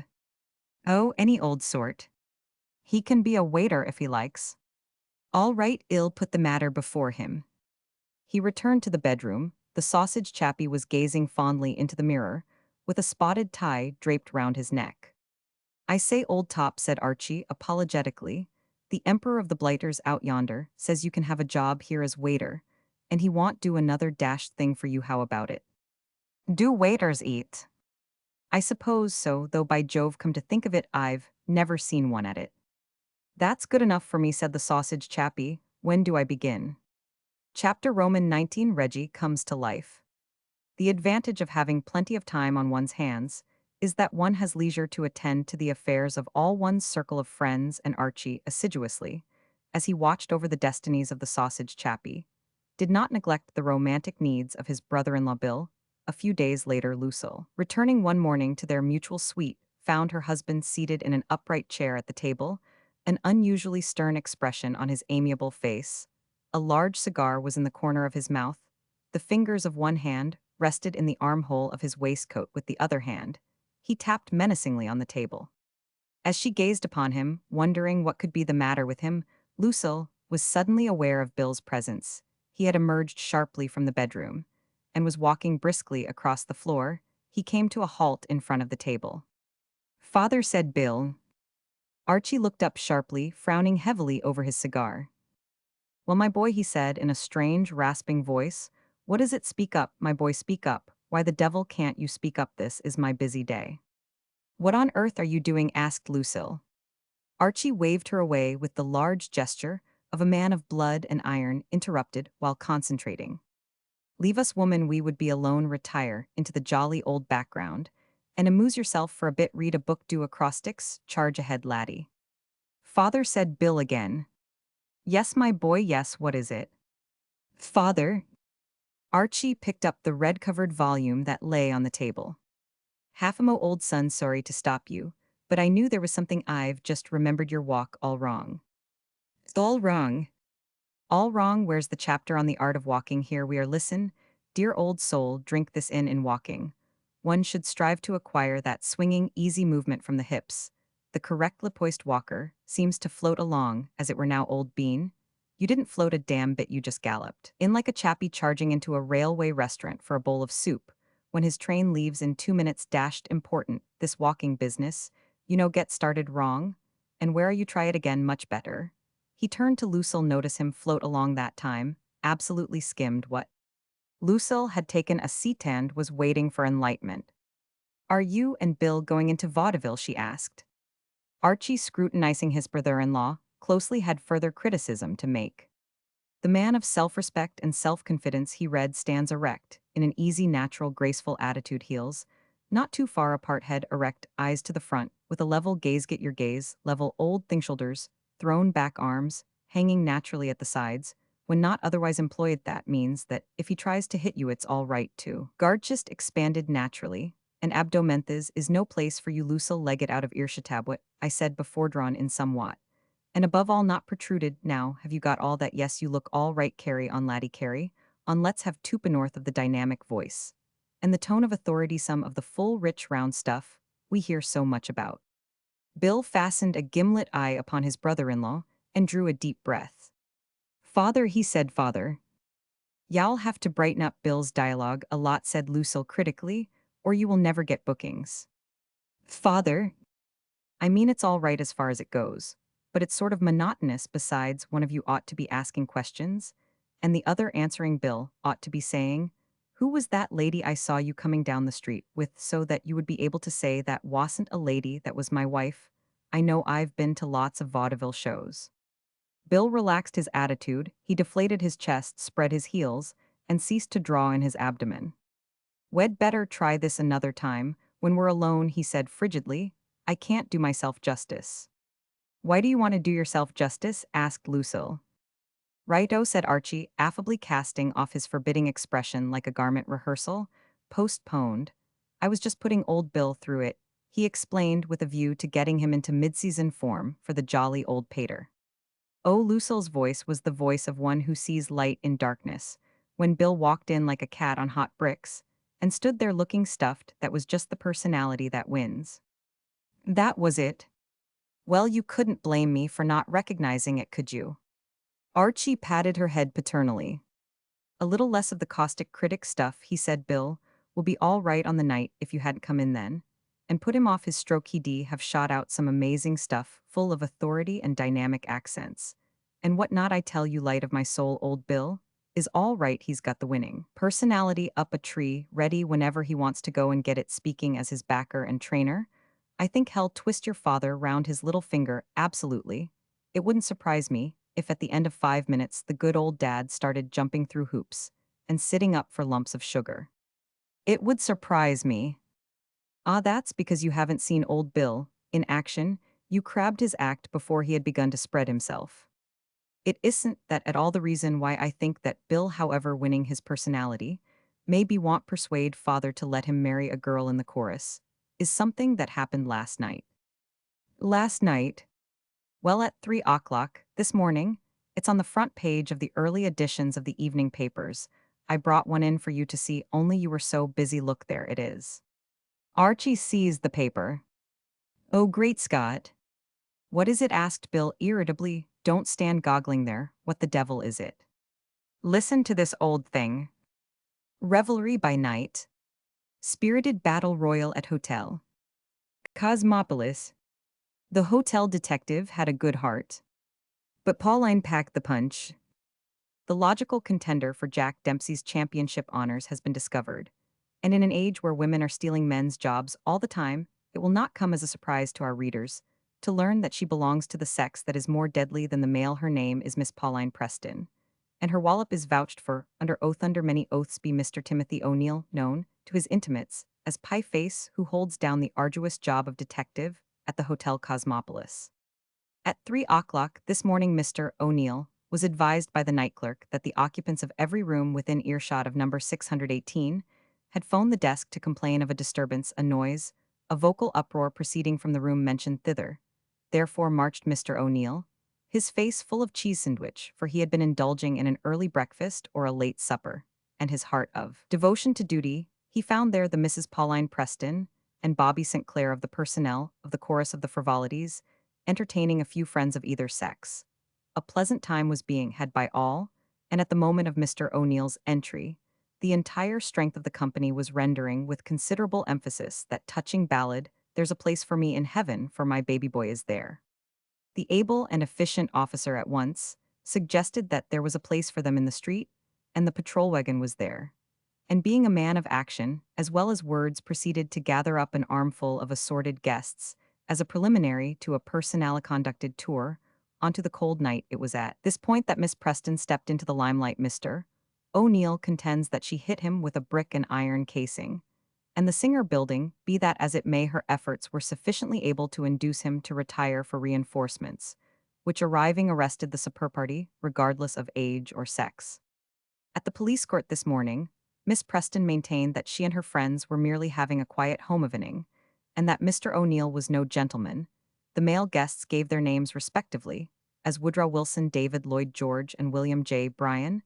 These, however, are believed to be incorrect, but the moral is, if you want excitement rather than sleep, stay at the Hotel Cosmopolis. Bill may have quaked inwardly as he listened to this epic, but outwardly he was unmoved. Well, he said, what about it? What about it? Said Lucille. What about it? Said Archie. Why, my dear old friend, it simply means that all the time we've been putting in making your personality winning has been chucked away, absolutely, a dead loss. We might just as well have read a manual on how to knit sweaters. I don't see it, maintained Bill stoutly.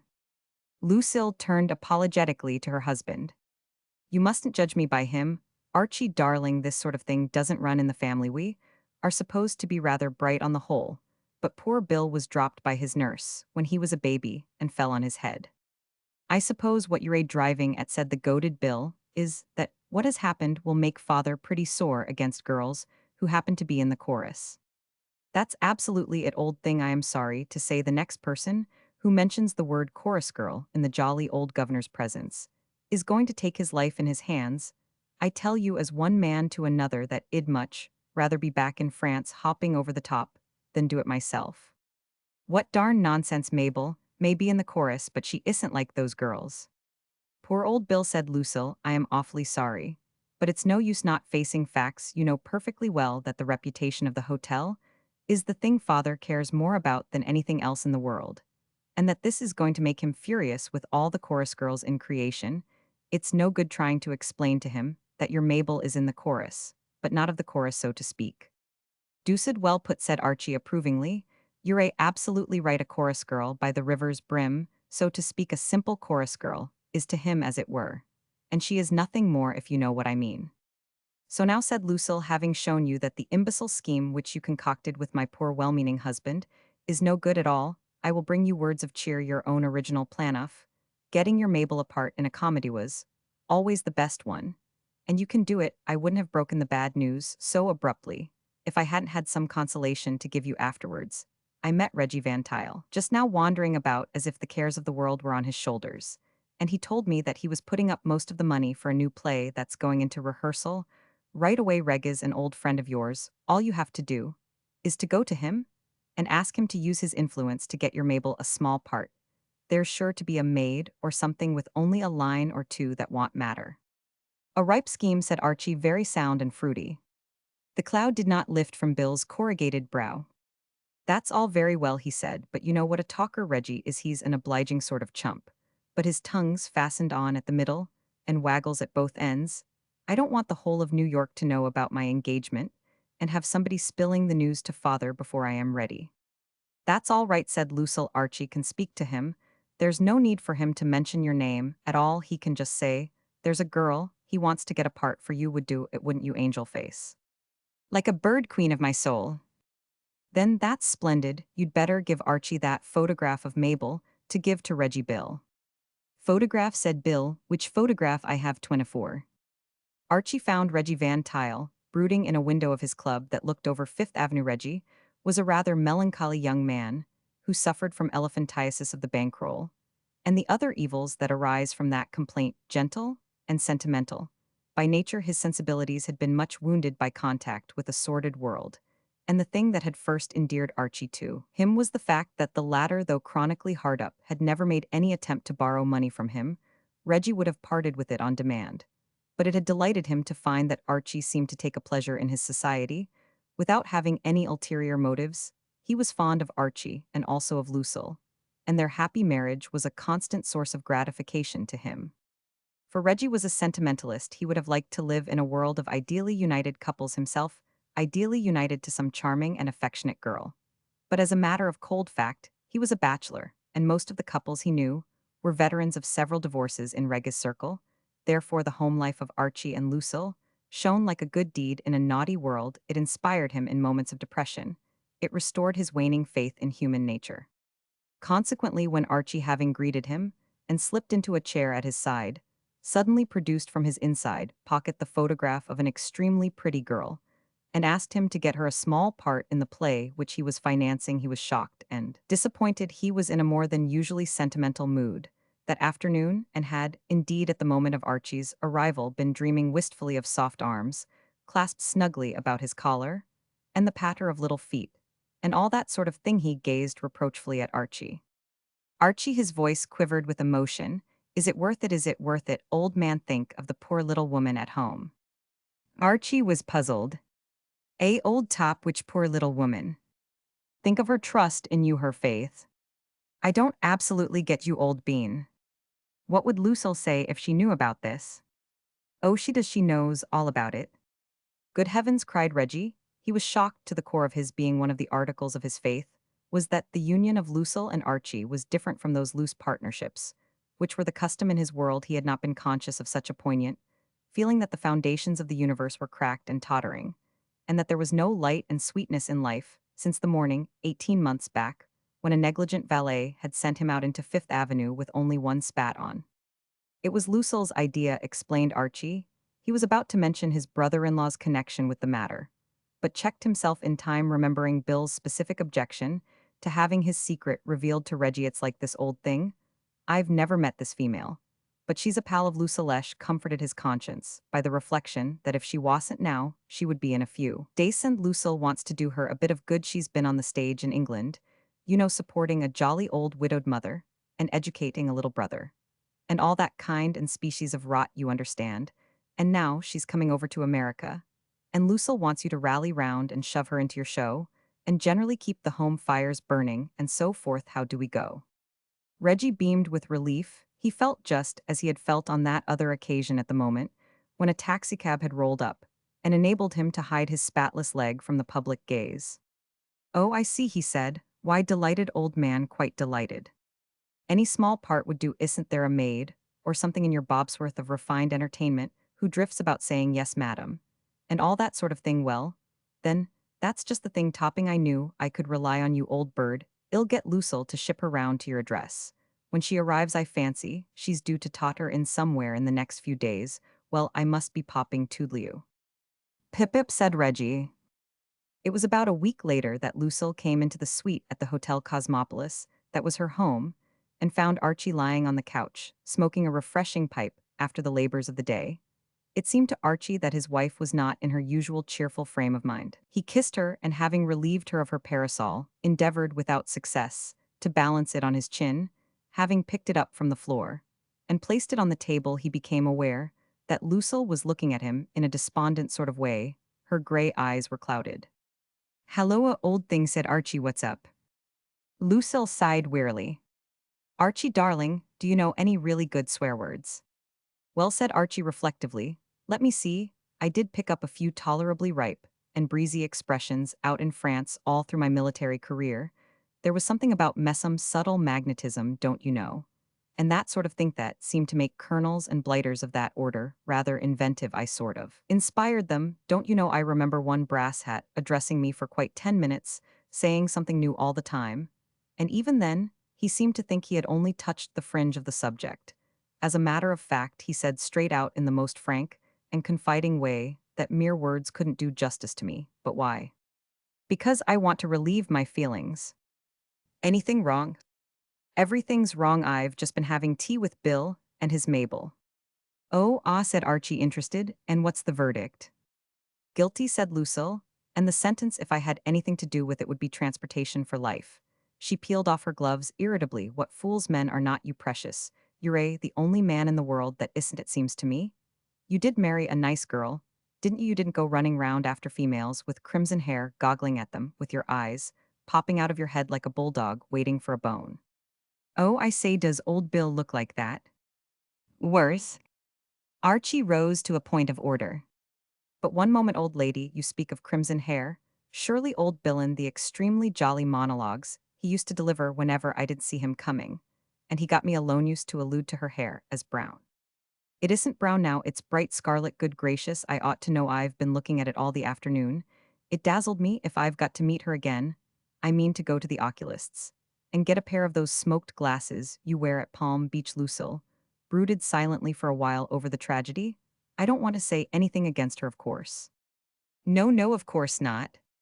But of all the awful second-rate girls I ever met, she's the worst. She has vermilion hair and an imitation Oxford manner.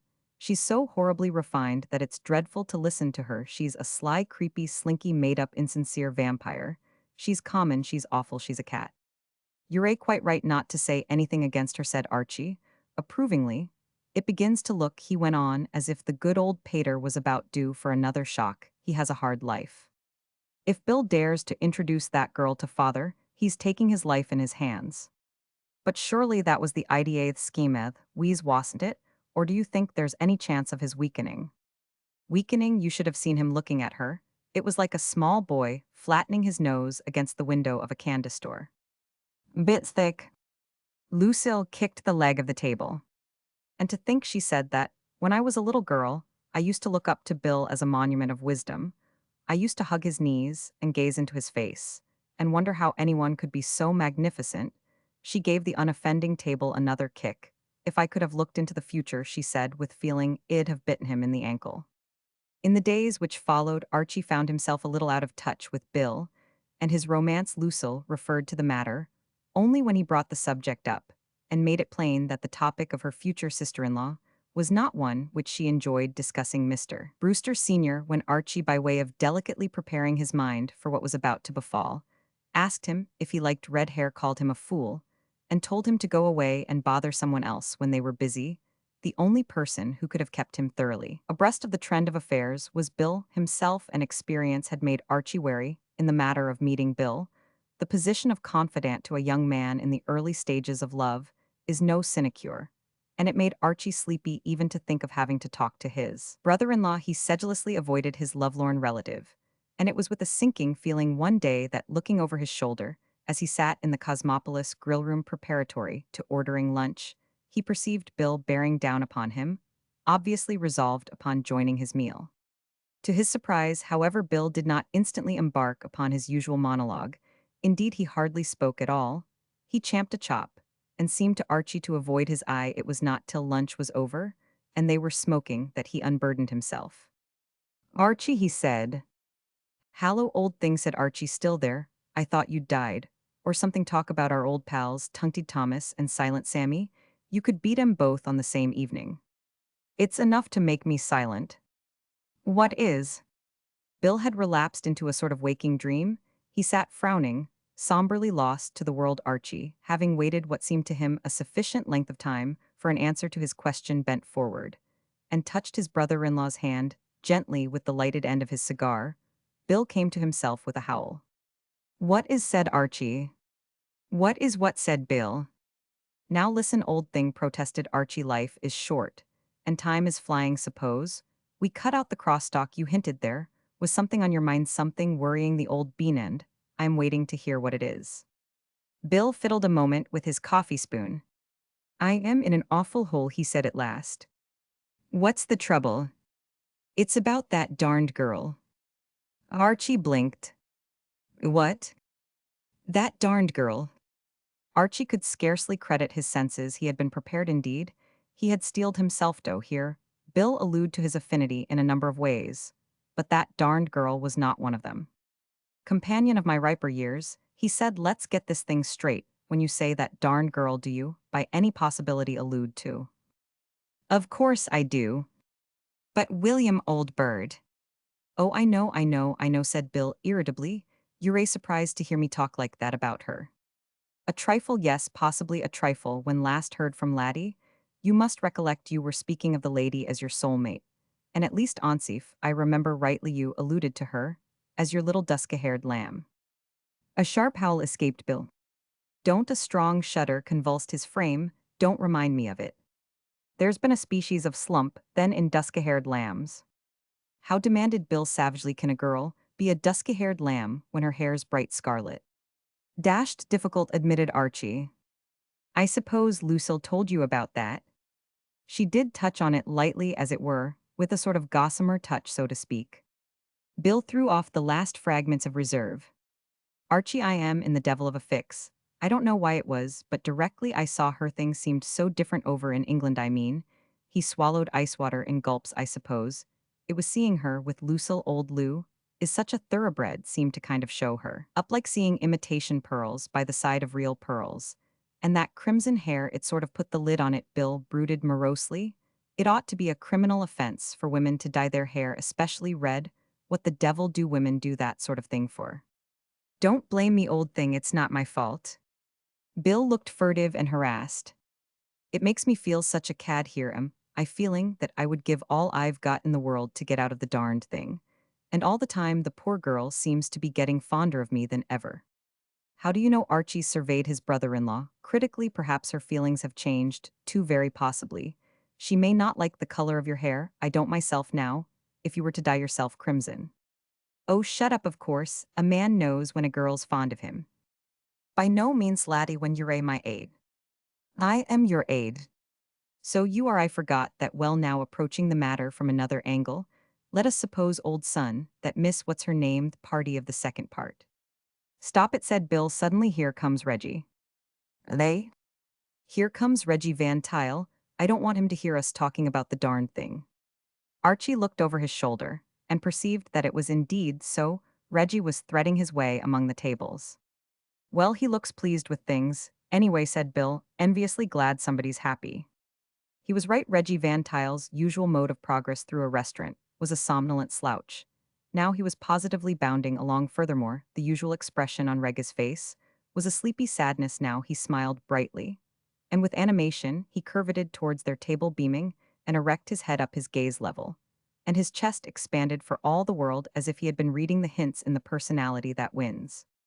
Archie was puzzled. Something had plainly happened to Reggie, but what it was idle to suppose that somebody had left him money, for he had been left practically all the money, there was a matter of 10 years before. "Hallo, old bean," he said, as the newcomer, radiating goodwill and bonhomie, arrived at the table, and hung over it like a noonday sun. "We've finished. But rally round, and well watch you eat. Dashed interesting watching old Reggie eat. Why go to the zoo?" Reggie shook his head. "Sorry, old man, can't, just on my way to the Ritz, stepped in, because I thought you might be here. I wanted you to be the first to hear the news." "News? I am the happiest man alive." "You look it, darn you," growled Bill, on whose mood of gray gloom this human sunbeam was jarring heavily. "I am engaged to be married." "Congratulations, old egg." Archie shook his hand cordially. "It don't you know, as an old married man, I like to see you young fellows settling down." "I don't know how to thank you enough, Archie, old man," said Reggie fervently. "Thank me. It was through you that I met her. Don't you remember the girl you sent to me? You wanted me to get her a small part." He stopped, puzzled. Archie had uttered a sound that was half gasp and half gurgle, but it was swallowed up in the extraordinary noise from the other side of the table. Bill Brewster was leaning forward with bulging eyes and soaring eyebrows.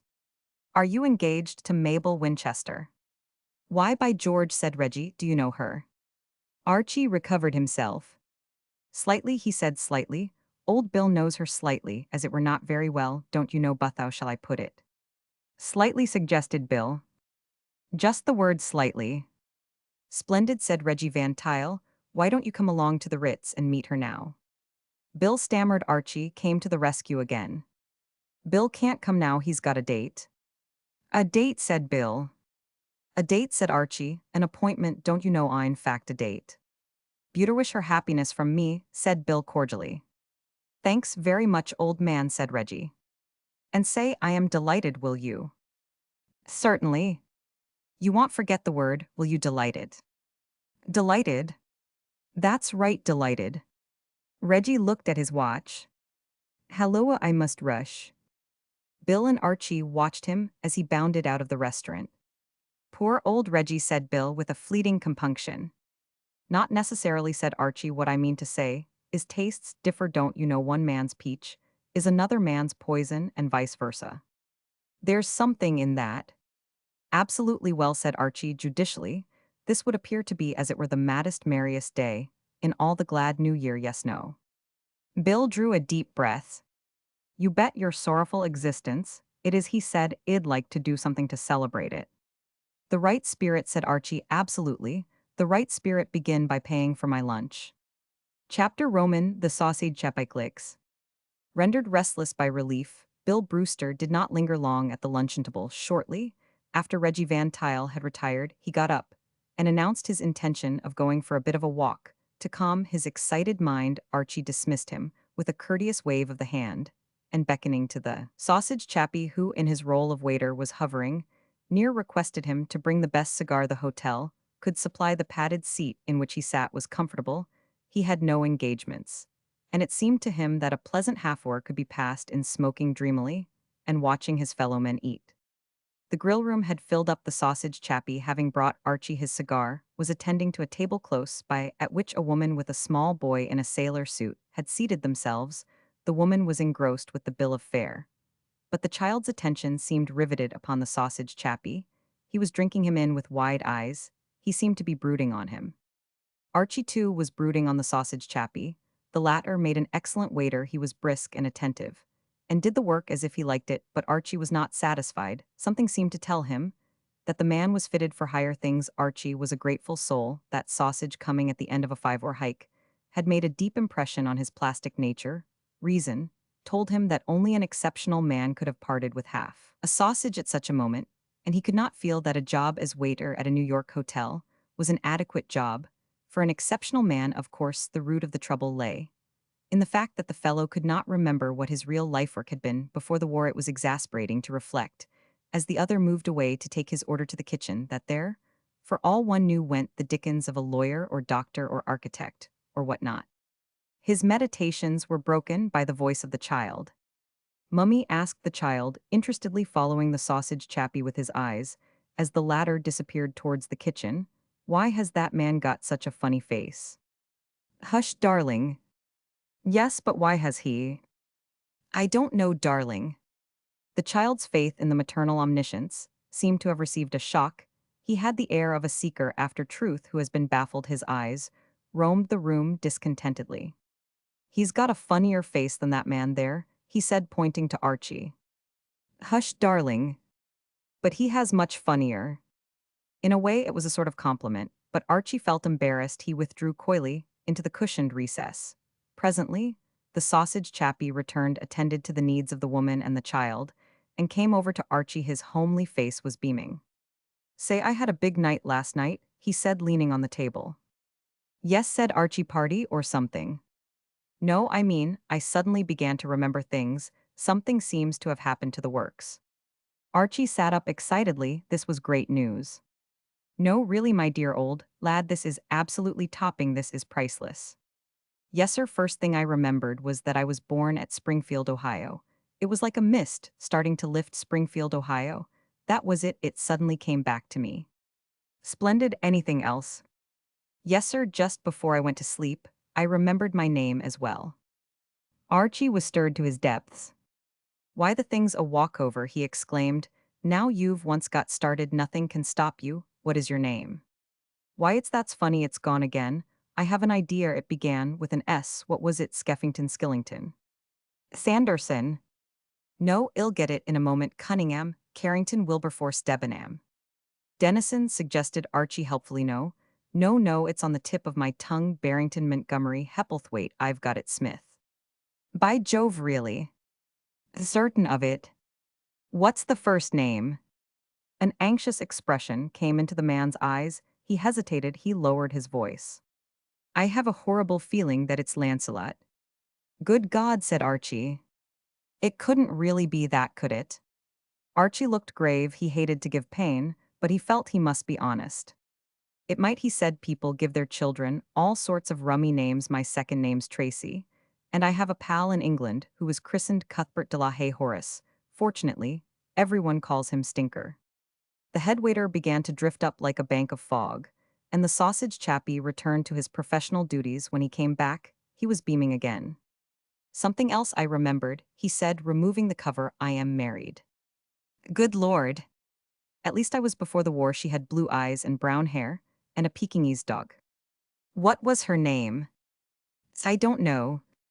Well, you're coming on, said Archie. Ill admit that you've still got a bit of a way to go before you become like one of those blighters who take the memory training courses in the magazine advertisements. I mean to say, you know, the lads who meet a fellow once for 5 minutes and then come across him again 10 years later and grasp him by the hand and say, surely this is Mr. Watkins of Seattle. Still, you're doing fine.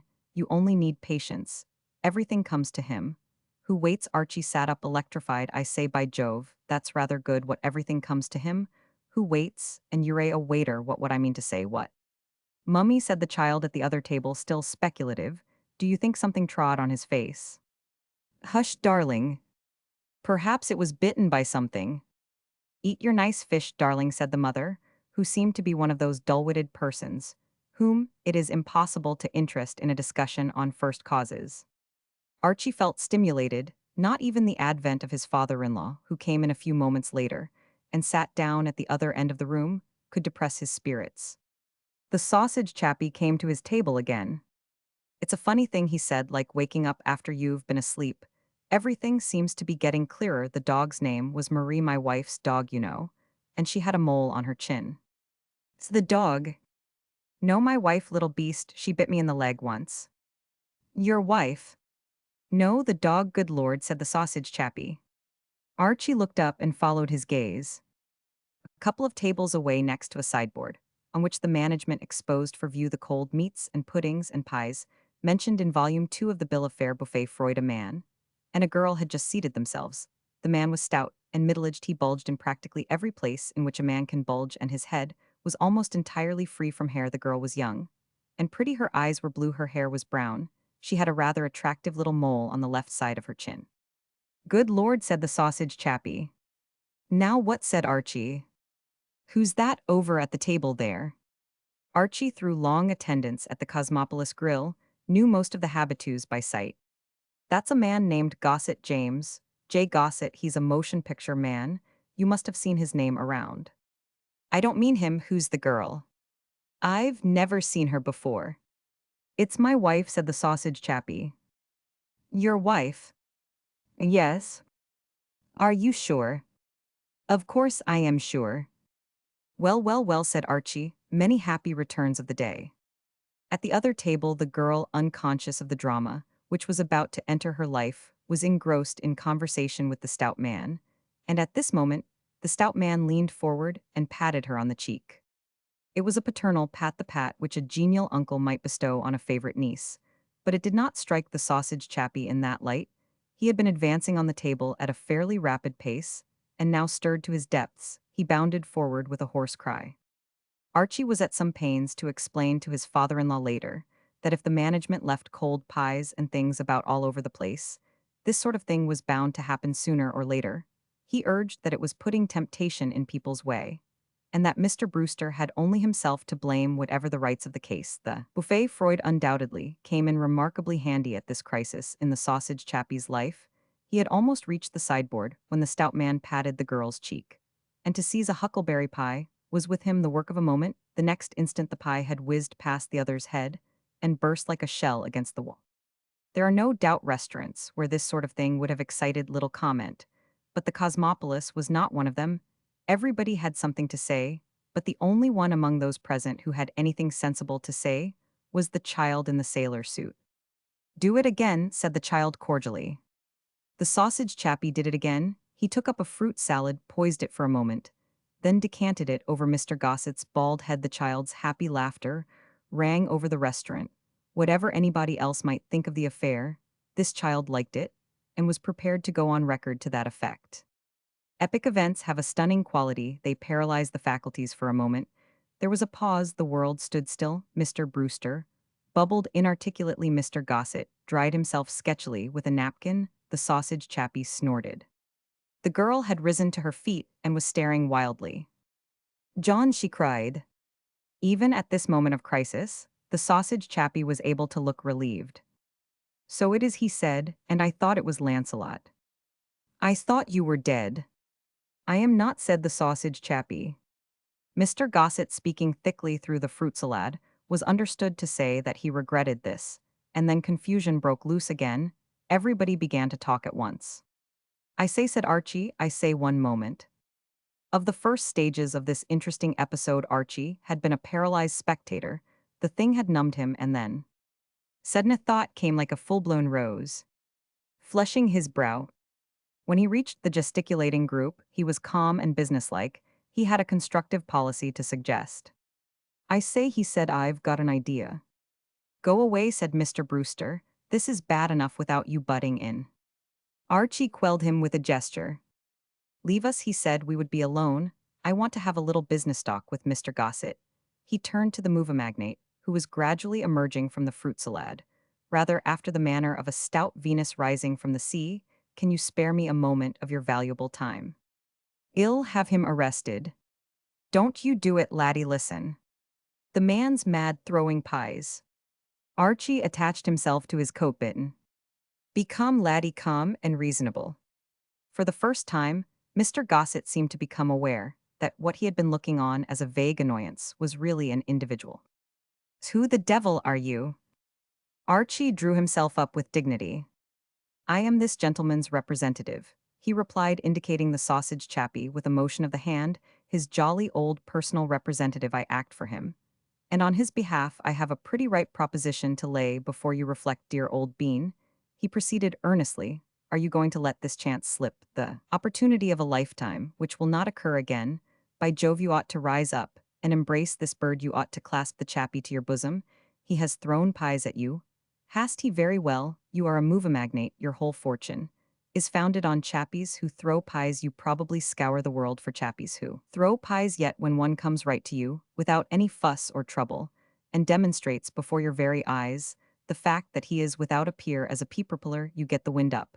And talk about having him arrested. Consider, there's a bit of cherry just behind your left ear. Be sensible, why let your personal feeling stand in the way of doing yourself a bit of good? Give this chappie a job, and give it him quick, or we go elsewhere. Did you ever see Fatty Arbuckle handle pastry with a surer touch? Has Charlie Chaplin got this fellow's speed and control absolutely? Not I tell you old friend Uray in danger of throwing away a good thing. He paused the sausage chappie beamed. I've always wanted to go into the movies. He said I was an actor before the war just remembered. Mr. Brewster attempted to speak Archie waved him down. How many times have I got to tell you not to butt and he said severely. Mr. Gossett's militant demeanor had become a trifle modified during Archie's harangue. First and foremost, a man of business, Mr. Gossett was not insensible to the arguments which had been put forward. He brushed a slice of orange from the back of his neck and mused a while. How do I know this fellow would screen well, he said at length. Screen well, cried Archie, of course hell screen well, look at his face. I ask you the map, I call your attention to it. He turned apologetically to the sausage chappie, awfully sorry old lad for dwelling on this. But it's business, you know. He turned to Mr. Gossett. Did you ever see a face like that? Of course not. Why should I, as this gentleman's personal representative, let a face like that go to waste? There's a fortune in it, by Jove. I'll give you 2 minutes to think the thing over. And if you don't talk business then, I'll jolly well take my man straight round to Mac Sennett or someone. We don't have to ask for jobs, we consider offers. There was a silence, and then the clear voice of the child in the sailor suit made itself heard again. Mummy? Yes, darling. Is the man with the funny face going to throw any more pies? No, darling. The child uttered a scream of disappointed fury. I want the funny man to throw some more pies. I want the funny man to throw some more pies. A look almost of awe came into Mr. Gossett's face. He had heard the voice of the public. He had felt the beating of the public's pulse. Out of the mouths of babes and sucklings, he said, picking a piece of banana off his right eyebrow, out of the mouths of babes and sucklings, come round to my office. Chapter Roman 21, The Growing Boy. The lobby of the Cosmopolis Hotel was a favorite stamping ground of Mr. Daniel Brewster. Its proprietor, he liked to wander about there, keeping a paternal eye on things, rather in the manner of the jolly innkeeper hereinafter, to be referred to as mine host of the old-fashioned novel customers, who hurrying in to dinner tripped over Mr. Brewster were apt to mistake him for the hotel detective. For his eye was keen, and his aspect a trifle austere, but nevertheless, he was being as jolly an innkeeper, as he knew how his presence in the lobby supplied a personal touch to the Cosmopolis, which other New York hotels lacked, and it undeniably made the girl at the bookstall extraordinarily civil to her clients, which was all to the good. Most of the time, Mr. Brewster stood in one spot and just looked thoughtful, but now and again, he would wander to the marble slab behind which he kept the desk clerk, and run his eye over the register to see who had booked rooms, like a child examining the stocking on Christmas morning to ascertain what Santa Claus had brought him. As a rule, Mr. Brewster concluded this performance by shoving the book back across the marble slab and resuming his meditations, but one night a week or two after the sausage chappie's sudden restoration to the normal, he varied this procedure by starting, rather violently turning purple, and uttering an exclamation which was manifestly an exclamation of chagrin. He turned abruptly and cannoned into Archie, who, in company with Lucille, happened to be crossing the lobby at the moment on his way to dine in their suite. Mr. Brewster apologized gruffly, then recognizing his victim, seemed to regret having done so. Oh, it's you, why can't you look where you're going, he demanded. He had suffered much from his son-in-law. Frightfully sorry, said Archie, amiably, never thought you were going to foxtrot backwards, all over the fair. You mustn't bully Archie, said Lucille, severely attaching herself to her father's back hair, and giving it a punitive tug, because he's an angel and I love him, and you must learn to love him too. Give you lessons at a reasonable rate, murmured Archie. Mr. Brewster regarded his young relative with a lowering eye. What's the matter, father darling, asked Lucille. You seem upset. I'm upset, Mr. Brewster snorted. Some people have got a nerve. He glowered forbiddingly at an inoffensive young man in a light overcoat who had just entered, and the young man, though his conscience was quite clear, and Mr. Brewster, an entire stranger to him, stopped dead, blushed, and went out again to dine elsewhere. Some people have got the nerve of an army mule. Why, what's happened? Those darned McCalls have registered here. No? Bit beyond me this, said Archie, insinuating himself into the conversation. Deep waters, and what not? Who are the McCalls? Some people father dislikes, said Lucille, and they've chosen his hotel to stop at. But father dear, you must mind it's really a compliment they've come. because they know it's the best hotel in New York. Absolutely, said Archie, good accommodation for man. And beast all the comforts of home, look on the bright side, old bean. No good getting the wind up, cheerio, old companion. Don't call me old companion. Say what, oh righto. Lucille steered her husband out of the danger zone, and they entered the lift. Poor father, she said as they went to their suite, it's a shame, they must have done it to annoy him.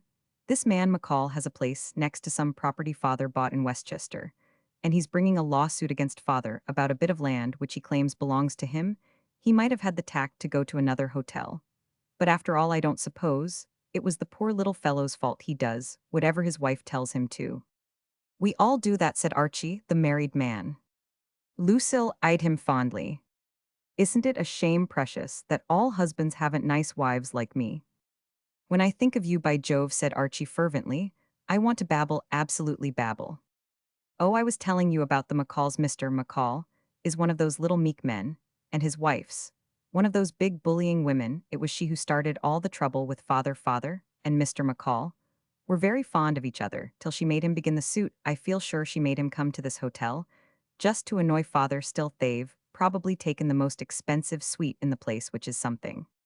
Archie was at the telephone. His mood was now one of quiet peace of all the happenings which went to make up existence in New York. He liked best the cozy tete-a-tete dinners with Lucille in their suite, which, owing to their engagements for Lucille, was a popular girl, with many friends, occurred all too seldom. Touching now the question of browsing and sluicing, he said, be getting them to send along a waiter. Oh, good gracious. What's the matter?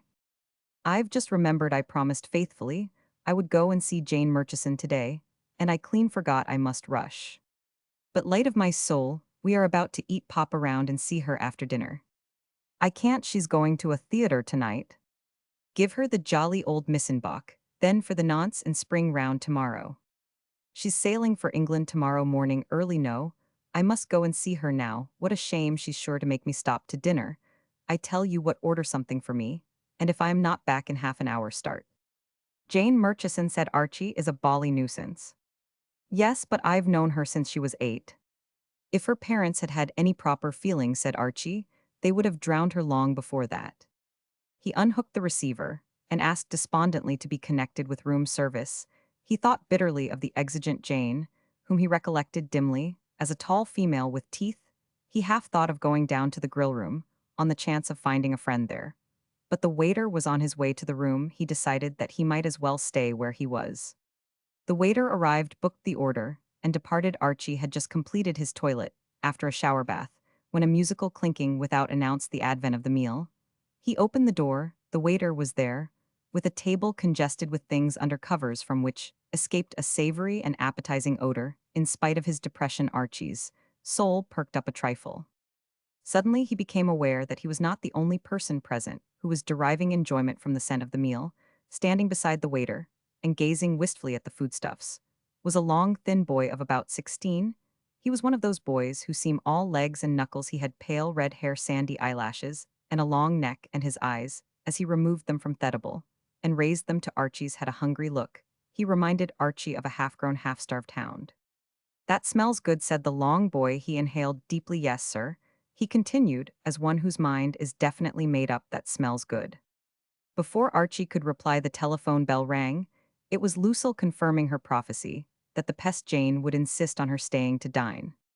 Jane, said Archie into the telephone, is a pot of poison. The waiter is here, now setting out a rich banquet, and I shall have to eat 2 of everything by myself. He hung up the receiver and, turning, met the pale eye of the long boy who had propped himself up in the doorway. Were you expecting somebody to dinner? Asked the boy. Why, yes, old friend, I was. I wish. Yes. Oh, nothing. The waiter left the long boy, hitched his back more firmly against the doorpost, and returned to his original theme. That surely does smell good. He basked a moment in the aroma. Yes, sir, I'll tell the world it does. Archie was not an abnormally rapid thinker, but he began at this point to get a clearly defined impression that this lad, if invited, would waive the formalities and consent to join his meal. Indeed, the idea Archie got was that if he were not invited pretty soon, he would invite himself. Yes, he agreed, it doesn't smell bad, what? It smells good, said the boy. Oh, doesn't it wake me up in the night? And ask me if it doesn't. Poulet en casserole, said Archie. Golly, said the boy reverently. There was a pause. The situation began to seem to Archie a trifle difficult. He wanted to start his meal, but it began to appear that he must either do so under the penetrating gaze of his new friend, or else eject the latter forcibly. The boy showed no signs of ever wanting to leave the doorway. You've dined, I suppose, what said Archie. I never dine. What? Not really dine, I mean. I only get vegetables and nuts and things. Dieting? Mother is. I don't absolutely catch the drift, old bean, said Archie. The boy sniffed with half-closed eyes as a wave of perfume from the poulet en casserole floated past him. He seemed to be anxious to intercept as much of it as possible before it got through the door. Mother's a food reformer, he vouchsafed. She lectures on it. She makes Pop and me live on vegetables and nuts and things. Archie was shocked. It was like listening to a tale from the abyss. My dear old chap, you must suffer agonis absolute shooting pains. He had no hesitation, now common humanity, pointed out his course. Would you care to join me in a bite now? Would I? The boy smiled a wan smile. Would I just stop me on the street and ask me? Come on in then, said Archie, rightly taking this peculiar phrase for a formal acceptance, and close the door. The fatted calf is getting cold. Archie was not a man with a wide visiting list among people with families, and it was so long since he had seen a growing boy in action at the table that he had forgotten what 16 is capable of doing with a knife and fork. When it really squares its elbows, takes a deep breath, and gets going, the spectacle which he witnessed was consequently at first a little unnerving. The long boy's idea of trifling with a meal appeared to be to swallow it whole and reach out for more. He ate like a starving Eskimo. Archie, in the time he had spent in the trenches making the world safe for the working man to strike in, had occasionally been quite peckish. But he sat dazed before this majestic hunger. This was real eating. There was little conversation. The growing boy evidently did not believe in table talk. When he could use his mouth for more practical purposes, it was not until the final roll had been devoured to its last crumb that the guest found leisure to address his host. Then he leaned back with a contented sigh. Mother said the human python says you ought to chew every mouthful 33 times. Yes, sir, 33 times, he sighed again. I haven't ever had a meal like that. All right, was it what? Was it call me up on the phone and ask me? Yes, sir, mother's tipped off these darned waiters not to serve me anything but vegetables and nuts and things, darn it. The mater seems to have drastic ideas about the good old feed bag. What? I'll say she has. Pop hates it as much as me, but he's scared to kick. Mother says vegetables contain all the proteins you want. Mother says if you eat meat your blood pressure goes all bluey. Do you think it does? Mine seems pretty well in the pink.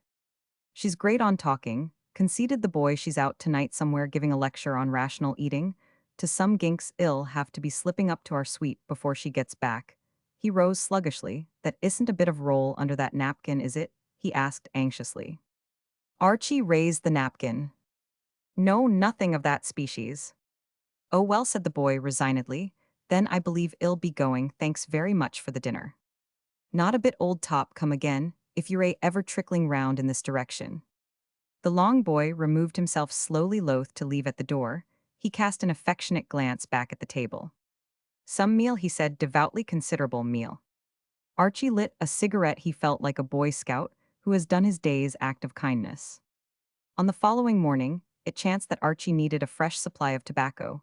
It was his custom, when this happened, to repair to a small shop on 6th Avenue, which he had discovered accidentally in the course of his rambles about the great city. His relations with J&O Blake, the proprietor, were friendly and intimate the discovery that Mr. Blake was English, and had indeed, until a few years back, maintained an establishment only a dozen doors or so from Archie's London club had served as a bond. Today he found Mr. Blake in a depressed mood. The tobacconist was a hearty, red-faced man who looked like an English sporting publican, the kind of man who wears a fawn-colored topcoat and drives to the Derby in a dog-cart. And usually there seemed to be nothing on his mind except the vagaries of the weather, concerning which he was a great conversationalist. But now moodiness had claimed him for its own. After a short and melancholy good morning, he turned to the task of measuring out the tobacco in silence. Archie's sympathetic nature was perturbed. What's the matter, laddie? He inquired. You would seem to be feeling a bit of an onion this bright morning. What yes no, I can see it with the naked eye. Mr. Blake grunted sorrowfully. I've had a knock, Mr. Moffim. Tell me all, friend of my youth.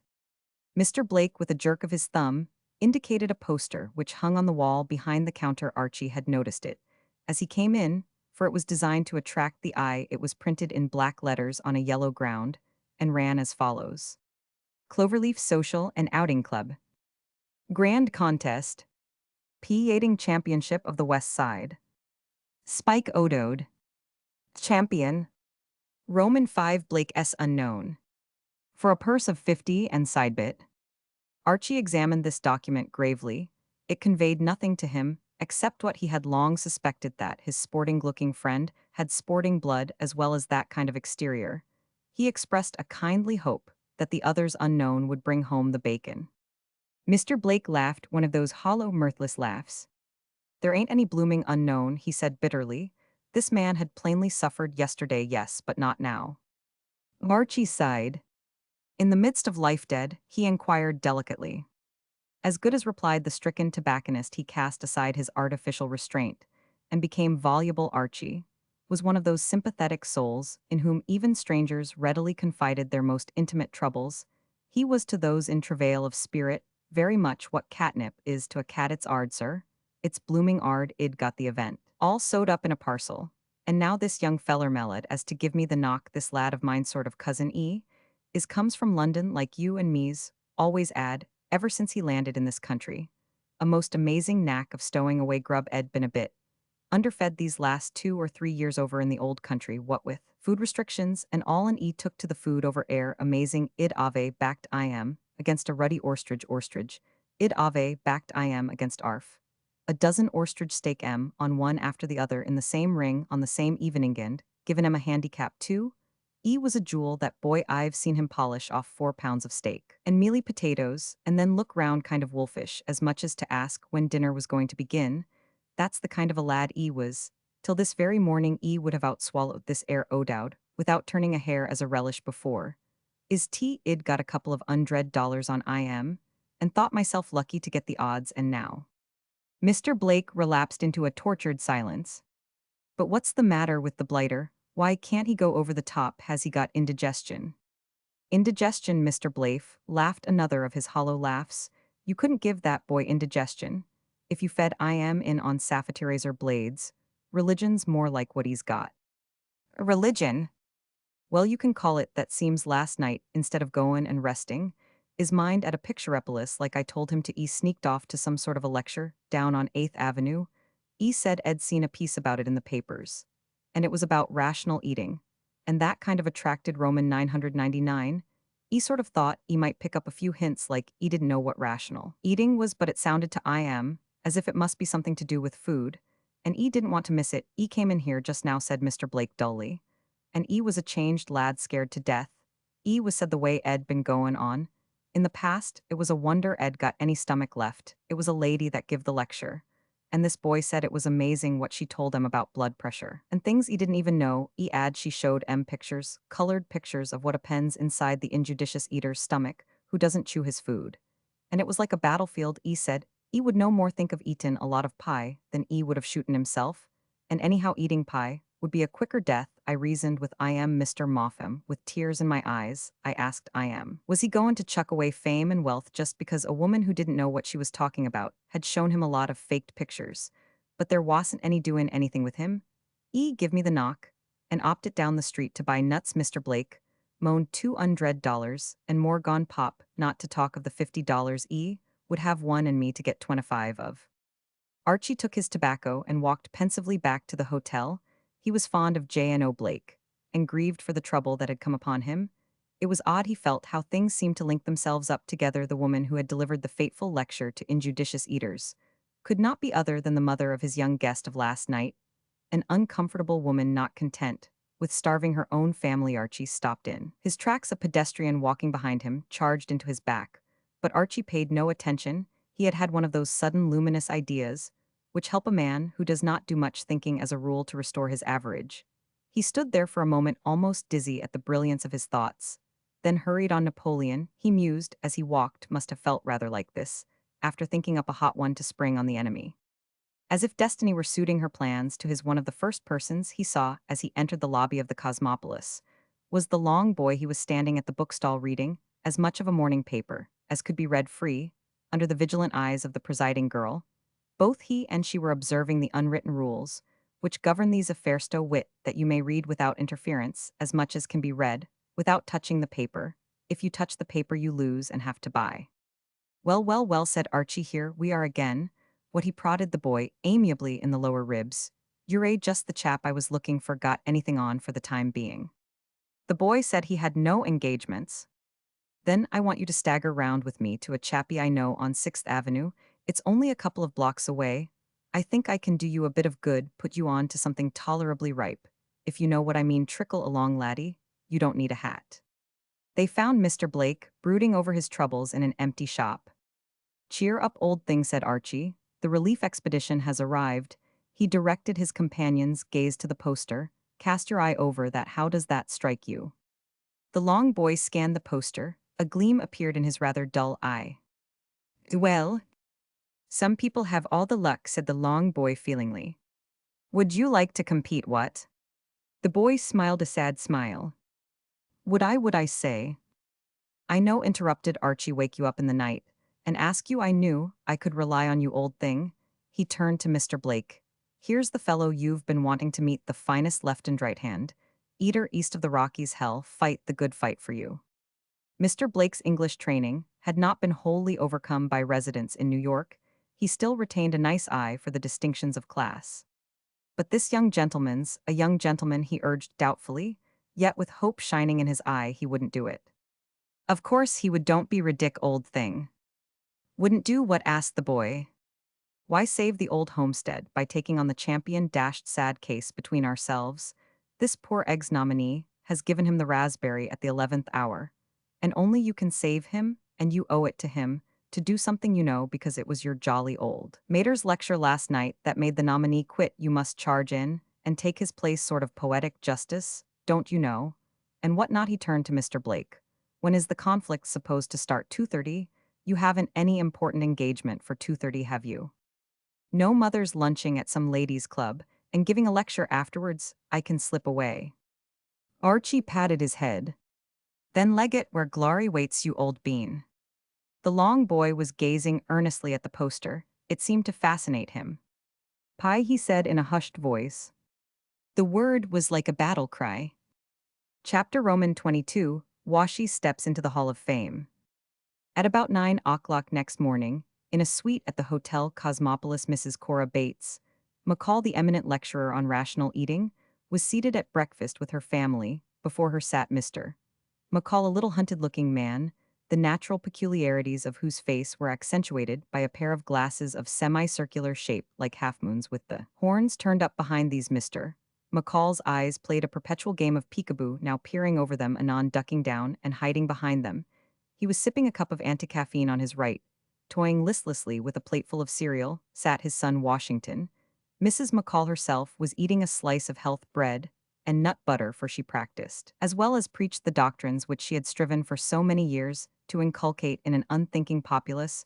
Her day always began with a light but nutritious breakfast, at which a peculiarly uninviting cereal, which looked and tasted like an old straw hat that had been run through a meat chopper, competed for first place in the dislike of her husband and son with a more than usually offensive brand of imitation coffee. Mr. McCall was inclined to think that he loathed the imitation coffee rather more than the cereal, but Washington held strong views on the latter's superior ghastliness. Both Washington and his father, however, would have been fair-minded enough to admit that it was a close thing. Mrs. McCall regarded her offspring with grave approval. I am glad to see Lindsay, she said to her husband, whose eyes sprang dutifully over the glass fence, as he heard his name, that Washi has recovered his appetite. When he refused his dinner last night, I was afraid that he might be sickening for something especially, as he had quite a flushed look. You noticed his flushed look. He did look flushed. Very flushed, and his breathing was almost stertorous. And when he said that he had no appetite, I am bound to say that I was anxious. But he is evidently perfectly well this morning. You do feel perfectly well this morning, Washi. The heir of the McCalls looked up from his cereal. He was a long, thin boy of about 16, with pale red hair, sandy eyelashes, and a long neck. Wooha, he said. Mrs. McCall nodded. Surely now you will agree, Lindsay, that a careful and rational diet is what a boy needs. Washi's constitution is superb. He has a remarkable stamina, and I attribute it entirely to my careful supervision of his food. I shudder when I think of the growing boys who are permitted by irresponsible people to devour meat candy pie. She broke off. What is the matter, Washi? It seemed that the habit of shuddering at the thought of pie ran in the McCall family, for at the mention of the word, a kind of internal shimmy had convulsed Washington's lean frame, and over his face there had come an expression that was almost one of pain. He had been reaching out his hand for a slice of health bread, but now he withdrew it rather hurriedly and sat back breathing hard. I am all right, he said huskily. Pie, proceeded Mrs. McCall in her platform voice. She stopped again abruptly. Whatever is the matter, Washington? You are making me feel nervous. I am all right. Mrs. McCall had lost the thread of her remarks. Moreover, having now finished her breakfast, she was inclined for a little light reading. One of the subjects allied to the matter of dietary, on which she felt deeply, was the question of reading at meals. She was of the opinion that the strain on the eye coinciding with the strain on the digestion could not fail to give the latter the short end of the contest, and it was a rule at her table that the morning paper should not even be glanced at till the conclusion of the meal. She said that it was upsetting to begin the day by reading the paper, and events were to prove that she was occasionally right. All through breakfast, the New York Chronicle had been lying neatly folded beside her plate. She now opened it, and with a remark about looking for the report of her yesterday's lecture at the Butterfly Club, directed her gaze at the front page, on which she hoped that an editor with the best interests of the public at heart had decided to place her. Mr. McCall, jumping up and down behind his glasses, scrutinized her face closely as she began to read. He always did this on these occasions, for none knew better than he that his comfort for the day depended largely on some unknown reporter, whom he had never met. If this unseen individual had done his work properly and as befitted the importance of his subject, Mrs. McCall's mood for the next 12 hours would be as uniformly sunny as it was possible for it to be. But sometimes the fellows scamped their job disgracefully, and once on a day which lived in Mr. McCall's memory, they had failed to make a report at all. Today, he noted with relief, all seemed to be well. The report actually was on the front page, an honor rarely accorded to his wife's utterances. Moreover, judging from the time it took her to read the thing, she had evidently been reported at length. Good, my dear, he ventured satisfactory. Mrs. McCall smiled meditatively. Oh yes, excellent. They have used my photograph too, not at all badly reproduced. Splendid, said Mr. McCall. Mrs. McCall gave a sharp shriek, and the paper fluttered from her hand. My dear, said Mr. McCall with concern. His wife had recovered the paper, and was reading with burning eyes. A bright wave of color had flowed over her masterful features. She was breathing as stertorously as ever her son Washington had done on the previous night. Washington! A basilisk glare shot across the table and turned the long boy to stone all, except his mouth, which opened feebly. Washington, is this true? Washi closed his mouth, then let it slowly open again. My dear, Mr. McCall's voice was alarmed. What is it? His eyes had climbed up over his glasses and remained there. What is the matter? Is anything wrong? Wrong? Read for yourself. Mr. McCall was completely mystified. He could not even formulate a guess at the cause of the trouble that it appeared to concern his son Washington, seemed to be the one solid fact at his disposal, and that only made the matter still more puzzling, where Mr. McCall asked himself, did Washington come in? He looked at the paper and received immediate enlightenment. Headlines met his eyes. Good stuff in this, boy. About a ton of it. Son of Cora Bates McCall. Famous food reform lecturer. Wins P. Championship of West Side. There followed a lyrical outburst so uplifted, had the reporter evidently felt by the importance of his news, that he had been unable to confine himself to prose. My children, if you fail to shine or triumph in your special line, if, let us say, your hopes are bent on some day being president and folks ignore your proper worth, and say you've not a chance on earth, cheer up, for in these stirring days fame may be won in many ways. Consider when your spirits fall the case of Washington McCall. Yes, cast your eye on Washi, please. He looks just like a piece of cheese. He's not a brilliant sort of chap. He has a dull and vacant map. His eyes are blank, his face is red, his ears stick out beside his head. In fact, to end these compliments, he would be dear at 30 cents. Yet fame has welcomed to her hall this selfsame Washington macaw.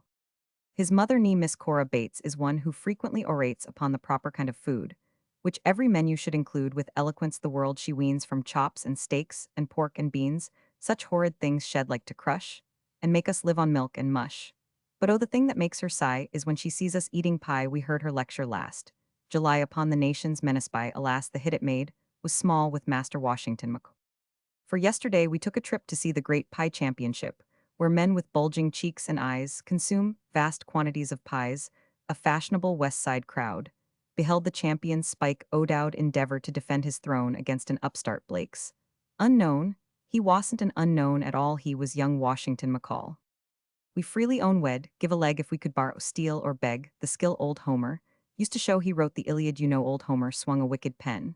But we are ordinary men, and cannot even start to dream of doing justice to our theme. The subject of that great repast is too magnificent and vast. We can't describe or even try the way those rivals wolfed their pie, enough to say that, when for hours each had extended all his powers toward the quiet evenfall, O'Dowd succumbed to young McCall. The champion was a willing lad. He gave the public all he had. His was a genuine fighting soul. He lots of speed and much control, no yellow streak. Did he evince he tackled apple pie?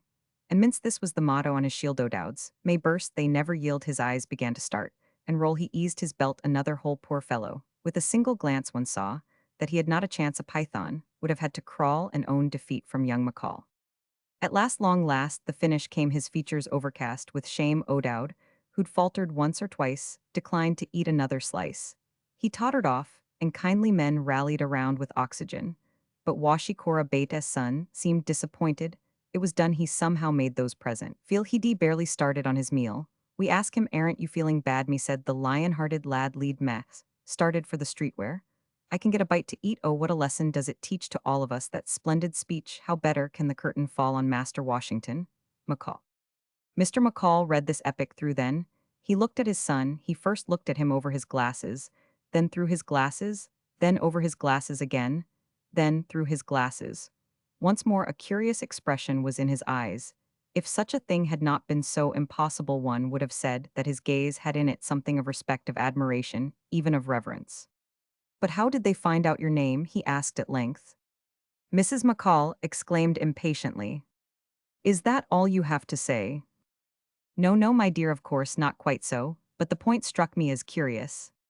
"Wretched boy," cried Mrs. McCall, "were you insane enough to reveal your name?"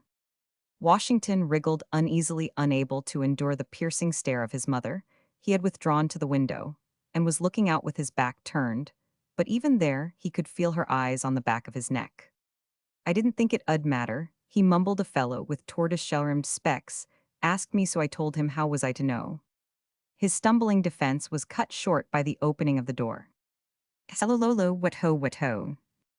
Archie was standing in the doorway, beaming ingratiatingly on the family.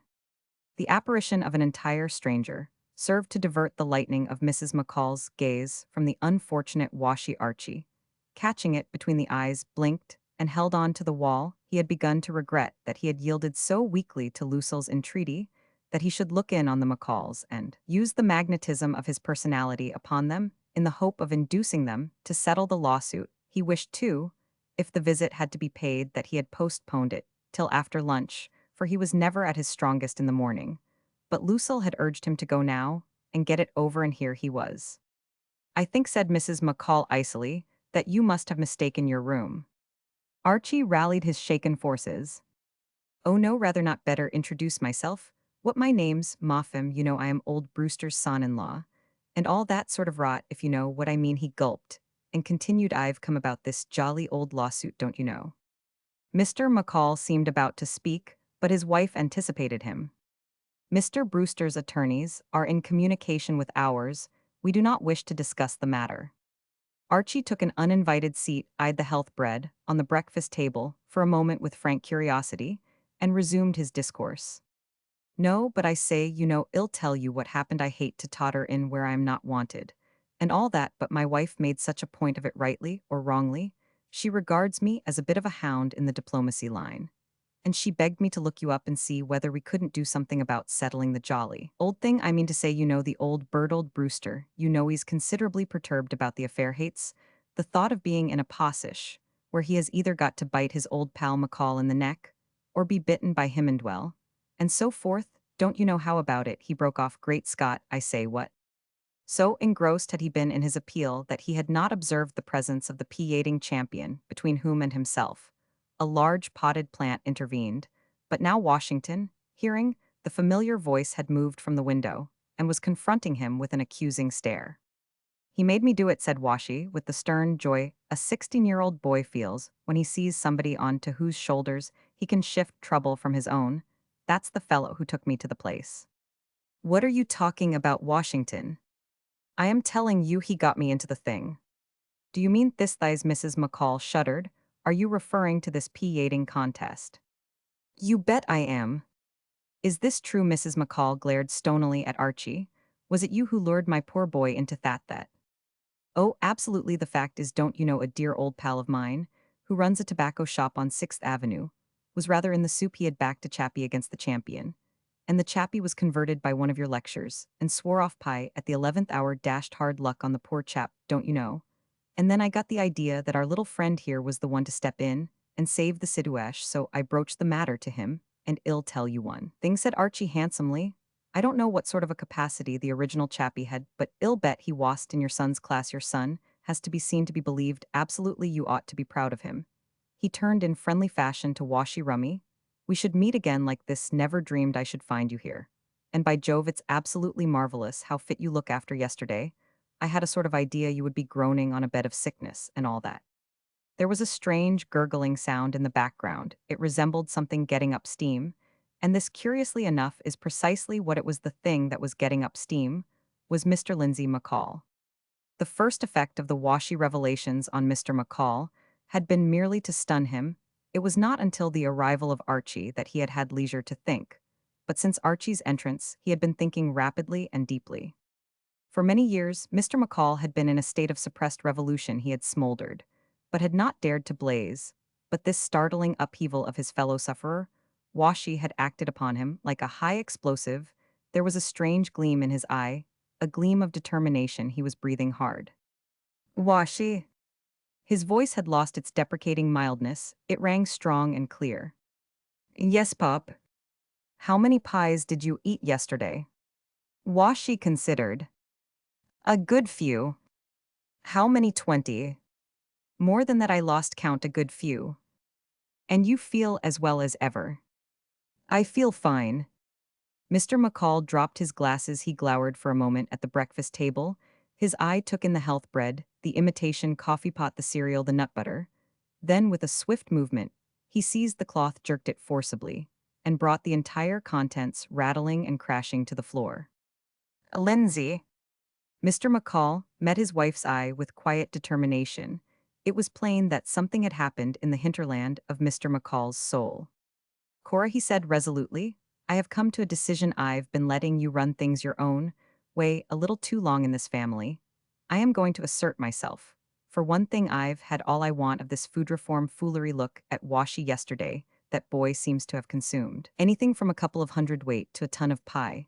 And he has thriven on it. Thriven. I don't want to hurt your feelings, Cora, but Washington and I have drunk our last cup of anti-caffeine.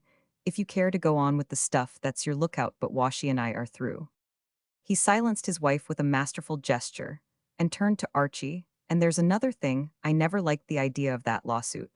But I let you talk me into it now. I'm going to do things my way, Mr. Moffam. I am glad you looked in this morning. Ill.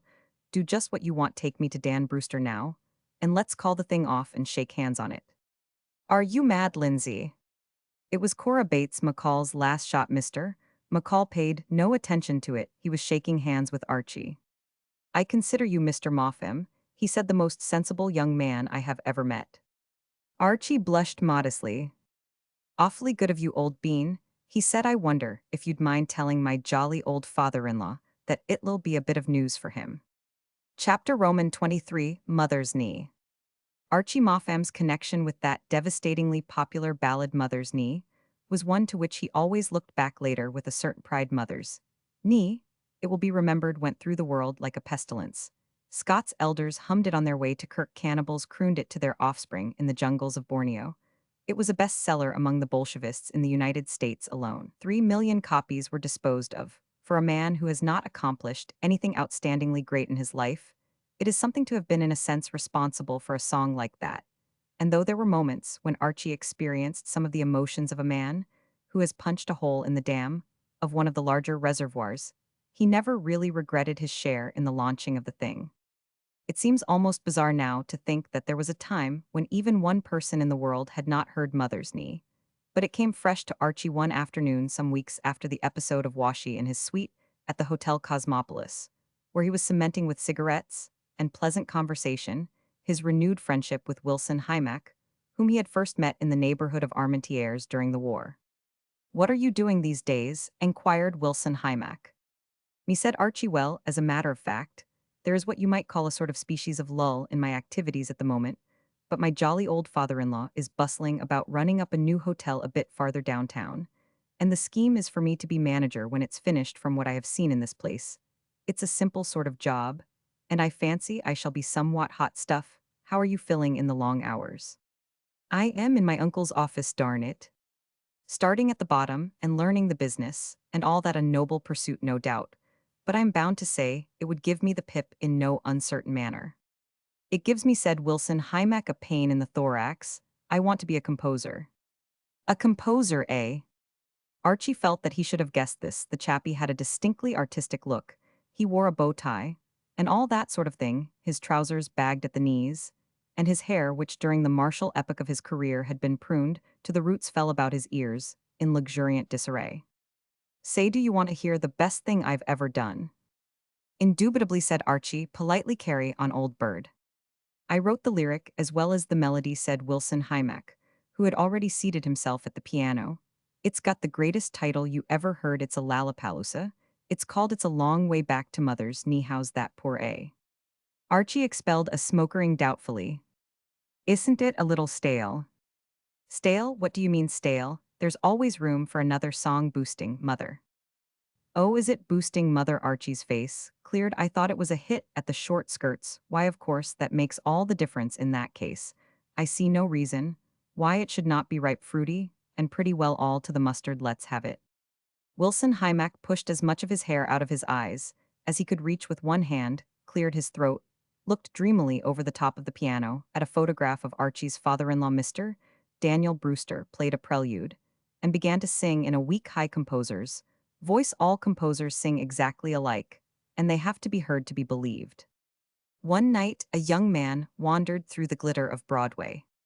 His money he had squandered for a meal he couldn't pay. "Tough luck," murmured Archie sympathetically. He thought about the village where his boyhood he had spent, and yearned for all the simple joys with which he'd been content. "The right spirit," said Archie with approval. "I am beginning to like this chappie." "Don't interrupt." "Oh, righto, carried away and all that." He looked upon the city so frivolous and gay, and as he heaved a weary sigh these words, he then did say, "It's a long way back to Mother's Knee." "Mother's Knee? It's a long way back to Mother's Knee, where I used to stand and prattle with my teddy bear and rattle. Oh, those childhood days in Tennessee. They sure look good to me. It's a long, long way, but I am gonna start today. I am going back.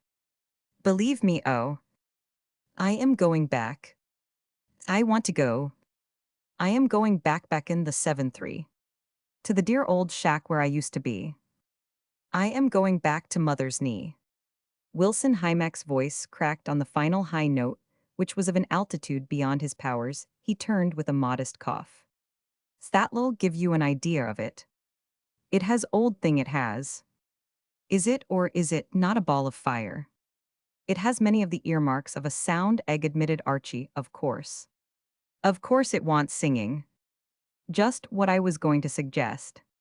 It wants a woman to sing it, a woman who could reach out for that last high note and teach it to take a joke. The whole refrain is working up to that. You need Tetrazzini or someone who would just pick that note off the roof and hold it till the janitor came round to lock up the building for the night. I must buy a copy for my wife. Where can I get it?" You can't get it at isn't published writing musics, the darndest job Wilson Hymack snorted fiercely. It was plain that the man was pouring out the pent-up emotion of many days you write the biggest thing in years. And you go round trying to get someone to sing it, and they say you're a genius. And then shove the song away in a drawer and forget about it. Archie lit another cigarette. I'm a jolly old child in these matters, old lad, he said, but why don't you take it direct to a publisher? As a matter of fact, if it would be any use to you, I was forgathering with a music publisher. Only the other day, a bird of the name of Blumenthal. He was lunching in here with a pal of mine. And we got tolerably matey. Why not let me tool you round to the office tomorrow and play it to him? No thanks, much obliged, but I'm not going to play that melody in any publisher's office with his hired gang of Tin Pan Alley composers, listening at the keyhole and taking notes. I'll have to wait till I can find somebody to sing it well. I must be going along, glad to have seen you again sooner or later. I'll take you to hear that high note sung by someone in a way that'll make your spine tie itself in knots round the back of your neck. I'll count the days, said Archie courteously, pip. Hardly had the door closed behind the composer when it opened again to admit Lucille. Hallow light of my soul, said Archie, rising and embracing his wife. Where have you been all the afternoon? I was expecting you this many an hour past. I wanted you to meet. I've been having tea with a girl down in Greenwich Village. I couldn't get away before. Who was that who went out just as I came along the passage? Chappie of the name of Hymek. I met him in France, a composer, and what not. We seem to have been moving in artistic circles. This afternoon, the girl I went to see is a singer, at least she wants to sing, but gets no encouragement. Precisely the same with my bird, he wants to get his music sung, but nobod'll sing it. But I didn't know you knew any Greenwich Village warblers, sunshine of my home. How did you meet this female? Lucille sat down and gazed forlornly at him with her big gray eyes. She was registering something, but Archie could not gather what it was. Archie, darling, when you married me, you undertook to share my sorrows, didn't you? Absolutely, it's all in the book of words, for better or for worse, in sickness and in health, all down satem you pinthia thoroughly, regular ironclad contract. Then share said Lucille. Bill's in love again. Archie blinked. Bill, when you say Bill, do you mean Bill, your brother Bill, my brother-in-law Bill Jolly, old William, the son and heir of the Brewsters? I do. You say he's in love, Cupid's dart? Even so. But I say, isn't this rather what I mean to say? Is the lad's an absolute scourge, the great lover? What also ran Brigham Young? And all that sort of thing. Why, it's only a few weeks ago that he was moaning brokenly about that vermilion-haired female who subsequently hooked on to old Reggie Van Tile. She's a little better than that girl, thank goodness, all the same. I don't think father will approve. Of what caliber is the latest exhibit? Well, she comes from the Middle West and seems to be trying to be twice as bohemian as the rest of the girls down in Greenwich Village. She wears her hair bobbed and goes about in a kimono. She's probably read magazine stories about Greenwich Village and has modeled herself on them. It's so silly when you can see Hicks corners sticking out of her all the time. That one got past me before I could grab it. What did you say she had sticking out of her? I meant that anybody could see that she came from somewhere out in the wilds. As a matter of fact, Bill tells me that she was brought up in Snakebite, Michigan. Snakebite, what rummy names you have in America. Still, I'll admit there's a village in England called Nether Wallop, so who am I to cast the first stone? How is old Bill pretty feverish? He says this time it is the real thing. That's what they all say. I wish I had $1 for every time forgotten. What I was going to say, broke off Archie prudently. So you think, he went on, after a pause, that William's latest is going to be one more shock for the old dad? I can't imagine father approving of her. I've studied your merry old progenitor pretty closely, said Archie, and between you and me, I can't imagine him approving of anybody. I can't understand why it is that Bill goes out of his way to pick these horrors. I know at least 20 delightful girls, all pretty, and with lots of money, who would be just the thing for him, but he sneaks away and goes falling in love with someone impossible. And the worst of it is that one always feels one's got to do one's best to see him through. Absolutely, one doesn't want to throw a spanner into the works of love's young dream. It behoves us to rally round. Have you heard this girl sing? Yes, she sang this afternoon. What sort of a voice has she got? Well, it's loud. Could she pick a high note off the roof and hold it till the janitor came round to lock up the building for the night? What on earth do you mean? Answer me this woman frankly, how is her high note pretty lofty? Why yes. Then say no more, said Archie. Leave this to me, my dear, old better four-fifths. Hand the whole thing over to Archibald the man, who never lets you down. I have a scheme. As Archie approached his suite on the following afternoon, he heard through the closed door the drone of a gruff male voice, and going and discovered Lucille, in the company of his brother-in-law. Lucille, Archie thought, was looking a trifle fatigued. Bill, on the other hand, was in great shape. His eyes were shining, and his face looked so like that of a stuffed frog that Archie had no difficulty in gathering that he had been lecturing on the subject of his latest enslaver. "Hallo, Bill, old crumpet," he said. "Hallo, Archie. I am so glad you've come," said Lucille. "Bill is telling me all about Spectatia." "Who?" "Spectatia, the girl, you know. Her name is Spectatia Huskisson." "It can't be," said Archie incredulously. "Why not?" growled Bill. "Well, how could it?" said Archie, appealing to him as a reasonable man. "I mean to say, Spectatia Huskisson, I gravely doubt whether there is such a name." "What's wrong with it?" demanded the incensed Bill. "It's a darned sight better name than Archibald Moffam." "Don't fight, you two children," intervened Lucille firmly. "It's a good old Middle West name. Everybody knows the Huskissons of Snakebite, Michigan. Besides, Bill calls her Toodles." "Poodles," corrected Bill austerely. "Oh yes, Poodles, he calls her Poodles." Young blood," sighed Archie. "I wish you wouldn't talk as if you were my grandfather. I look on you as a son, laddie, a favorite son. If I had a father like you are, but you haven't, young filler melod, and that's the trouble. If you had, everything would be simple. But as your actual father, if y'all allow me to say so, is one of the finest specimens of the human vampire bat in captivity, something has got to be done about it. And you're a dashed lucky to have me in your corner, a guide, philosopher, and friend, full of the fruitiest ideas. Now, if y'all kindly listen to me for a moment. I've been listening to you ever since you came in. You wouldn't speak in that harsh tone of voice if you knew all. William, I have a scheme." "Well?" "The scheme to which I allude is what Meterlink would call a lalapalooza." "What a little marvel he is," said Lucille, regarding her husband affectionately. "He eats a lot of fish, Bill. That's what makes him so clever." "Shrimps," diagnosed Bill churlishly. "Do you know the leader of the orchestra in the restaurant downstairs?" asked Archie, ignoring the slur. "I know there is a leader of the orchestra. What about him?" "A sound fellow, great pal of mine. I've forgotten his name." "Call him Poodles," suggested Lucille. "Desist," said Archie as a wordless growl proceeded from his stricken brother-in-law. "Temper your hilarity with a modicum of reserve. This girlish frivolity is unseemly. Well, I am going to have a chat with this chappie and fix it all up." "Fix what up?" "The whole jolly business. I'm going to kill two birds with one stone. I've a composer chappie popping about in the background whose one ambition is to have his pet song sung before a discriminating audience. You have a singer straining at the leash. I am going to arrange with this egg, who leads the orchestra, that your female shall sing my chappie's song downstairs one night during dinner. How about it? Is it, or is it not, a ball of fire?" "It's not a bad idea," admitted Bill, brightening visibly. "I wouldn't have thought you had it in you." "Why not?" "Well, it's a capital idea," said Lucille, "quite out of the question, of course." "How do you mean?" "Don't you know that the one thing father hates more than anything else in the world is anything like a cabaret? People are always coming to him, suggesting that it would brighten up the dinner hour if he had singers and things, and he crushes them into little bits. He thinks there's nothing that lowers the tone of a place more. Hell bite you in three places when you suggest it to him."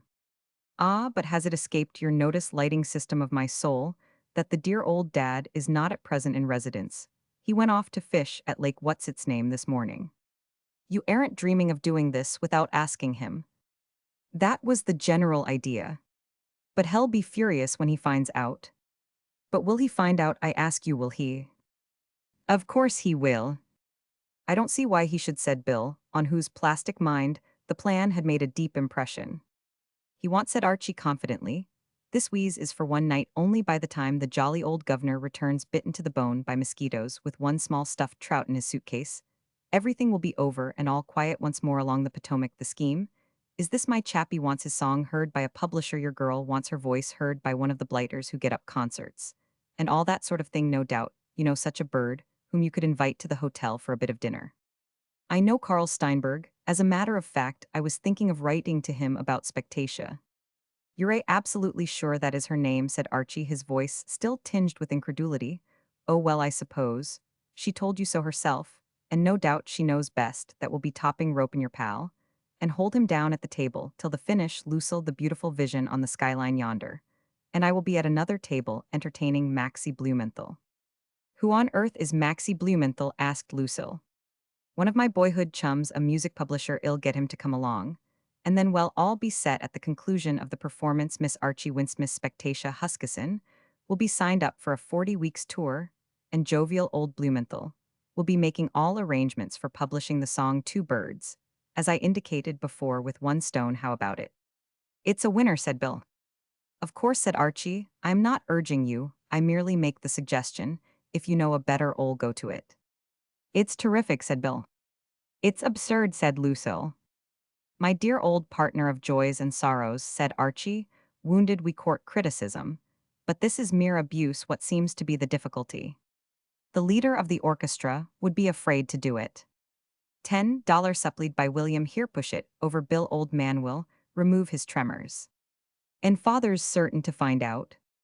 Am I afraid of father? Cried Archie manfully. Well, yes, I am, he added after a moment's reflection, but I don't see how he can possibly get to know. Of course he can't, said Bill decidedly. Fix it up as soon as you can, Archie. This is what the doctor ordered. Chapter Roman 24, The Melting of Mr. Connolly. The main dining room of the Hotel Cosmopolis is a decorous place. The lighting is artistically dim, and the genuine old tapestries on the walls seem with their medieval calm to discourage any essay in the riotous soft-footed waiters shimmer to and fro over thick expensive carpets to the music of an orchestra, which abstains wholly from the noisy modernity of jazz. To Archie, who, during the past few days, had been privileged to hear Miss Huskisson rehearsing, the place had a sort of brooding quiet, like the ocean just before the arrival of a cyclone. As Lucille had said, Miss Huskisson's voice was loud, it was a powerful organ, and there was no doubt that it would take the cloistered stillness of the Cosmopolis dining room and stand it on one ear. Almost unconsciously, Archie found himself bracing his muscles and holding his breath as he had done in France at the approach of the 0 hour. When awaiting the first roar of a barrage, he listened mechanically to the conversation of Mr. Blumenthal. The music publisher was talking with some vehemence on the subject of labor. A recent printer's strike had bitten deeply into Mr. Blumenthal's soul. The working man, he considered, was rapidly landing God's country in the soup, and he had twice upset his glass with the vehemence of his gesticulation. He was an energetic, right-hand left-hand talker. The more you give 'em, the more they want, he complained. There's no pleasing 'em, it isn't only in my business. There's your father, Mrs. Moffam. Good God, where, said Archie, starting. I say, take your father's case. He's doing all he knows to get this new hotel of his finished. And what happens? A man gets fired for loafing on his job, and Connolly calls a strike, and the building operations are held up till the thing's settled. It isn't right. It's a great shame, agreed Lucille. I was reading about it in the paper this morning. That man Connell is a tough guy. You'd think, being a personal friend of your father, he would. I didn't know they were friends. Been friends for years, but a lot of difference that makes out come the men. Just the same, it isn't right. I was saying it wasn't right, repeated Mr. Blumenthal to Archie, for he was a man who liked the attention of every member of his audience. Archie did not reply. He was staring glassily across the room at two men who had just come in. One was a large, stout, square-faced man of commanding personality. The other was Mr. Daniel Brewster. Mr. Blumenthal followed his gaze. Why, there is Connolly coming in now. Father, gasped Lucille. Her eyes met Archie's. Archie took a hasty drink of ice water. This, he murmured, has torn it. Archie, you must do something. I know, but what? What's the trouble? Inquired Mr. Blumenthal, mystified. Go over to their table and talk to them, said Lucille. Me, Archie quivered. No, I say, old thing, really. Get them away. How do you mean? I know, cried Lucille, inspired. Father promised that you should be manager of the new hotel when it was built. Well, then this strike affects you just as much as anybody else. You have a perfect right to talk it over with them. Go and ask them to have dinner up in our suite, where you can discuss it quietly. Say that up there they won't be disturbed by the music. At this moment, while Archie wavered, hesitating like a diver on the edge of a springboard, who is trying to summon up the necessary nerve, to project himself into the deep. A bellboy approached the table, where the Messrs. Brewster and Connolly had seated themselves. He murmured something in Mr. Brewster's ear, and the proprietor of the Cosmopolis rose and followed him out of the room. Quick, now's your chance, said Lucille, eagerly. Father's been called to the telephone, hurry. Archie took another drink of ice water to steady his shaking nervous centers, pulled down his waistcoat, straightened his tie, and then, with something of the air of a Roman gladiator, entering the arena, tottered across the room. Lucille turned to entertain the perplexed music publisher. The nearer Archie got to Mr. Aloysius Connolly, the less did he like the looks of him, even at a distance. The labor leader had a formidable aspect. Seen close to, he looked even more uninviting. His face had the appearance of having been carved out of granite, and the eye which collided with Archie's, as the latter, with an attempt at an ingratiating smile, pulled up a chair and sat down at the table, was hard. And frosty. Mr. Connolly gave the impression that he would be a good man to have on your side during a rough-and-tumble fight down on the waterfront or in some lumber camp. But he did not look chummy. "Hello, Lolo," said Archie. "Who the devil," inquired Mr. Connolly, "are you?" "My name's Archibald Moffam." "That's not my fault. I am jolly old Brewster's son-in-law." "Glad to meet you." "Glad to meet you," said Archie handsomely. "Well, goodbye," said Mr. Connolly. "They run along and sell your papers, your father-in-law, and I have business to discuss." "Yes, I know. Private," added Mr. Connolly. "Oh, but I am in on this binge. You know I am going to be the manager of the new hotel." "You?" "Absolutely." "Well, well," said Mr. Connolly, non-committally. Archie, pleased with the smoothness with which matters had opened, bent forward winsomely. "I say, you know it won't do, you know, absolutely. No, not a bit like it, no, no, far from it. Well, how about it? How do we go, what, yes, no?" "What on earth are you talking about?" "Call it off, old thing." "Call what off?" "This festive old strike." "Not on your hallowed Dan back again." Mr. Brewster, looming over the table like a thundercloud, regarded Archie with more than his customary hostility. Life was no pleasant thing for the proprietor of the Cosmopolis. Just now, once a man starts building hotels, the thing becomes like dram drinking. Any hitch, any sudden cutting off of the daily dose has the worst effects. And the strike which was holding up the construction of his latest effort had plunged Mr. Brewster into a restless gloom. In addition to having this strike on his hands, he had had to abandon his annual fishing trip just when he had begun to enjoy it. And as if all this were not enough, here was his son-in-law sitting at his table. Mr. Brewster had a feeling that this was more than man was meant to bear. "What do you want?" he demanded. "Hallo, old thing," said Archie. "Come and join the party." "Don't call me old thing." "Righto, old companion, just as you say. I say, I was just going to suggest to Mr. Connolly that we should all go up to my suite and talk this business over quietly." "He says he's the manager of your new hotel," said Mr. Connolly. "Is that right?" "I suppose so," said Mr. Brewster gloomily. "Then I am doing you a kindness," said Mr. Connolly, "in not letting it be built." Archie dabbed at his forehead with his handkerchief. The moments were flying, and it began to seem impossible to shift these two men.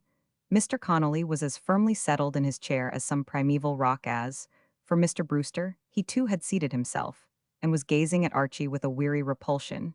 Mr. Brewster's glance always made Archie feel as though there were soup on his shirt front. And suddenly, from the orchestra at the other end of the room, there came a familiar sound, the prelude of Mother's Knee. "So you've started a cabaret," Dan said. Mr. Connolly, in a satisfied voice, "I always told you you were behind the times here." Mr. Brewster jumped. "Cabaret?" He stared unbelievingly at the white-robed figure which had just mounted the orchestra dais, and then concentrated his gaze on Archie. Archie would not have looked at his father-in-law at this juncture if he had had a free and untrammeled choice. But Mr. Brewster's eye drew his with something of the fascination which a snake's has for a rabbit. Mr. Brewster's eye was fiery and intimidating. A basilisk might have gone to him with advantage for a course of lessons. His gaze went right through Archie, till the latter seemed to feel his back hair curling crisply in the flames. "Is this one of your fool tricks?" Even in this tense moment, Archie found time, almost unconsciously, to admire his father-in-law's penetration and intuition. He seemed to have a sort of sixth sense. No doubt this was how great fortunes were made. Well, as a matter of facto, be absolutely accurate, it was like this. Say, cut it out, said Mr. Connolly. Can the chatter, I want to listen. Archie was only too ready to oblige him. Conversation at the moment was the last thing he himself desired. He managed with a strong effort to disengage himself from Mr. Brewster's eye and turned to the orchestra dais, where Miss Spectatia Huskisson was now beginning the first verse of Wilson Hymack's masterpiece. Miss Huskisson, like so many of the female denizens of the Middle West, was tall and blonde, and constructed on substantial lines. She was a girl whose appearance suggested the old homestead and fried pancakes.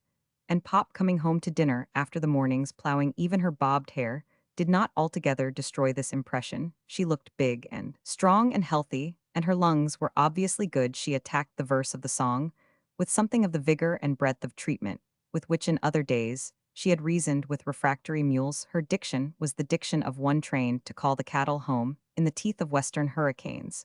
Whether you wanted to or not, you heard every word. The subdued clatter of knives and forks had ceased. The diners, unused to this sort of thing at the Cosmopolis, were trying to adjust their faculties to cope with the outburst. Waiters stood transfixed, frozen, in attitudes of service in the momentary lull. Between verse and refrain, Archie could hear the deep breathing of Mr. Brewster. Involuntarily, he turned to gaze at him once more, as refugees from Pompeii may have turned to gaze upon Vesuvius. And as he did so, he caught sight of Mr. Connolly and paused in astonishment. Mr. Connolly was an altered man. His whole personality had undergone a subtle change. His face still looked as though hewn from the living rock, but into his eyes had crept an expression which in another man might almost have been called sentimental. Incredible as it seemed to Archie, Mr. Connolly's eyes were dreamy. There was even in them a suggestion of unshed tears, and when with a vast culmination of sound, Miss Huskisson reached the high note at the end of the refrain, and after holding it as some storming party spent but victorious holds the summit of a hard-won redoubt, broke off suddenly in the stillness which followed. There proceeded from Mr. Connolly a deep sigh. Miss Huskisson began the second verse, and Mr. Brewster, seeming to recover from some kind of a trance, leaped to his feet. Great Godfrey! Sit down, said Mr. Connolly in a broken voice. Sit down, Dan. He went back to his mother on the train that very day. He knew there was no other who could make him bright and gay. He kissed her on the forehead, and he whispered, I've come home. He told her he was never going any more to Rome. And onward through the happy years, till he grew old and gray. He never once regretted those brave words he once did say. It's a long way back to mother's knee. The last high note screeched across the room like a shell, and the applause that followed was like a shell's bursting. One could hardly have recognized the refined interior of the Cosmopolis dining room. Fair women were waving napkins, brave men were hammering on the tables, with the butt end of knives for all the world, as if they imagined themselves to be in one of those distressing midnight review places. Miss Huskisson bowed, retired, returned, bowed, and retired again, the tears streaming down her ample face. Over in a corner, Archie could see his brother-in-law clapping strenuously. A waiter, with a display of manly emotion that did him credit, dropped an order of new peas. 30 years ago last October, said Mr. Connolly in a shaking voice. Mr. Brewster interrupted him violently. Ill fire that orchestrator, he goes tomorrow. Ill fire. He turned on Archie. What the devil do you mean by it, yow you?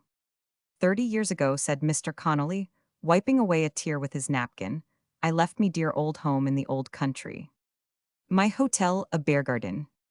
Frightfully sorry, and all that old companion.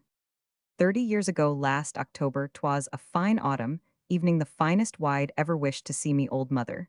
She came to the station to see me off. Mr. Brewster, who was not deeply interested in Mr. Connolly's old mother, continued to splutter inarticulately like a firework trying to go off. You'll always be a good boy, Aloysius, she said to me, said Mr. Connolly, proceeding with his autobiography. And I said, yes, mother, I will. Mr. Connolly sighed, and applied the napkin again. 'Twas a liar, I was, he observed remorsefully, many's the dirty I've played. Since then it's a long way back to mother's nay. 'Tis a true word. He turned impulsively to Mr. Brewster. Dan, there's a deal of trouble in this world, without me going out of me way to make more. The strike is over. I'll send the men back tomorrow, there's me hand on it. Mr. Brewster, who had just managed to coordinate his views on the situation, and was about to express them with the generous strength which was ever his custom, when dealing with his son-in-law, checked himself abruptly. He stared at his old friend and business enemy, wondering if he could have heard aright. Hope began to creep back into Mr. Brewster's heart like a shame-faced dog that has been away from home hunting for a day or two. Yowl what? I'll send the men back tomorrow. That song was sent to guide me, Dan. It was meant 30 years ago last October, me dear old mother. Mr. Brewster bent forward attentively. His views on Mr. Connolly's dear old mother had changed. He wanted to hear all about her. "'Twas that last note that girl sang brought it all back to me, as if 'twas yesterday as we waited on the platform, me old mother, and out comes the train from the tunnel, and the engine lets off a screech the way wide hear it 10 miles away. 'Twas 30 years ago." Archie stole softly from the table. He felt that his presence, if it had ever been required, was required, no longer. Looking back, he could see his father-in-law patting Mr. Connolly affectionately on the shoulder. Archie and Lucille lingered over their coffee. Mr. Blumenthal was out in the telephone box, settling the business end, with Wilson Hymack. The music publisher had been unstinted in his praise of Mother's Knee. It was surefire. He said the words stated Mr. Blumenthal were gooey enough to hurt, and the tune reminded him of every other song hit he had ever heard. There was, in Mr. Blumenthal's opinion, nothing to stop this thing selling 1 million copies. Archie smoked contentedly. "Not a bad evening's work, old thing," he said. "Talk about birds with one stone." He looked at Lucille reproachfully. "You don't seem bubbling over with joy." "Oh, I am precious," Lucille sighed. "I was only thinking about Bill." "What about Bill?" "Well, it's rather awful to think of him tied for life to that steamsirn." "Oh, we mustn't look on the jolly old dark side. Perhaps. Hello, Bill, old top. We were just talking about you." "Were you?" said Bill Brewster in a dispirited voice. "I take it that you want congratulations. What?" "I want sympathy." "Sympathy?" "Sympathy, and lots of it. She's gone."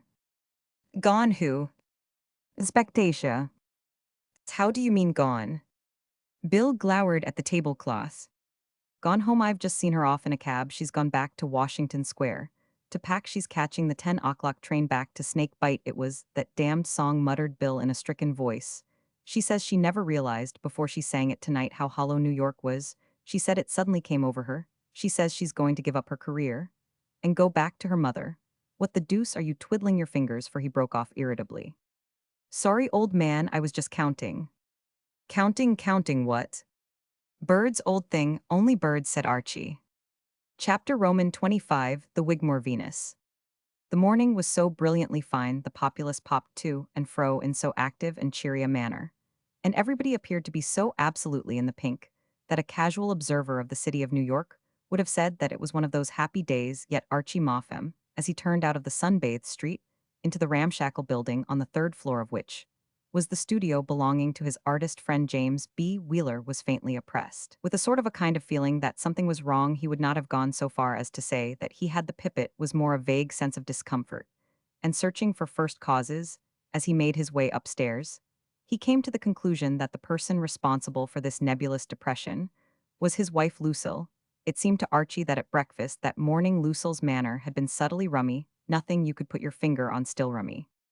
Musing thus, he reached the studio and found the door open, and the room empty. It had the air of a room whose owner has dashed in to fetch his golf clubs, and biffed off after the casual fashion of the artist's temperament, without bothering to close up behind him. And such indeed was the case. The studio had seen the last of J.B. Wheeler for that day, but Archie, not realizing this, and feeling that a chat with Mr. Wheeler, who was a light-hearted bird, was what he needed this morning, sat down to wait. After a few moments, his gaze straying over the room, encountered a handsomely framed picture, and he went across to take a look at it. J.B. Wheeler was an artist who made a large annual income as an illustrator for the magazines, and it was a surprise to Archie to find that he also went in for this kind of thing, for the picture, dashingly painted in oils, represented a comfortably plump young woman who, from her rather weak-minded simper, and the fact that she wore absolutely nothing except a small dove on her left shoulder, was plainly intended to be the goddess Venus. Archie was not much of a lad around the picture galleries, but he knew enough about art to recognize Venus when he saw her, though once or twice, it is true, artists had double-crossed him by ringing in some such title as Daydreams or When the Heart is Young. He inspected this picture for a while, then returning to his seat, lit a cigarette, and began to meditate on Lucille, Once more, yes, the dear girl had been rummy at breakfast. She had not exactly said anything, or done anything out of the ordinary, but well, you know how it is, we husbands, we lads of the Forbidder for worse brigade, we learned to pierce the mask. There had been in Lucille's manner that curious strained sweetness which comes to women whose husbands have failed to match the piece of silk, or forgotten to post an important letter. If his conscience had not been as clear as crystal, Archie would have said that that was what must have been the matter. But when Lucille wrote letters, she just stepped out of the suite and dropped them in the mail chute attached to the elevator. It couldn't be that, and he couldn't have forgotten anything else because. Oh, my sainted aunt. Archie's cigarette smoldered, neglected between his fingers, his jaw had fallen, and his eyes were staring glassily before him. He was appalled, his memory was weak, he knew, but never before had it let him down so scurvily, as this was a record. It stood in a class by itself, printed in red ink and marked with a star as the bloomer of a lifetime. For a man may forget many things. He may forget his name, his umbrella, his nationality, his spats, and the friends of his youth. But there is one thing which your married man, your in sickness and in health lizard, must not forget, and that is the anniversary of his wedding day. Remorse swept over Archie like a wave, his heart bled for Lucille. No wonder the poor girl had been rummy at breakfast. What girl wouldn't be rummy at breakfast, tied for life, to a ghastly outsider like himself? He groaned hollowly and sagged forlornly in his chair. And as he did so, the Venus caught his eye, for it was an eye-catching picture. You might like it or dislike it, but you could not ignore it. As a strong swimmer shoots to the surface after a high dive, Archie's soul rose suddenly from the depths to which it had descended. He did not often get inspirations, but he got one now. Hope dawned with a jerk. The one way out had presented itself to him, a rich present. That was the wheeze. If he returned to her bearing a rich present, he might, with the help of heaven and a face of brass, succeed in making her believe that he had merely pretended to forget the vital date in order to enhance the surprise. It was a scheme like some great general forming his plan of campaign on the eve of battle. Archie had the whole binge neatly worked out inside a minute. He scribbled a note to Mr. Wheeler, explaining the situation and promising reasonable payment on the installment system. Then, placing the note in a conspicuous position on the easel, he leaped to the telephone and presently found himself connected with Lucille's room at the Cosmopolis. "Hello, darling," he cooed. There was a slight pause at the other end of the wire. "Oh, hello, Archie."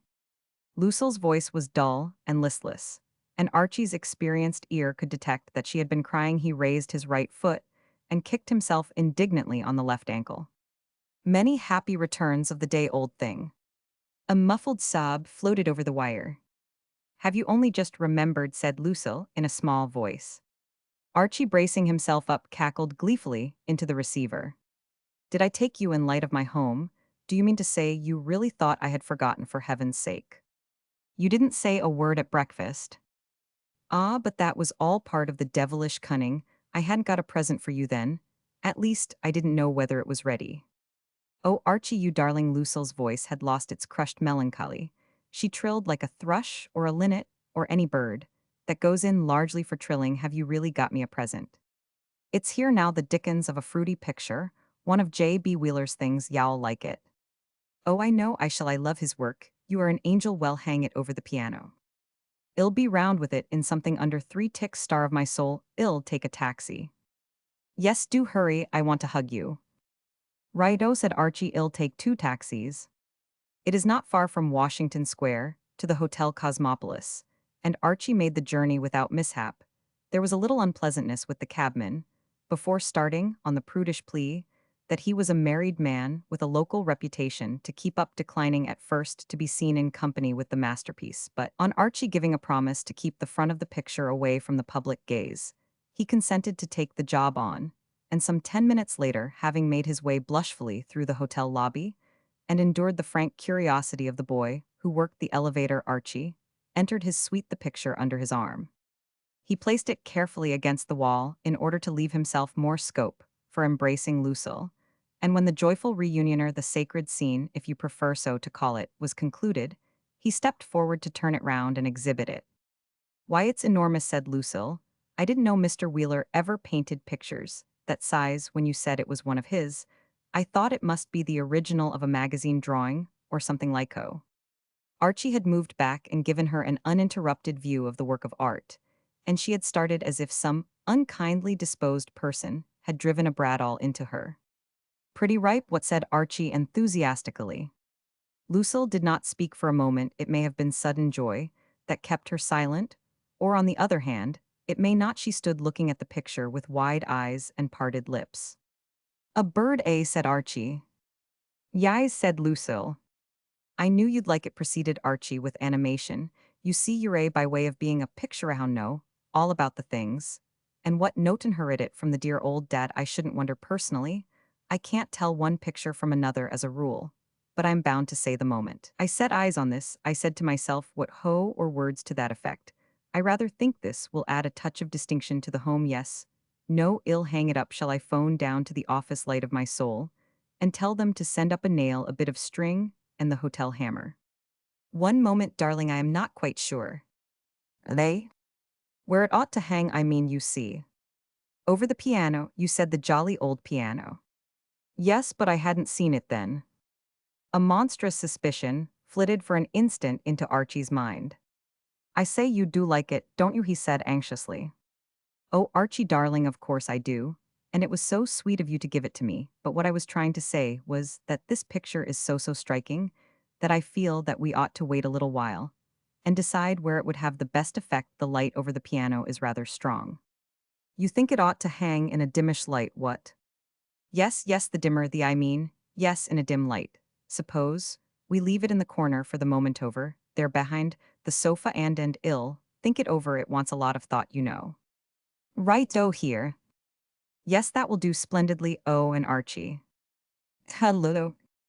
I think perhaps just turn its face to the wall, will you? Lucille gave a little gulp, it will prevent it getting dusty. It perplexed Archie a little during the next few days to notice in Lucille, whom he had always looked on as preeminently a girl, who knew her own mind, a curious streak of vacillation, quite half a dozen times.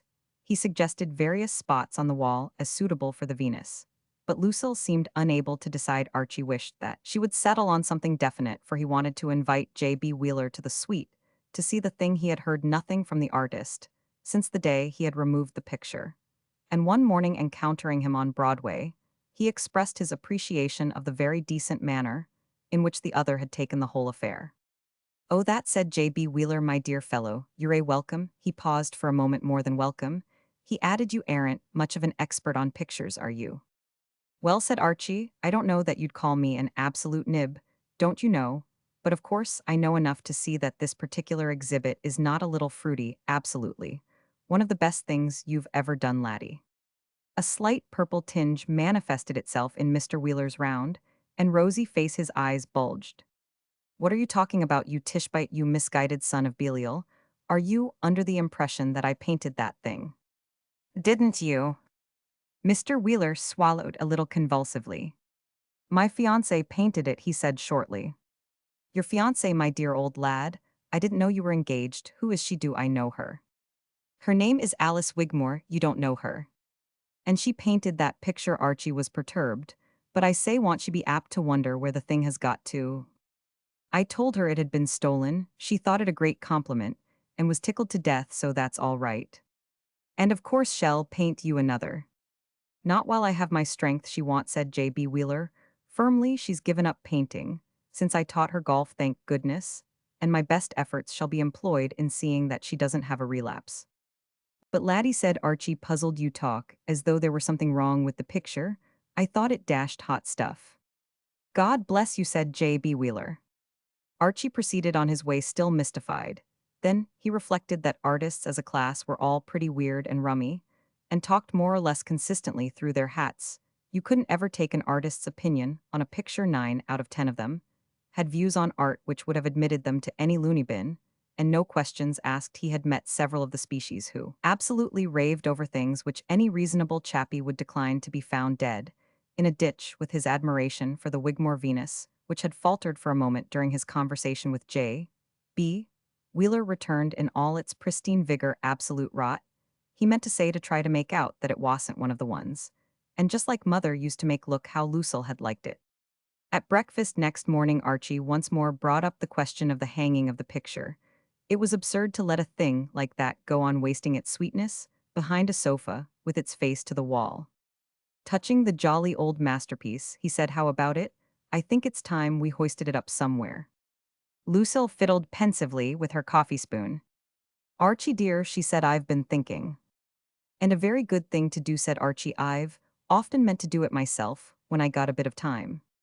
About that picture, I mean, did you know it was Father's birthday tomorrow? Why, no, old thing, I didn't. To be absolutely honest, your revered parent doesn't confide in me much these days, as a matter of fact. Well, it is, and I think we ought to give him a present. Absolutely, but how I'm all for spreading sweetness and light, and cheering up the jolly old pater's sorrowful existence. But I haven't a bean, and what is more, things have come to such a pass that I scan the horizon without seeing a single soul I can touch, I suppose. I could get into Reggie Van Tile's ribs for a bit, but I don't know. Touching poor old Reggie always seems to me rather like potting a sitting bird. Of course, I don't want you to do anything like that. I was thinking, Archie darling, would you be very hurt if I gave Father the picture? No, I say. Well, I can't think of anything else. But wouldn't you miss it most frightfully? Oh, of course I should, but you see, Father's birthday. Archie had always thought Lucille the dearest and most unselfish angel in the world, but never had the fact come home to him so forcibly as now he kissed her fondly. By Jove, he exclaimed, you really are. You know, this is the biggest thing since jolly old Sir Philip, what's his name, gave the drink of water to the poor blighter, whose need was greater than his. If you recall the incident, I had to sweat it up at school. I remember Sir Philip, poor old bean, had a most ghastly thirst on, and he was just going to have one on the house, so to speak, when, but it's all in the history books. This is the sort of thing Boy Scouts do well, of course. It's up to you, queen of my soul. If you feel like making the sacrifice, righto, shall I bring the pater up here and show him the picture?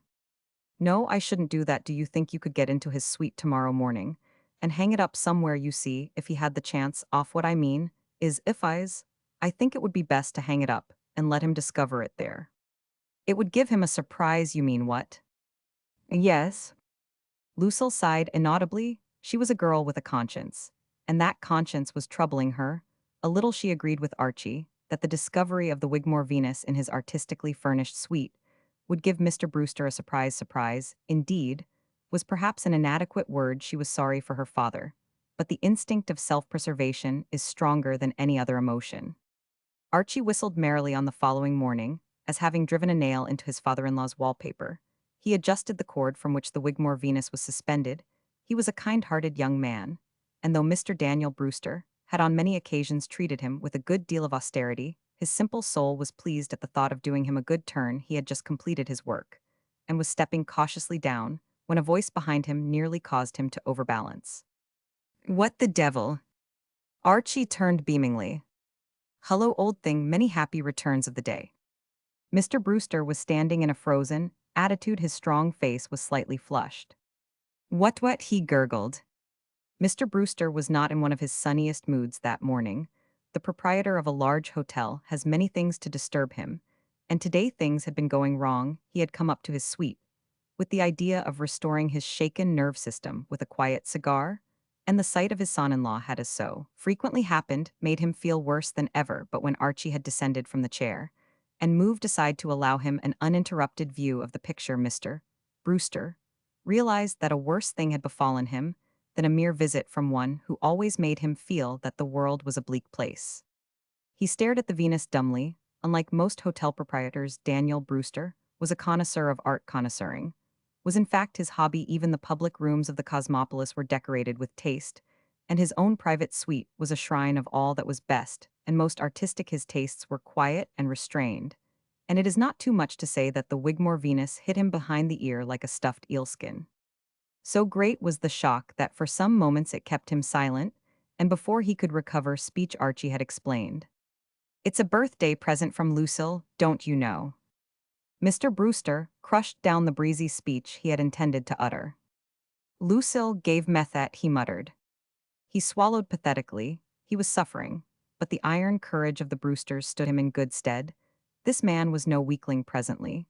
The rigidity of his face relaxed. He was himself again. Of all things in the world he loved his daughter most, and if in whatever mood of temporary insanity she had brought herself. To suppose that this beastly daub was the sort of thing he would like for a birthday present, he must accept the situation like a man. He would on the whole have preferred death to a life lived in the society of the Wigmore Venus. But even that torment must be endured if the alternative was the hurting of Lucille's feelings. I think I've chosen a pretty likely spot to hang the thing, what said Archie cheerfully. It looks well alongside those Japanese prints, don't you think sort of stands out? Mr. Brewster licked his dry lips and grinned a ghastly grin. It does stand out, he agreed. Chapter Roman 26, A Tale of a Grandfather. Archie was not a man who readily allowed himself to become worried, especially about people who were not in his own immediate circle of friends. But in the course of the next week, he was bound to admit that he was not altogether easy in his mind about his father-in-law's mental condition. He had read all sorts of things in the Sunday papers and elsewhere about the constant strain to which captains of industry are subjected, a strain which sooner or later is only too apt to make the victim go all bluey. And it seemed to him that Mr. Brewster was beginning to find the going a trifle too tough for his stamina undeniably. He was behaving in an odd manner, and Archie, though no physician, was aware that when the American businessman, that restless, ever-active human machine, starts behaving in an odd manner, the next thing you know is that two strong men, one attached to each arm, are hurrying him into the cab bound for Bloomingdale. He did not confide his misgivings to Lucille, not wishing to cause her anxiety. He hunted up Reggie Van Tile at the club and sought advice from him. I say, Reggie, old thing, present company, excepted have there been any loonies in your family? Reggie stirred in the slumber which always gripped him in the early afternoon. Loonies, he mumbled sleepily. Rather, my Uncle Edgar thought he was twins. Twins, eh? Yes, silly idea. I mean, you'd have thought one of my Uncle Edgar would have been enough for any man. How did the thing start? Asked Archie. Start, well, the first thing we noticed was when he began wanting two of everything, had to set two places for him at dinner. And so on, always wanted two seats at the theater, ran into money, I can tell you. He didn't behave rummily up, till then, I mean to say, wasn't sort of jumpy and all that. Not that I remember why. Archie's tone became grave. Well, I'll tell you, old man, though I don't want it to go any farther, that I am a bit worried about my jolly old father-in-law. I believe he's about to go in off the deep end. I think he's cracking under the strain. Dashed weird his behavior has been the last few days. Such as, murmured Mr. Van Tile. Well, the other morning I happened to be in his suit incidentally. He wouldn't go above $10, and I wanted 25. He suddenly picked up a whacking big paperweight and bunged it for all he was worth. At you? Not at me, that was the rummy part of it. At a mosquito on the wall, he said. Well, I mean to say, do chappies bung paperweights at mosquitoes? I mean, is it done? Smash anything? Curiously enough, no, but he only just missed a rather decent picture, which Lucille had given him for his birthday, another foot to the left, and it would have been a goner. Sounds queer. And talking of that picture, I looked in on him about a couple of afternoons later, and he'd taken it down from the wall and laid it on the floor, and was staring at it in a dashed, marked sort of manner that was peculiar. What? On the floor? On the jolly old carpet. When I came in, he was goggling at it in a sort of glassy way, absolutely rapt. Don't you know, my coming in gave him a start, seemed to rouse him from a kind of trance, you know, and he jumped like an antelope. And if I hadn't happened to grab him, he would have trampled bang on the thing. It was deuced unpleasant. You know, his manner was rummy. He seemed to be brooding on something. What ought I to do about it? Do you think it's not my affair? Of course. But it seems to me that if he goes on like this, one of these days, hell, be stabbing someone with a pickle fork. To Archie's relief, his father-in-law's symptoms showed no signs of development. In fact, his manner reverted to the normal once more, and a few days later, meeting Archie in the lobby of the hotel, he seemed quite cheerful. It was not often that he wasted his time talking to his son-in-law, but on this occasion, he chatted with him for several minutes about the big picture robbery, which had formed the chief item of news on the front pages of the morning papers that day. It was Mr. Brewster's opinion that the outrage had been the work of a gang, and that nobody was safe. Daniel Brewster had spoken of this matter with strange earnestness, but his words had slipped from Archie's mind. When he made his way that night to his father-in-law's suite, Archie was in an exalted mood. In the course of dinner, he had had a bit of good news which was occupying his thoughts to the exclusion of all other matters. It had left him in a comfortable, if rather dizzy, condition of benevolence to all created things. He had smiled at the room clerk as he crossed the lobby, and if he had had $1, he would have given it to the boy who took him up in the elevator. He found the door of the Brewster suite unlocked, which at any other time would have struck him as unusual, But tonight he was in no frame of mind to notice these trivialities. He went in and finding the room dark, and no one at home, sat down too, absorbed in his thoughts to switch on the lights, and gave himself up to dreamy meditation. There are certain moods in which one loses count of time, and Archie could not have said how long he had been sitting in the deep armchair near the window, when he first became aware that he was not alone in the room. He had closed his eyes the better to meditate, so had not seen anyone enter, nor had he heard the door open. The first intimation he had that somebody had come in was when some hard substance knocked against some other hard object, producing a sharp sound, which brought him back to earth with a jerk. He sat up silently. The fact that the room was still in darkness made it obvious that something nefarious was afoot. Plainly, there was dirty work in preparation at the crossroads. He stared into the blackness, and as his eyes grew accustomed to it, was presently able to see an indistinct form bending over something on the floor. The sound of rather stertorous breathing came to him. Archie had many defects which prevented him being the perfect man, but lack of courage was not one of them. His somewhat rudimentary intelligence had occasionally led his superior officers during the war to thank God that Great Britain had a navy, but even these stern critics had found nothing to complain of in the manner in which he bounded over the top. Some of us are thinkers, others men of action. Archie was a man of action, and he was out of his chair and sailing in the direction of the back of the intruder's neck before a wiser man would have completed his plan of campaign. The miscreant collapsed under him with a squashy sound like the wind going out of a pair of bellows, and Archie, taking a firm seat on his spine, rubbed the other's face in the carpet and awaited the progress of events. At the end of half a minute, it became apparent that there was going to be no counterattack. The dashing swiftness of the assault had apparently had the effect of depriving the marauder of his entire stock of breath. He was gurgling to himself in a pained sort of way, and making no effort to rise. Archie, feeling that it would be safe to get up and switch on the light, did so, and, turning after completing this maneuver, was greeted by the spectacle of his father-in-law, seated on the floor, in a breathless and disheveled condition. Blinking at the sudden illumination on the carpet, beside Mr. Brewster lay a long knife, and beside the knife lay the handsomely framed masterpiece of J.B. Wheeler's fiancée, Miss Alice Wigmore. Archie stared at this collection dumbly. "Oh, what ho!" he observed at length feebly. A distinct chill manifested itself in the region of Archie's spine. This could mean only one thing: his fears had been realized. The strain of modern life, with all its hustle and excitement, had at last proved too much for Mr. Brewster.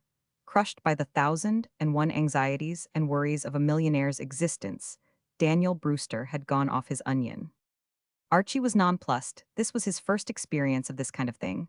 What he asked himself was the proper procedure. In a situation of this sort, what was the local rule? Where, in a word, did he go from here? He was still musing in an embarrassed and baffled way, having taken the precaution of kicking the knife under the sofa, when Mr. Brewster spoke. And there was in both the words and the method of their delivery so much of his old familiar self that Archie felt quite relieved. "So, it's you, is it, you wretched blight, you miserable weed?" said Mr. Brewster, having recovered enough breath to be going on with. He glowered at his son-in-law despondently. "I might have expected it. If I was at the North Pole, I could count on you butting in." "Shall I get you a drink of water?" said Archie. "What the devil?" demanded Mr. Brewster. "Do you imagine I want with a drink of water?" "Well," Archie hesitated delicately, "I had a sort of idea that you had been feeling the strain, a bit, I mean to say, rush of modern life, and all that sort of thing." "What are you doing in my room?" said Mr. Brewster, changing the subject.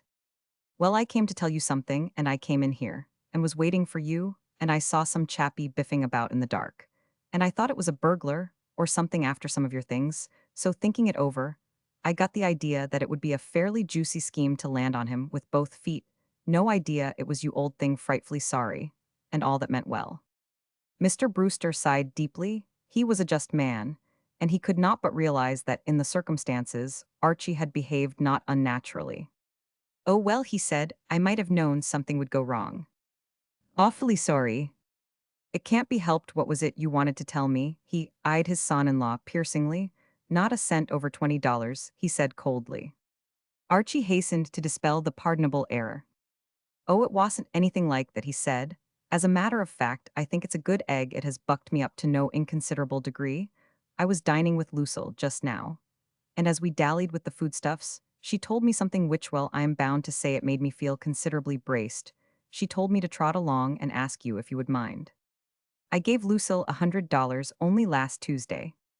Archie was pained. Adjust this sordid outlook, old thing.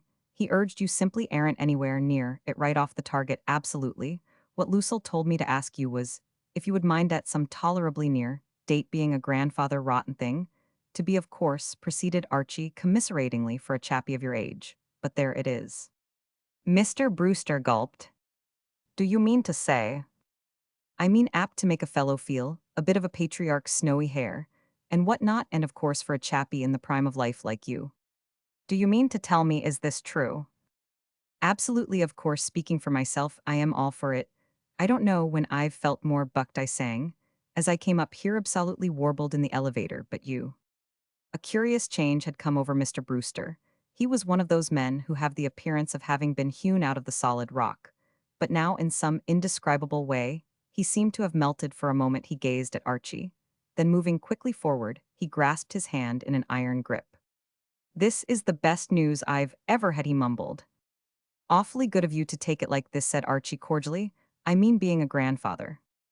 Mr. Brewster smiled. Of a man of his appearance, one could hardly say that he smiled playfully, but there was something in his expression that remotely suggested playfulness. My dear old bean, he said. Archie started. My dear old bean, repeated Mr. Brewster, firmly. I am the happiest man in America. His eye fell on the picture which lay on the floor. He gave a slight shudder, but recovered himself immediately after this. He said, I can reconcile myself to living with that thing for the rest of my life. I feel it doesn't matter. I say, said Archie, how about that? Wouldn't have brought the thing up if you hadn't introduced the topic.